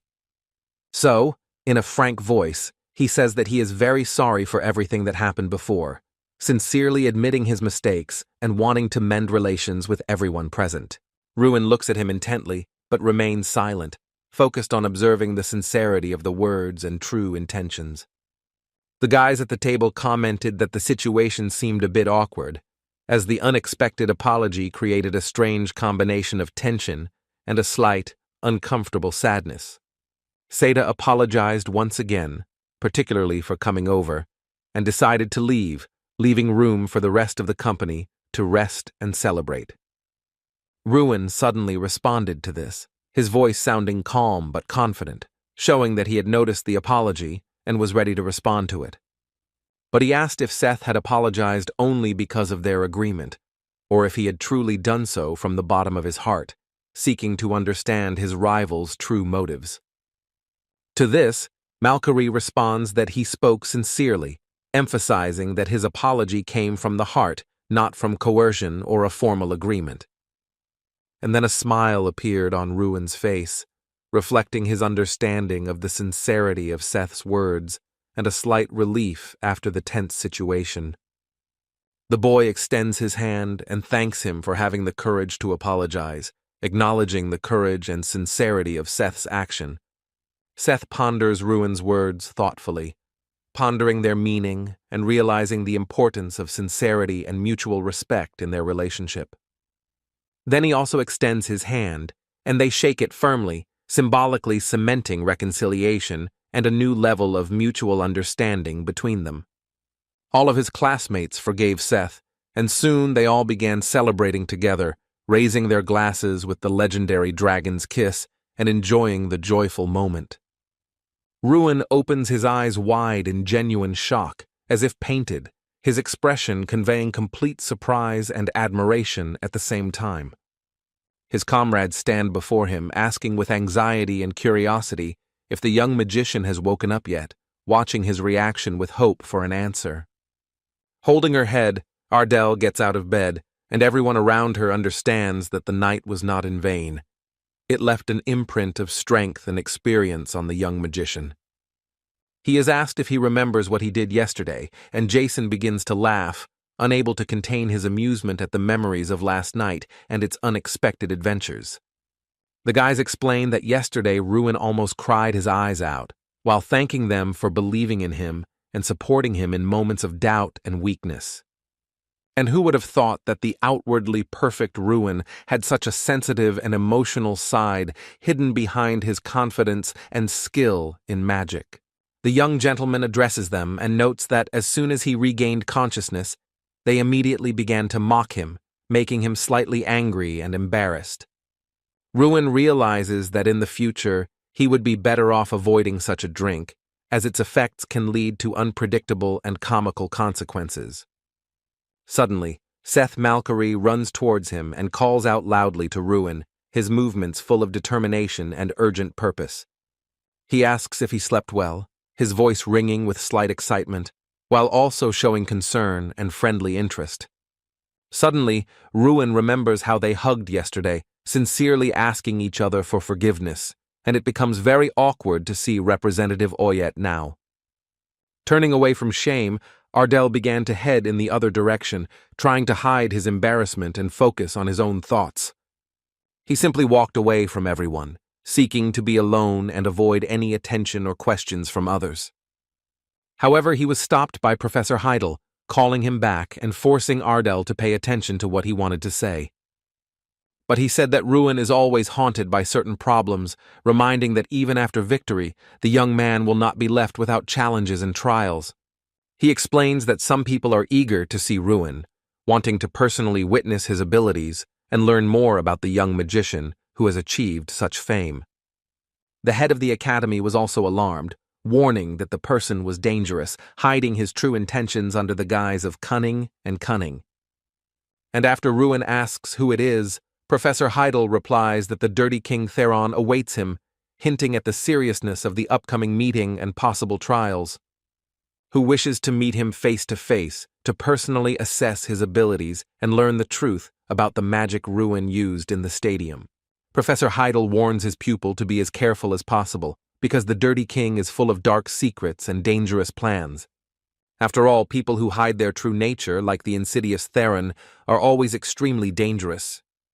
The man, feeling guilty, apologizes for being able to say only these words at the moment, but assures that after the competition, he will inform Ruin of the exact time of the meeting. When he told his classmates this, the hero noticed that they couldn't believe his words, and he himself, despite their surprised faces, even looked a little confused. Ruin confidently says that now they have another good reason to win, so it's time to gather their thoughts and carefully consider strategy. The code name for the operation was Defend If You Can, and the comrades, upon hearing these words, looked at each other in surprise, curiously asking what exactly they meant. The boy calmly, but with palpable determination, explains to his comrades that his task is simple and at the same time dangerous. He must run straight to the gate. Arrow ball is an exciting and dangerous game that uses a live arrow instead of a regular ball, which never stops and constantly circles above the field. 9 participants are divided into teams, attackers, defenders, and a goalkeeper, and the group that manages to send more arrows into the opponent's goal will win. Although the rules of the game seem simple at first glance, success requires a well-thought-out strategy, quick thinking, and attentiveness to your opponent's every move. Explains that protective spells should only be used at times when danger becomes real and normal defenses are no longer able to protect against the threat. Crowd control magic should be used in moments when a large number of enemies threatens safety, and it is necessary to divide or restrain them. To successfully capture an arrow and direct it into the goal, you need to take into account many factors, including flight speed, trajectory, and the position of your opponents. So when the match finally began, the opponents, full of determination and excitement, began to loudly shout about the attack, trying to scare and throw their competitors off their rhythm. Ruin, displaying a mad burst of speed and determination, rushes straight at them, forcing his opponents to tensely prepare for the inevitable blow. The young man, concentrating and filling his hands with magical energy, activated the ice spear spell, directing it at the opponent. After that, he instantly created a wall of fire, raising it in front of him to block the enemy's attack and hold the position, preventing the enemy from advancing. By doing so, he caused confusion in the enemy, causing them to hesitate, not know how to react, and lose any initiative in the offensive. Seth Malkiri, sitting in the stands, enthusiastically cheered for Ruin and the entire Ignite Academy, not holding back his emotions and supporting the team with loud shouts and gestures. His classmates couldn't understand what was happening to the boy, because yesterday he was screaming passionately because of the loss, and today he was acting calm and even joyful. But Seda explained that real men become friends not with words, but after exchanging blows, proving their strength and courage. They were smiling because their representative didn't land a single real blow, limiting himself to only unsuccessful attempts, which looked funny.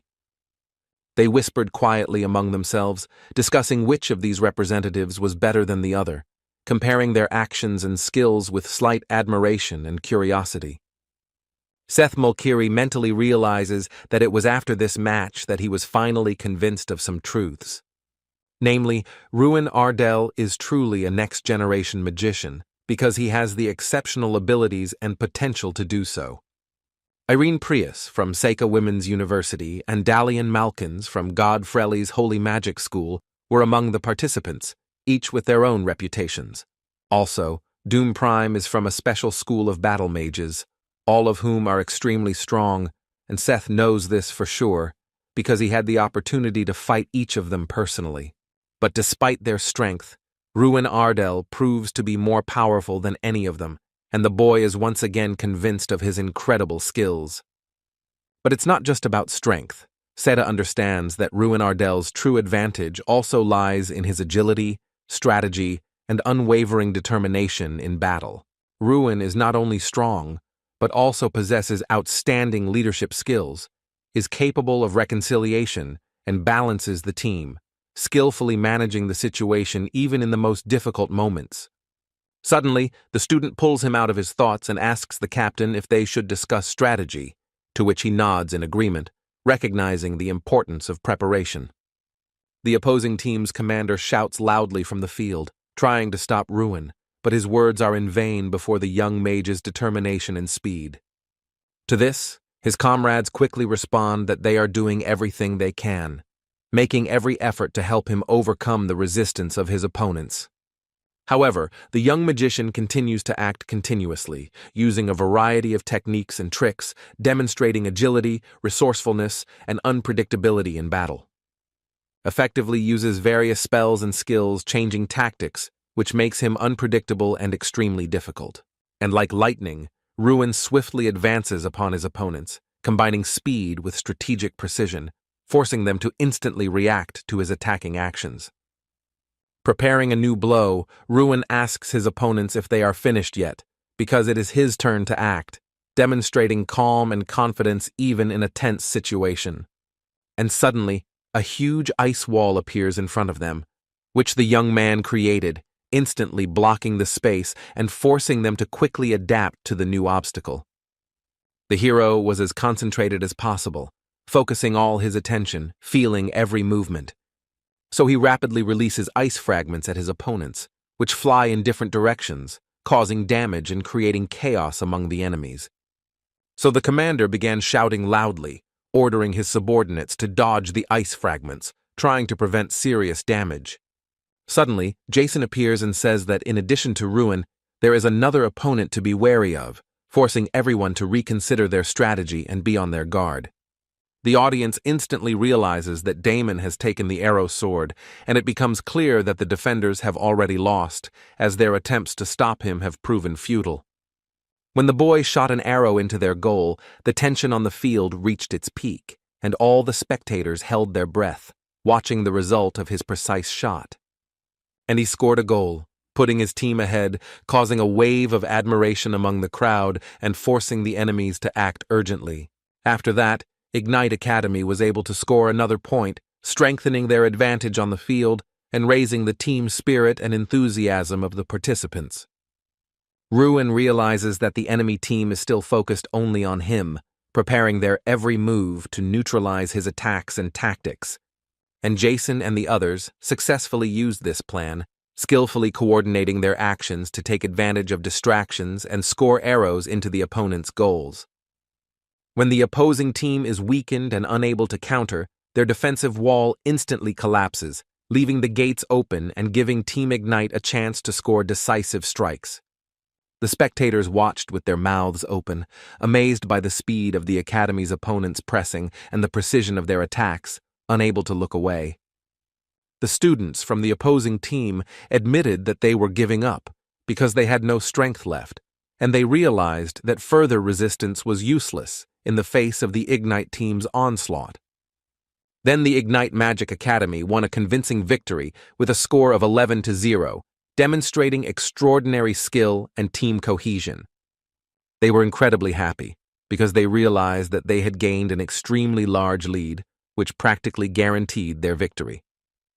The losers realized that Ruin was not joking at all, but was telling the truth about their first place, and his words now seemed prophetic. The Ignite team realizes that with such incredible pace and teamwork, they can really take first place, and this inspires them to act even more decisively. Suddenly, Professor Heidel called Ruin, and he instantly focused, leaving the field, because he understood that it was time to discuss something important. The mentor waited for him apart from the others, calmly observing, so that he could speak with his protege alone and discuss important matters. He says that the meeting time has already been set, and Ruin realizes the importance of this moment, preparing for a conversation that could determine the next steps. The man lightly touches the young magician's shoulder and announces that the meeting will take place at 7 p.m. during dinner. Theron calmly sipped his drink from his glass, observing the events around him, his gaze cold and focused, as if he had already thought everything through in advance. The Dirty King, carefully recording every movement and facial expression, as if preparing for future actions or a decisive moment. But he speaks into the silence, as if to Ruin, telling him not to eat anything before the meeting, his voice calm, but filled with stern determination. The young man confidently, although deep down he was a little worried, walked towards the meeting, feeling his heart beat faster in anticipation of what was about to happen. He stopped when the head of the academy suddenly appeared in front of him and, with a serious look, pointed out exactly where to go. Ruin greeted him politely, and Tyrion Ignir, smiling and gesturing invitingly, suggested they walk together, creating an atmosphere of friendly trust.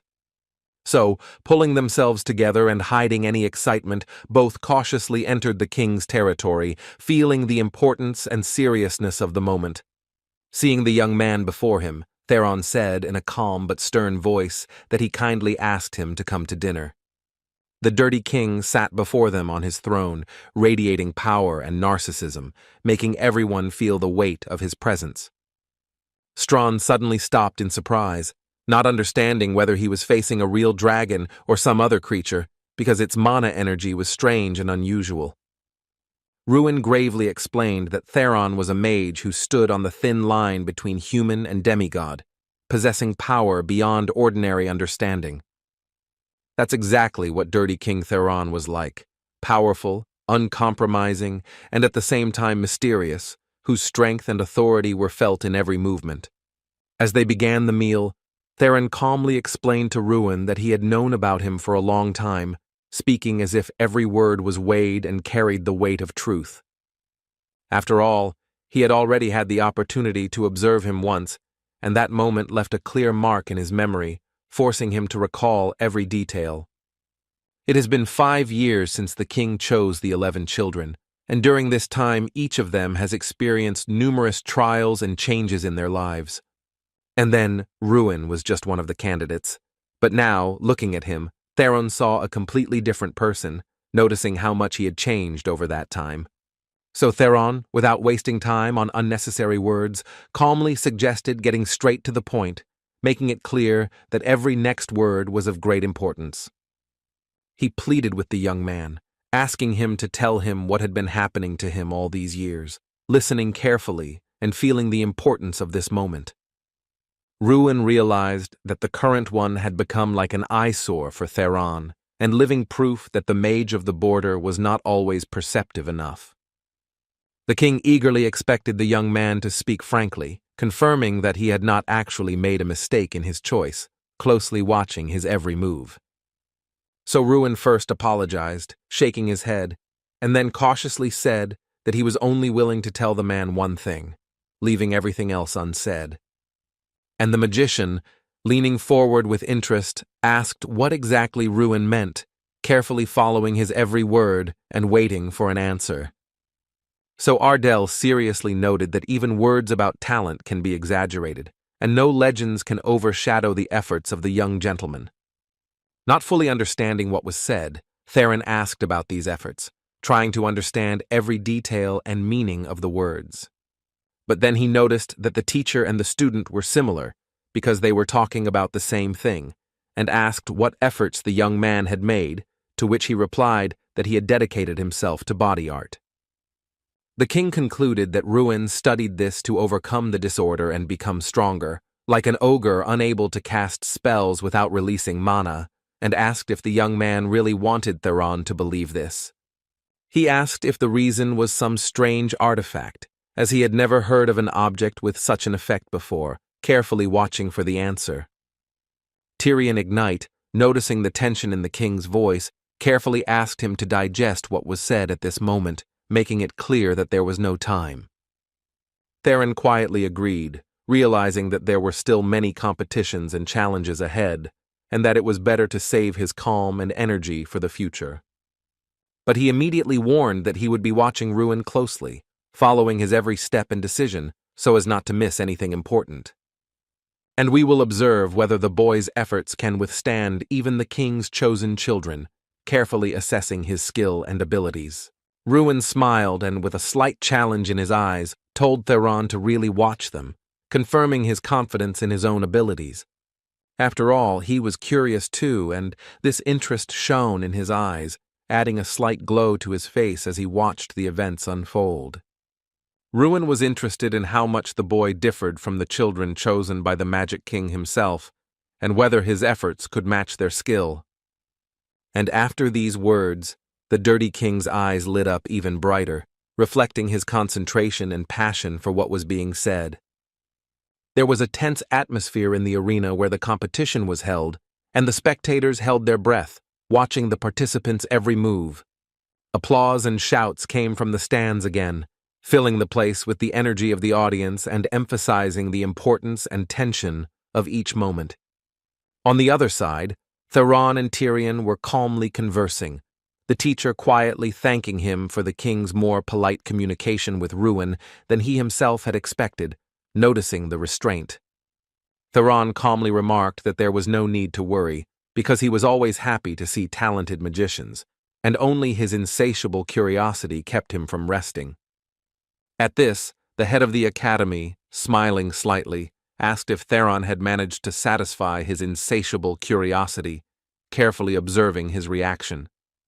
Theron responded negatively, as he was never told what was being hidden, although this issue was somewhat pushed to the background.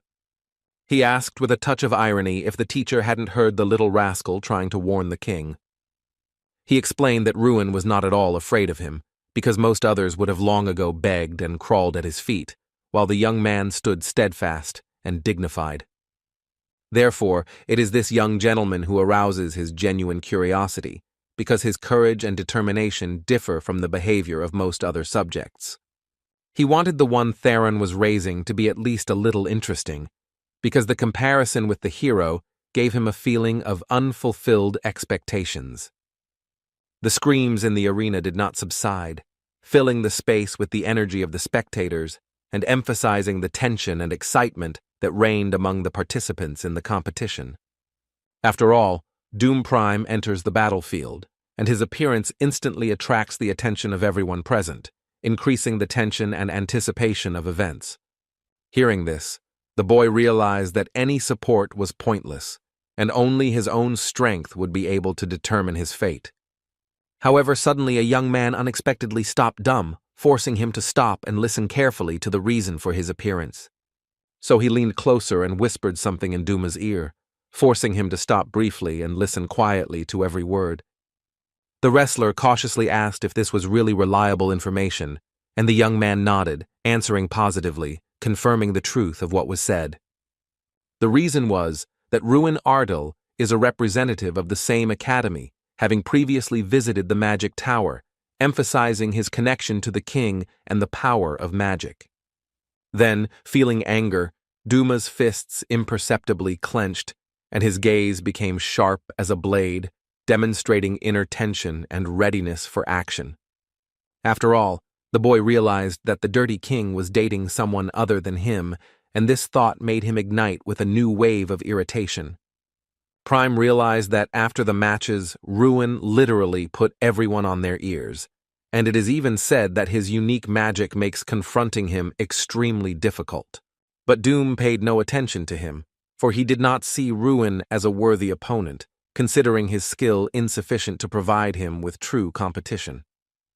The young magician could arouse curiosity only because of his unusual approach to magic, which distinguished him from others and attracted the attention of experienced observers. A picture appeared before Dum's eyes where Theron and Ruin were communicating, and their interaction made him angry and negative. Therefore, as he walked down the corridor, he caused misunderstanding among the students, because his actions and words were unexpected and made those present reconsider. They, observing his behavior, immediately asked what happened, trying to understand the reason for his unpredictable actions and reactions. Doom was embittered, and his thoughts were occupied only with the fact that he considered himself the only one worthy of being recognized as the king of mages, paying no attention to others. After the conversation with the Dirty King is over, the door to the magic tower opens. So Ruin goes out into the corridor, lost in his thoughts, but suddenly sees something in front of him that brings him out of his thoughts. Another student was standing in the hallway, but the boy's face seemed familiar, as if the young wizard had seen him somewhere before. Ruin understood that Doom Prime stood before him and felt both excitement and anxiety as he watched his unwavering stance. He immediately turned to the young man with a question about the content of his conversation with the Dirty King, carefully watching his reaction and every movement. Ruin couldn't understand why Doom had decided to wait for him to ask this question, and at the same time he felt a mixture of anxiety and curiosity. But Prime strictly orders the young magician to simply answer the question without showing any emotion, while at the same time acting as if he is preparing something. At such impudence, Ruin is surprised and indignant, and asks if he is really obligated to carry out the order, watching Prime, who shows no emotion. He gives a cold, negative answer, but at the same time touches the hilt of his sword, filling the air with tension and a hidden threat to Ruin. He takes his weapon in his hands and says that he must hear this. His voice is stern, and his posture radiates menacing determination and control over the situation. Ruin understands that Doom emanates a murderous aura that sends shivers down his spine and feels both fear and intense readiness for any development of events. He warns that they are not in the tournament right now, his voice stern and full of seriousness, reminding the enemy of the danger and possible consequences of each step. Doom says that if it is impossible to find out the necessary information in any other way, he is forced to challenge, and his words sound decisive, full of tension and hidden threat. Their eyes met, and it seemed as if two incredible forces were clashing with each other, filling the air with a foreboding of imminent conflict. Ruin understands that Doom is incredibly strong, as there is no visible weakness in his behavior or gaze, which makes the young man feel anxious. The enemy doesn't even hold back, and Ruin can barely believe his eyes if he's really trying to show off his sword outside the competition area. A moment later, Prime does indeed draw his sword from its sheath, his movements precise and confident, and the air around him is filled with a sense of deadly tension. However, suddenly a command is heard behind them ordering them to stop all this immediately, and its stern voice instantly stops even the slightest movements. Irene Prius headed toward the boys, her steps confident and determined, and her gaze expressing seriousness and readiness to intervene in the situation at any moment. She says that she is extremely curious that the three of them ended up in this place, and with indescribable curiosity asks if there is really some kind of meeting planned here. Ruin replies that nothing is happening, but inside he is already thinking about how to properly introduce himself, trying to remain calm and not show any excitement. Doom Prime, enraged, turned sharply and walked away, leaving behind a sense of tension and anxiety, while Ruin and the rest of the observers were left frozen in surprise. Irene asks if the student always behaves the way he wants, watching her reaction and trying to understand how seriously his behavior should be taken.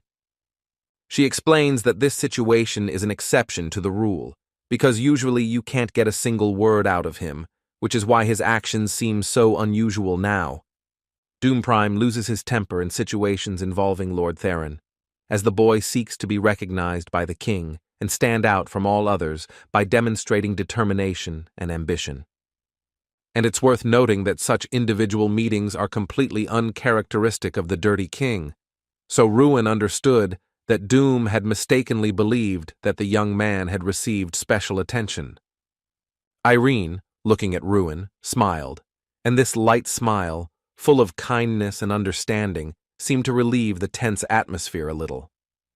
But then she asked if he was really ready to fight, to which she received a negative answer, because the young gentleman did not want to risk disqualification. And most likely, Doom also had no intention of fighting for real, but simply decided to scare his opponent using a threatening pose and a display of strength. So the lady asks if it really worked, carefully watching the young gentleman's reaction and trying to understand how real his fear was. Ruin explains that Doom Prime is like a wall, quite thick and unyielding, impossible to penetrate with a single attack, and which exudes an incredible strength and cold confidence. However, the young man does not believe that he would lose, because he is sure that with a few precise blows, even the strongest wall will sooner or later fall, and he is ready to test his strength. The girl, a little embarrassed, said that Ruin was a rather strange young man, and her words sounded at the same time with slight surprise and hidden curiosity. But she warned him to be careful, because Doom Prime knows no mercy, and even the smallest mistake could have serious consequences. And because of everything that happened today, he definitely won't take his eyes off Ruin, carefully watching his every move and ready to immediately react to any action. From the windows of the Ignite Academy dormitory came the noise that filled the corridors and rooms, combining screams, laughter, and commotion. Jason was disappointed, having expected a completely different outcome, and his gaze reflected a mixture of disappointment, irritation, and hidden dissatisfaction with what had happened. Ruin tried to calm him down, explaining that everyone was working hard, and that the result did not always depend on diligence alone, and sometimes circumstances did not work out in his favor. The comrades also noted that they managed to take fourth place in the team competition without the help of a representative, and recognized it as a real miracle. Ruin was sad that their winning streak was interrupted, but he felt proud because they had shown everyone that they were no longer at the bottom of the list. Henkes runs into the house and, asking about Ardel's plans, emphasizes that an individual duel will begin soon, full of tension and anticipation. And our hero confidently replies that he is determined to win, demonstrating determination and willingness to do everything in his power to achieve the desired result. After all, he must stay at the top and is currently striving to take first place in the individual competition rankings, demonstrating his ambition. Because standing side by side with leaders Irene Prius, Cherky, Dalian Malkin, and Doom Prime, feeling a huge responsibility and incentive to compete. If nothing significant happens, the next game will take on special importance, as the position in the ranking and chances for leadership will depend on its outcome. The battle royal between representatives of 32 schools begins at the top of a man-made island, and whoever takes first place will receive 32 points, while the last one will only get 1.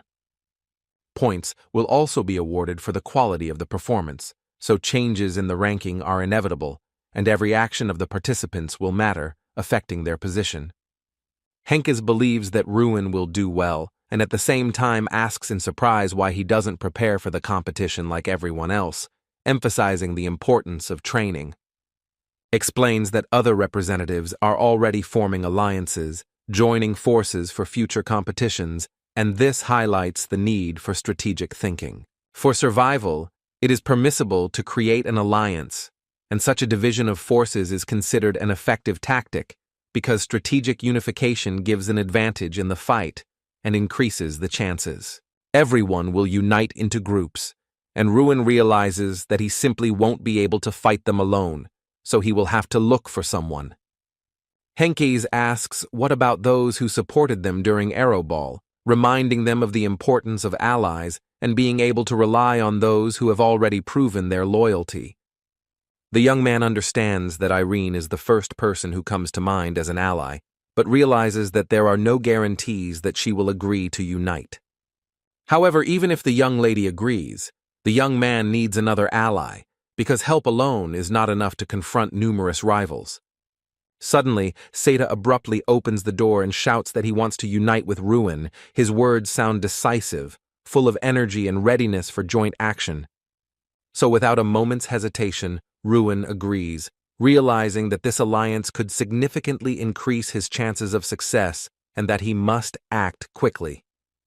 Running out of the house, Seth shouted that his friend should not think of leaving him in the midst of the competition, emphasizing his willingness to act together and support.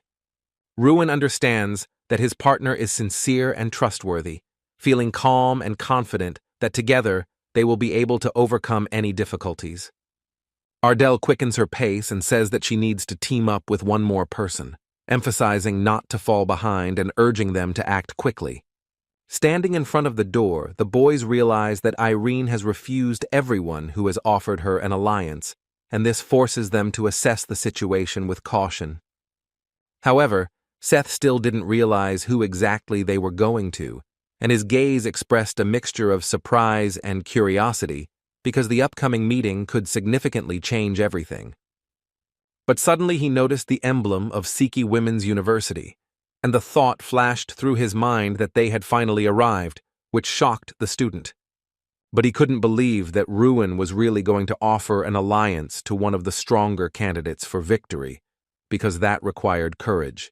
He still couldn't fathom that he could find himself on the same team as Irene Prius, feeling admiration, surprise, and anxiety all at the same time. However, guys cannot be sure that the girl will not refuse the union, and this uncertainty forces him to carefully evaluate every step. Entering the house, Ruin hears the voice of a young woman who suddenly says that she was waiting for him, and these words immediately fill the atmosphere with mystery. Irene looked at the young mage and smiled, her expression combining warmth and light irony, creating a sense of trust and at the same time hidden mystery. She immediately suggested starting the meeting by discussing the plan, showing her seriousness and willingness to act, as if everything had already been thought out in advance. So the team eagerly set about preparing for the competition and reviewing the strategy that Irene had prepared for them in advance. Ruin carefully asks his comrades if it is true that the largest alliance consists of 14 members. And it's true, the group gathered around Dalian Mulker from the Holy Magic School of Frelia, because this student is a genius who is always among the top 5 contenders for victory. Irene Prius also adds that this pet usually uses holy magic and light magic. Her voice sounded confident, as if she knew for sure. Seth Mulkery understands that they won't take him in numbers, but as expected, Mulker's group will get on their nerves the most. However, after analyzing the situation and the competition, Ruin realizes that this is not their only problem, which is why he shares his opinion with his comrades. They looked confused, not knowing what the hero was talking about, and he explained that Doom Prime would also be standing in their way. So all things considered, the team looked a little depressed, because the tournament and the fight will be fierce, and there is no time to relax. Ruin, with a grim face and a confident voice, says that the course of the competition will depend only on how Doom Prime acts. Before the match was to begin, all students, divided into teams, were given a briefing and asked if they had worn protective equipment. The teacher explains that if her strength is used, they will be automatically eliminated from the competition, and even teleported off the island, so this must be taken into account.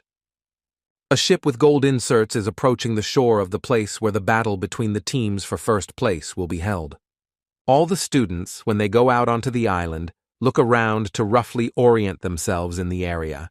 Seth Mulcair, trembling with fear, explains to his comrades that the tournament hasn't even started yet, and he already feels like he's on pins and needles. But he asks Ruin if they really need to survive for 72 hours, to which the Academy representative replies in the affirmative. All the students watched each other closely, trying to guess the thoughts and intentions of their rivals, as each sought to prove his own strength and superiority. Ruin noted that, as expected, Doom Prime would try to act alone, and Irene replied that he was right, although no one looked down on him. They headed to the boat, as each team needed to get to the remote island as quickly as possible, where the long-awaited competition was to begin. So they slowly swam towards the magical barrier that shone in the sun's rays, dividing the sea and hiding the secret of the island. We realized that we were inside a safe zone that protected us from external threats, but its boundaries would steadily narrow with every passing minute. You need to act faster than others in order to get ahead of your opponents and take the most advantageous position while the zone is still safe. So everyone rushed to run deep into the dense forest, hoping to find shelter and a favorable position there before the other participants in the competition. Seth Malkiri, wincing in pain, held his hands to his churning stomach, barely suppressing a groan as each step became more and more difficult for her. He turned to Ruin with a request, asking discontentedly if it was really not possible to buy at least a little food for reinforcement at the entrance.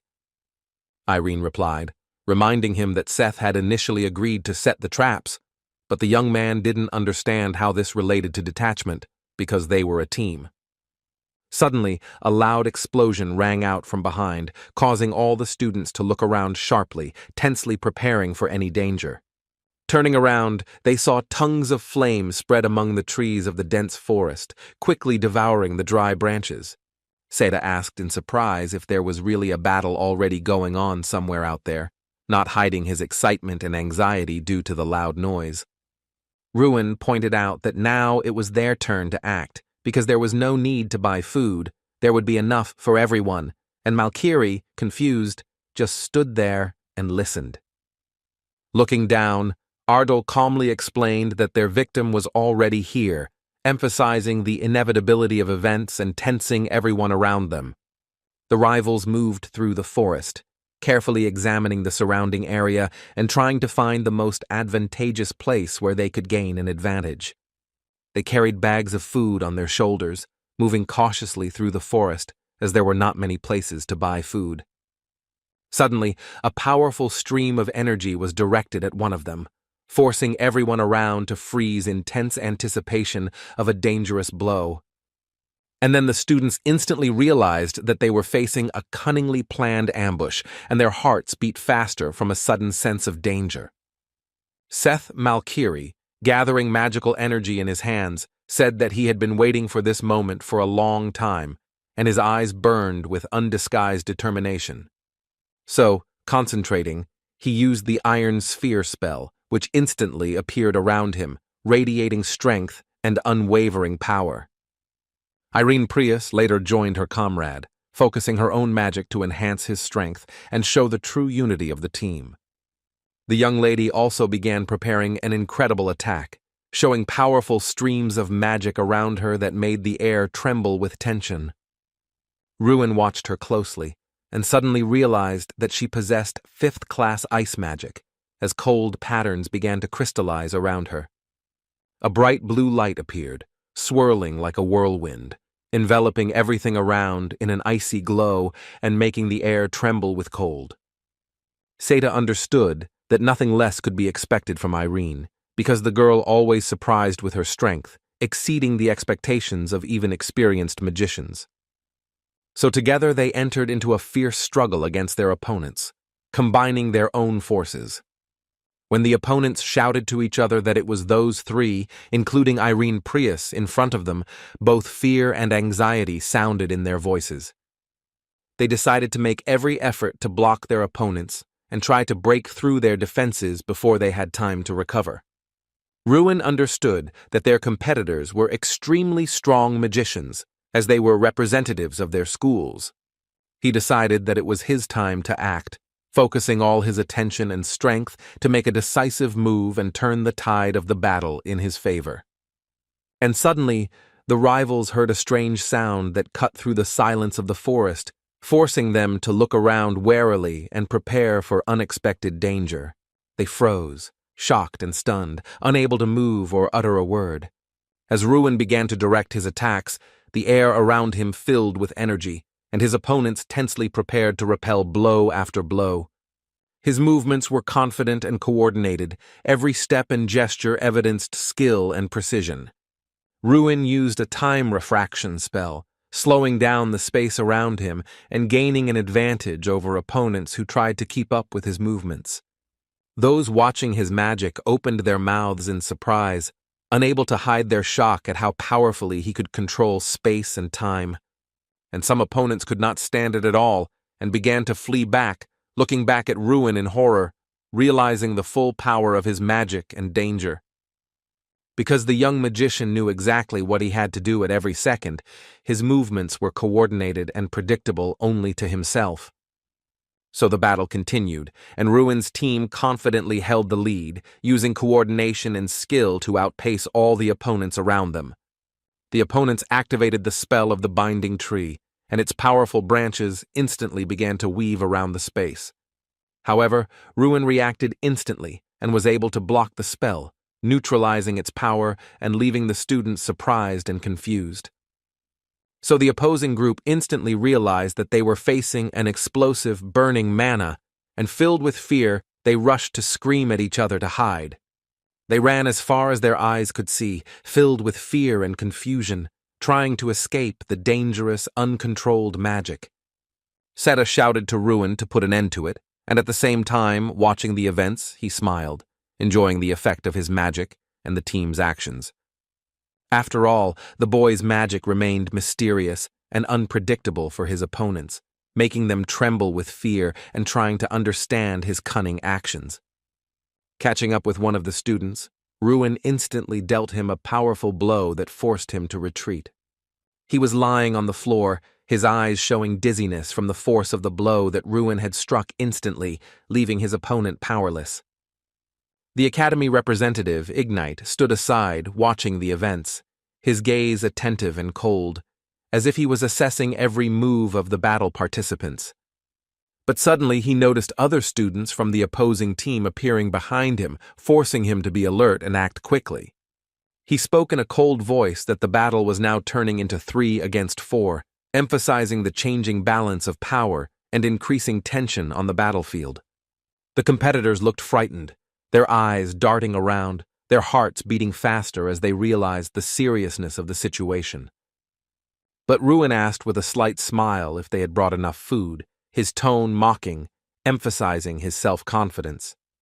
After a victorious battle, the team carefully examined the food packages of the defeated opponents, discussing what everyone got and who was the strongest.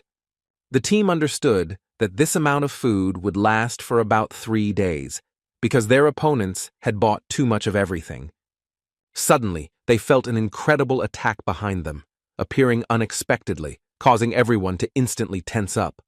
Seth asks if it's a coincidence that Dalian's group didn't go there, but whoever the attackers are, they're showing considerable courage, going up against over 10 people at once. Irene explains that it is Doom Prime, emphasizing that mages with such incredible levels of mana are very rare, and they are easy to recognize. Seth realizes that in the year since they last saw each other, the boy has become much stronger, and this gives him goosebumps, feeling his true strength.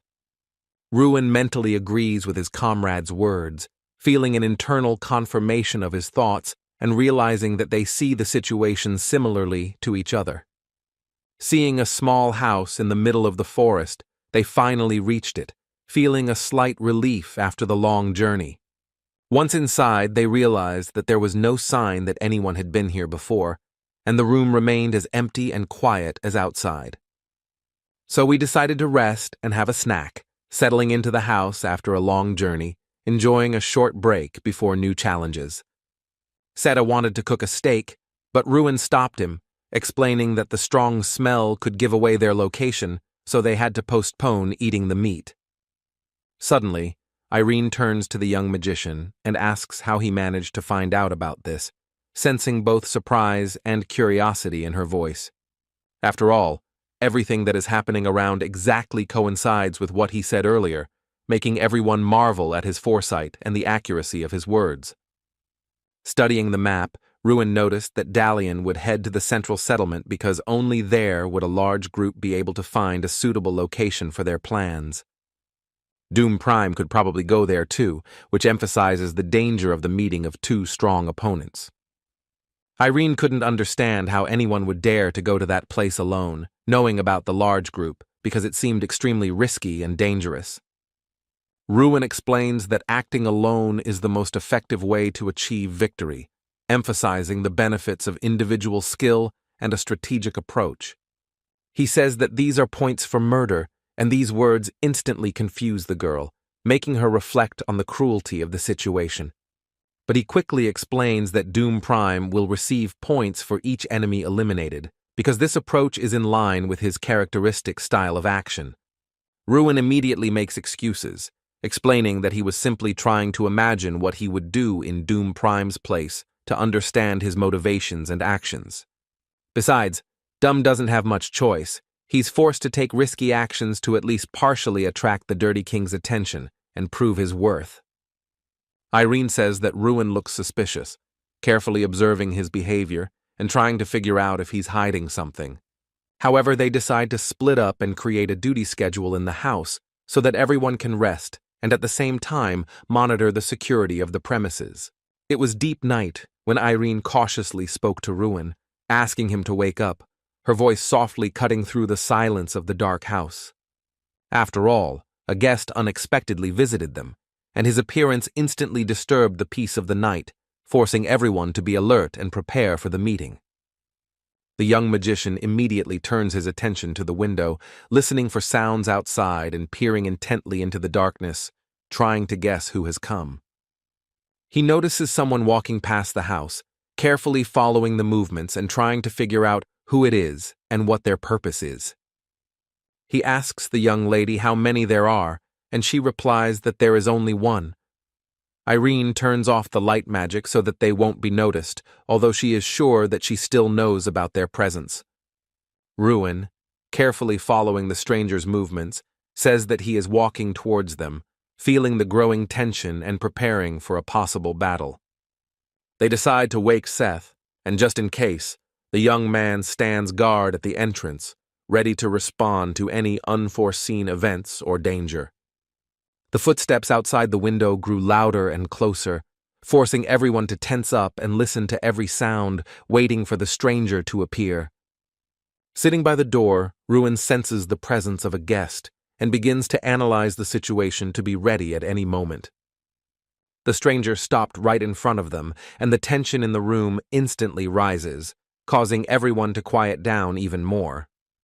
Ruin wonders who this one person might be, trying to predict their intentions and assess how dangerous they are to them. The door suddenly opens and the warrior cautiously enters the dark house, his posture betraying strength and confidence, his presence immediately felt by everyone in the room. Suddenly, Ruin abruptly grabs his hood, forcing the boy to stop, and the tension in the room instantly increases, intensifying the atmosphere of the unexpected meeting.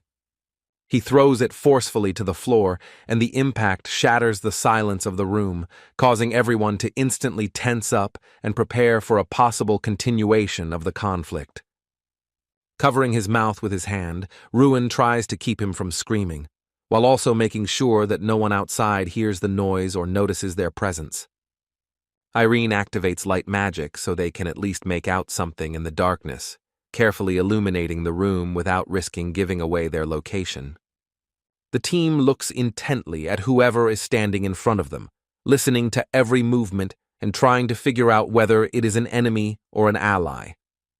Irene instantly realizes that a representative of the Column Academy named Callus stands before them, and her gaze becomes watchful, assessing his intentions and strength.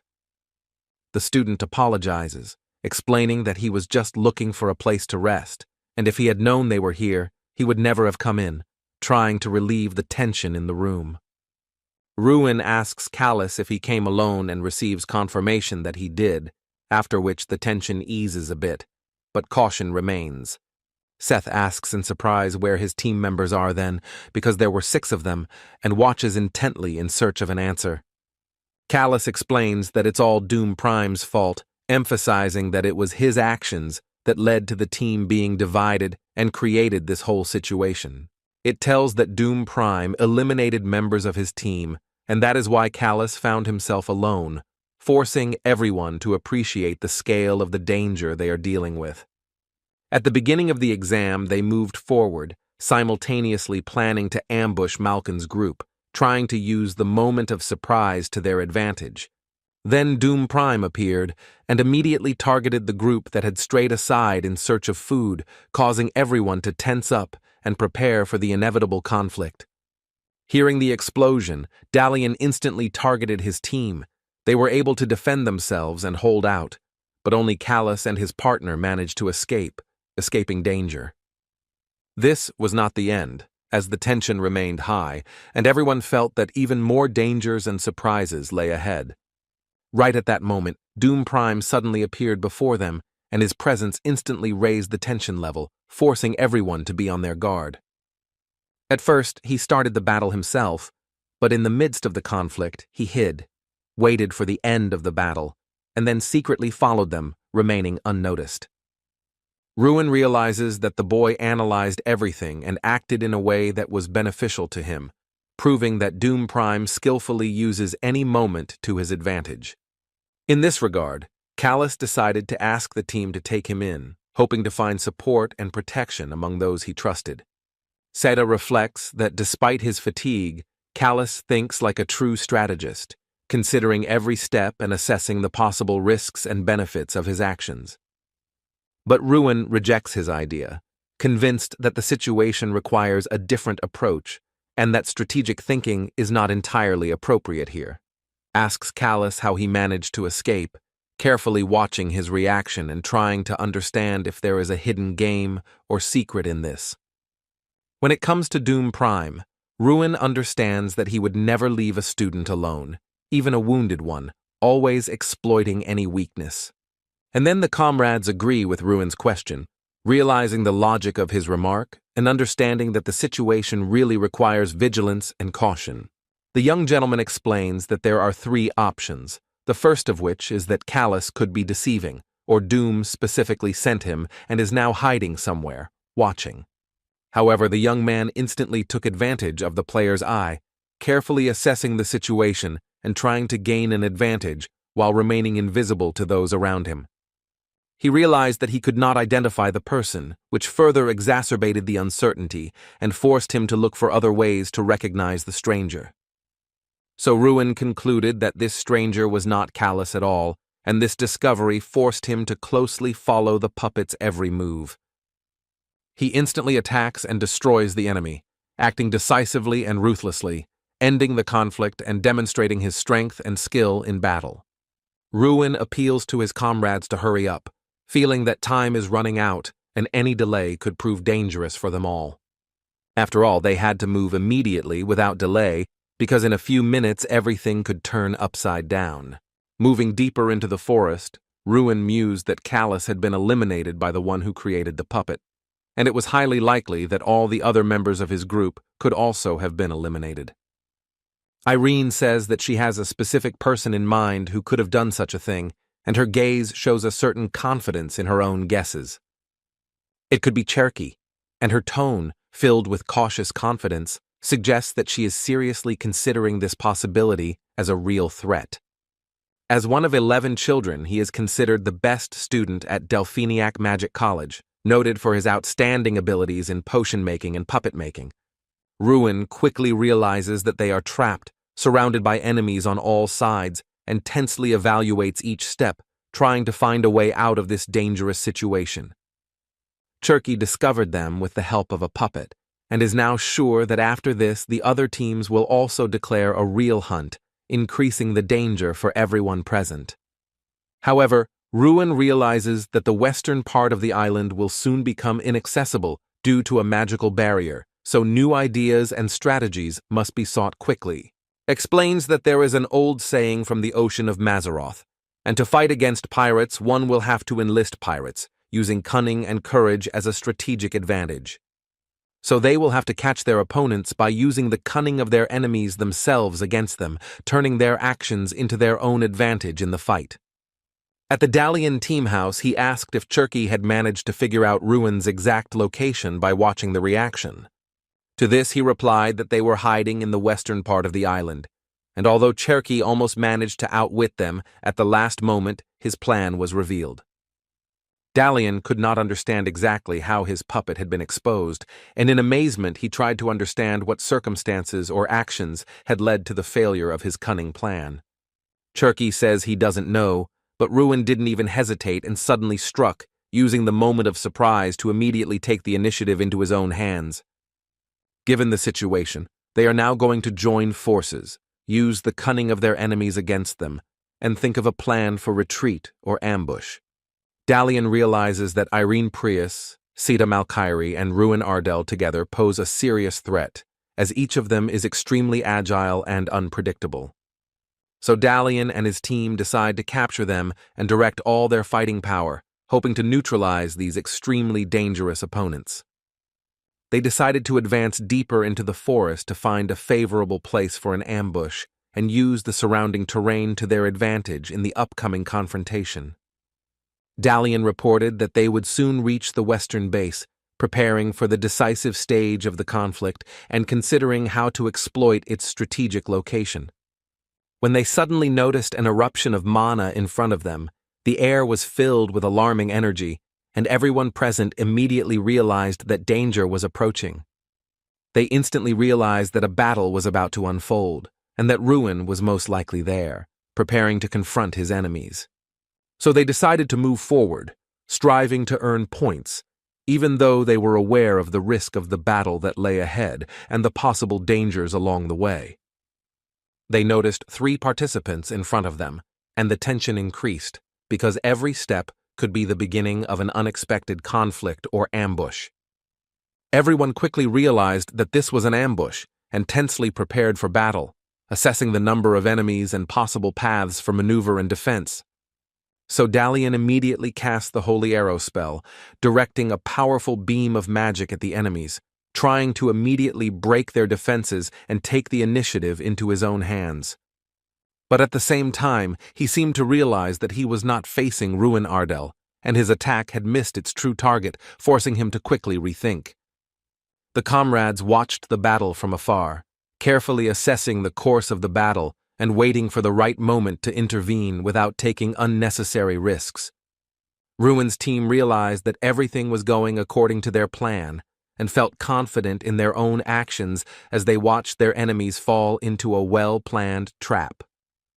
After all, everyone had come running when they heard their fireworks, but they hadn't even shown up there themselves, which made them realize that the plan had worked. Irene asks what they should do now, and Ruin replies that they need to go where the action is taking place and collect all the points for the kills. So Ardell's team suddenly appeared before their opponents, forcing them to instantly assess the new threat and revise their own strategies in response to the unexpected turn of events. The enemies saw and were speechless, feeling shock and unexpected fear at such a sudden appearance of strong opponents. Dalian Malkin remained alert, watching closely and preparing for any unexpected move that could change the course of events. His team reported that Ruin Ardell had appeared, and this provoked Dalian to be even more vigilant, as his presence significantly complicated the situation. Irene noticed that Dalian's team had been significantly reduced, confirming the truth of Doom Prime's story. They also noticed several more students in front of them, which forced them to quickly consider further actions and possible risks in this unpredictable situation. Seda notes that most likely, their temporary alliance with the students, which could fall apart at any moment, and therefore their actions need to be planned with caution. They could have joined forces with the other students, but even so, Dalian continued to advance, showing determination and pressure. So someone directed an attack on one of the participants, trying to break through the defenses and create chaos among the enemies.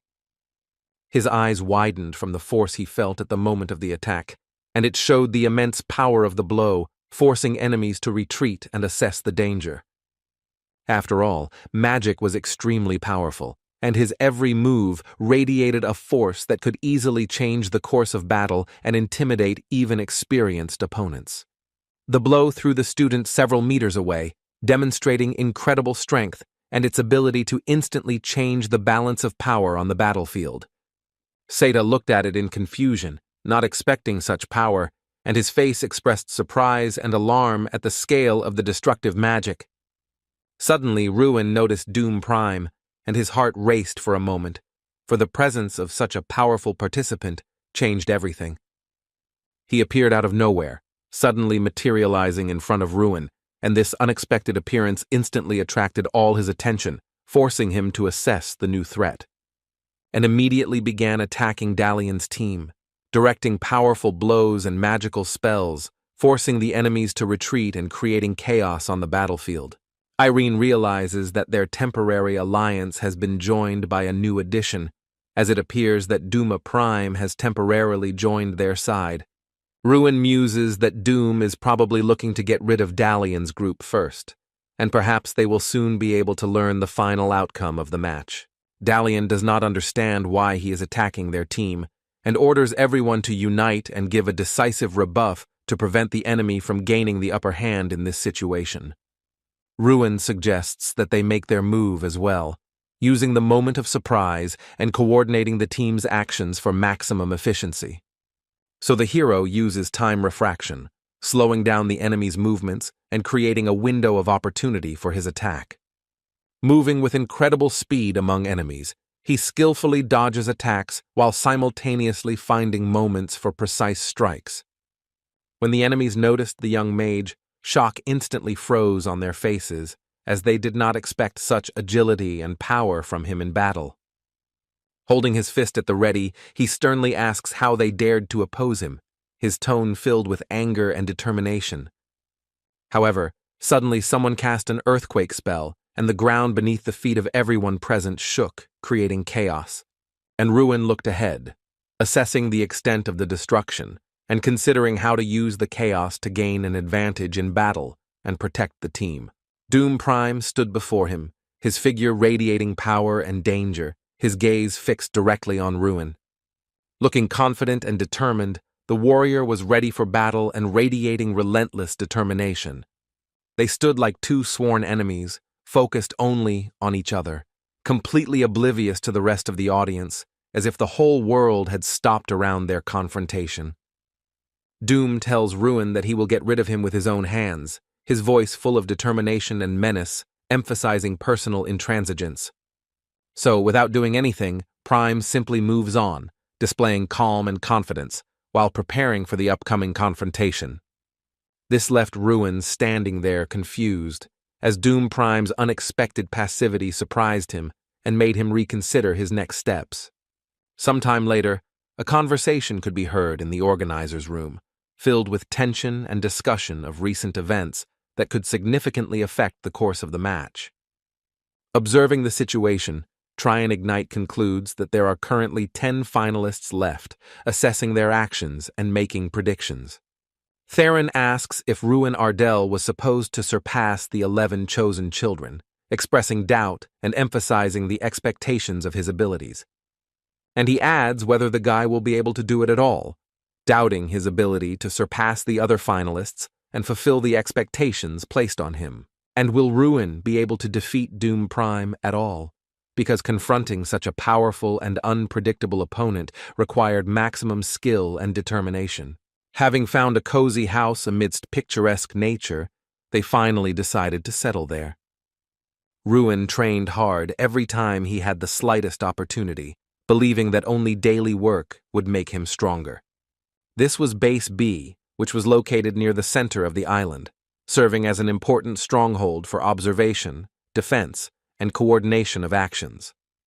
As a result of the last battle, only Dalian and Zherki remained from the largest and most powerful alliance, which once gathered many allies.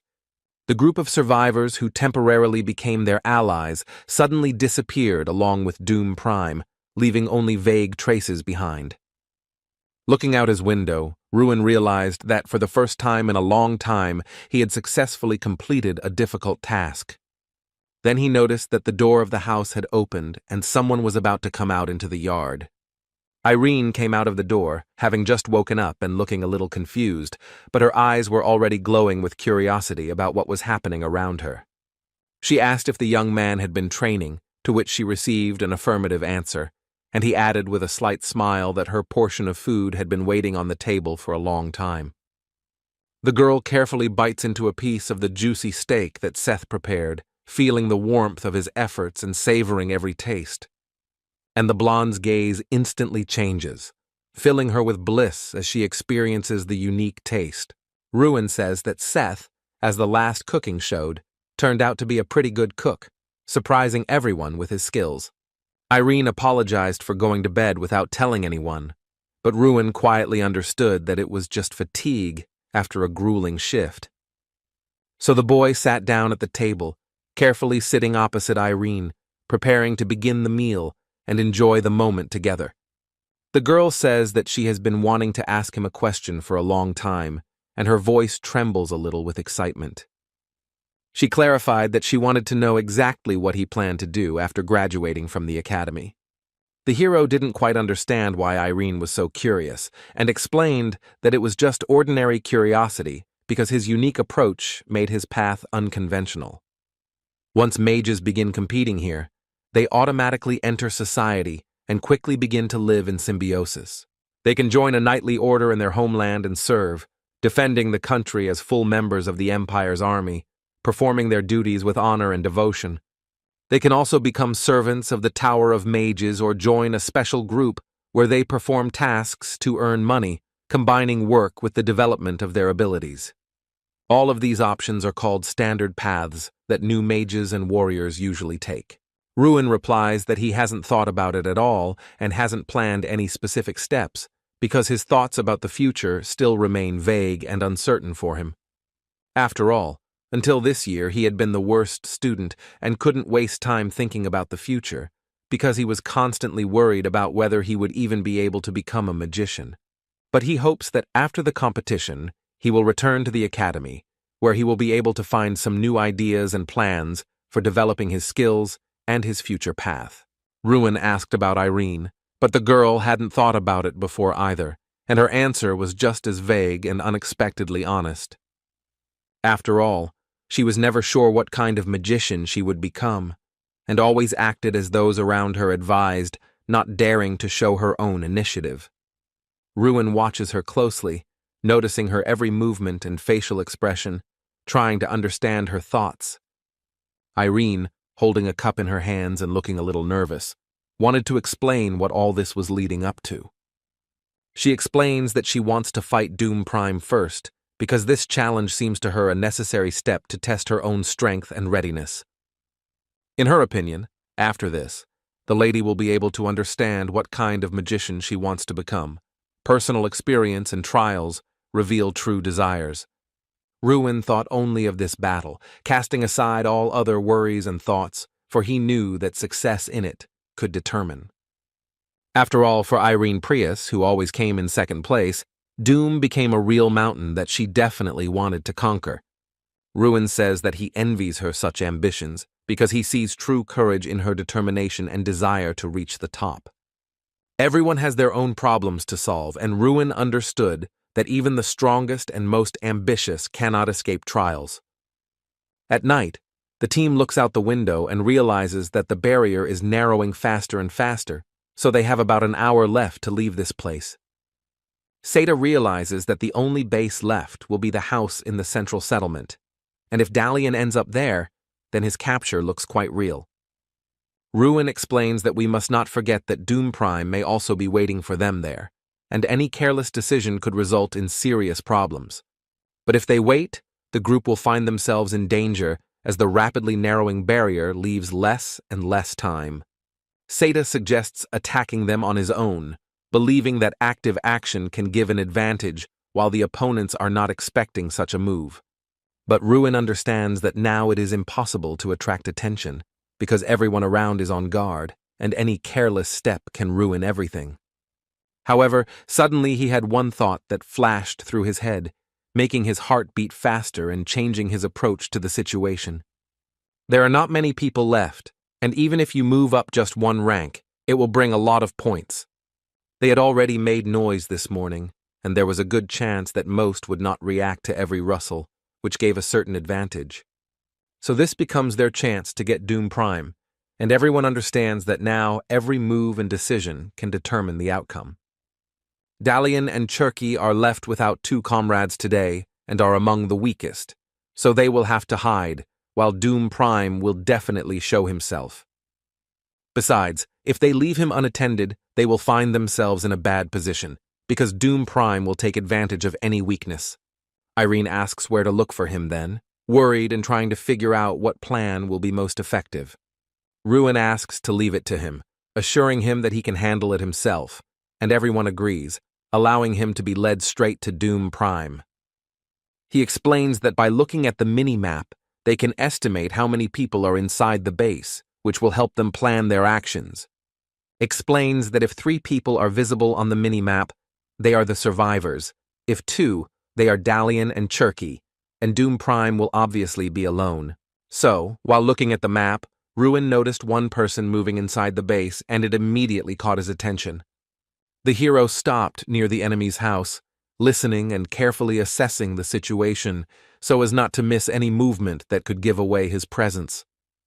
He moved close to the door, listening carefully and assessing every sound. Ta shouted loudly for Doom Prime to come out, trying to get his attention and force the enemy to reveal himself, preparing for the inevitable confrontation. Suddenly, a loud bang rips open the door, and the wood cracks loudly, causing the boy and everyone present to freeze in surprise. An enemy suddenly appears before Ruin, his figure looming in the shadow of the door, his gaze radiating danger. Doom Prime looked both confused and angry, his eyes flashing with anger, and his facial expressions betraying an unexpected mixture of surprise and determination to act. Ruin warns that they must go somewhere, sensing danger and realizing that if they stay here any longer, everything could go wrong. Seda watches his surroundings carefully, listening to every rustle and assessing the situation to notice any danger or unexpected enemy movements. They see Doom and Ruin appear before them, and at first they thought that he had captured the hero, but the boy quickly explains that he brought him here himself. The comrades don't understand at first, because they thought Ruin was just going to set up an ambush, but the young man explains that nothing like this was planned and everything was thought out. So he turns to Doom Prime, trying to get his attention and establish control of the situation in order to start a conversation. The young man explains that his opponent will not be himself, but Irene Prius, emphasizing that it is her skills and strength that will determine the outcome of the upcoming fight. Seth couldn't understand what was happening at all. His thoughts were confused, and his eyes were trying to catch any details. Doom Prime exhaled deeply, as if releasing the tension that had built up inside, his gaze remaining watchful. But he said that he did not perceive the girl as a rival at all, emphasizing her inexperience and the fact that her powers did not pose any real threat to him. Doom explains that if she is rejected now, the Dirty King will be disappointed, so the young lady should hold out longer to increase her rank. However, Irene says that this is not her goal in this competition, emphasizing that she is striving for a completely different result and is setting her own goals. She announces that her main goal is to defeat Doom Prime, because this challenge is the most important and defining within her competition. Ruin recalls what they said about the girl, and Irene is constantly worried about her endless losses, which seem to haunt her every day. The young lady herself explained to her friend that this was part of her individual task, which was kept secret. And if this battle is won, then Irene will understand and be able to decide what kind of magician she wants to become. Ruin observes Irene's actions in battle, watching how the young lady behaves and what magic she uses against her enemy. The girl was completely focused on her movements, feeling every step and every gesture, trying to perform them as accurately and confidently as possible. She used the butterfly spell, directing its powerful cold currents at the opponent, controlling every gust of wind. Doom was also confident in himself, feeling an inner strength and determination that helped him take everything calmly. Irene watched her opponent carefully, analyzing his every move and trick, trying to predict his actions. Their strengths were radically different, making the fight unpredictable, as each move of one could suddenly outpace the attack of the other. But both had the same power to oppose each other, which made their duel equal and dangerous. The Dirty King's chosen one was, as the last blow showed, much stronger than the young lady. Doom Prime's eyes burned with fire, reflecting his determination and unbreakable will, his willingness to fight to the last drop of strength. Irene did not give up even in the most difficult moments of the battle, maintaining a cool head, determination, and faith in her own strength, not allowing fear to prevail. Seta asks Ruin if it's okay for them to just stand and watch the fight without intervening, feeling slightly anxious and unsure. However, the hero did not answer, silently watching the events unfold, focused on his own thoughts and decisions, showing no reaction to the question. Doom aimed his attack at his opponent, concentrating all his strength and skill into a precise and dangerous strike, ready to test her reaction and power. It was like a lava flow that rushed forward uncontrollably, burning everything in its path and carrying with it incredible power. Irene realized she wouldn't be able to dodge, feeling the force of the attack coming at her with speed, making her heart pound with tension. So suddenly, Ruin unexpectedly appeared in front of her body, becoming a barrier between her and the attack, his posture radiating determination and strength. The guy explains that he promised to watch their battle, but he wouldn't agree to anything like that if Doom knocked the girl down. And for the sake of victory, he could not risk losing such a valuable comrade, because friendship and trust were more important to him. So the hero asks Doom Prime for permission to engage in battle, hesitating cautiously and showing respect for his decision and authority. He asked whether the young man would act alone or with a small fish, trying to understand his plans and possibilities. Seta did not hold back his emotions and spoke obscenely at his opponent, expressing anger and irritation. Ruin explains that he will act alone because he thought it was uncool to go 2 against 1, demonstrating confidence and a desire to test his strength fairly. The hero realizes that he has learned how to fight against the enemy with a sword, thanks to the advice and lessons from Sir Halter. The most important thing for a knight is his legs, because they not only give strength to the sword, but also allow him to sense and predict the enemy's movements. So Ruin needs to carefully follow Doom's footsteps, tracking his every step and movement to anticipate attacks. Their battle began, and the air was filled with tension, adrenaline, and anticipation. Every move could change the course of the battle at any moment. Ruin closely follows the limbs of his enemy, tracking every movement and gesture to find the slightest possible weakness in battle. And he understands that right now he needs to act, gathering all his strength and concentration. He dodges the blow by moving quickly and deftly, sensing his opponent's every move and trying to maintain his balance and advantage. Realizing that everything was going well, the magician felt confident in his actions, every move bringing him control over the battle. However, suddenly his eyes widen in surprise and alarm when he notices the enemy's unexpected movement. Doom attacks the hero, directing all the force and precision of his blow, trying to hit the opponent and test his reaction. Ruin, holding his wounded arm, hears Prime explain that he is not a knight, but a mage, displaying a combination of pain, determination, and his true power. People believe that magical swordsmen can do little because they are not quite mages and not quite knights, underestimating their unique skills and power. But this is just an opinion, because they have never met a true magical swordsman and have not seen what the combination of magic and sword skill is capable of. So again, the enemy attacks the young man, moving quickly and ruthlessly, forcing him to tense up and prepare for an instant response. His movements are extremely fast, and his sword is almost impossible to follow, each blow flying unpredictably and dangerously. Doom speaks, prompting Ruin to try to respond to it, testing his reactions and combat skills. The hero realizes that he has never faced such an opponent before, feeling a wave of surprise and fear at the incredible speed. After all previous times during the battle with the mages, the young man attacked at their moment of slightest weakness, accurately sensing the opportunity and taking advantage of it. But Doom Prime makes up for this shortcoming with his sword, using skill and strength to compensate for any points of weakness. Ruin notices a cut on his leg, feeling pain and realizing that each injury could affect his movements and chances in battle. Doom explains that it's called the Radiance Trail, revealing the meaning of the term and demonstrating the power and technique behind the technique. And this wound will hurt with every movement, so much so that over time, Ruin will not even be able to move a finger, feeling a constant burning pain.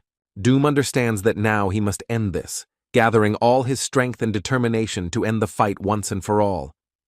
His body is enveloped in a stream of pink mana, pulsing with energy, enhancing his strength and granting him incredible power.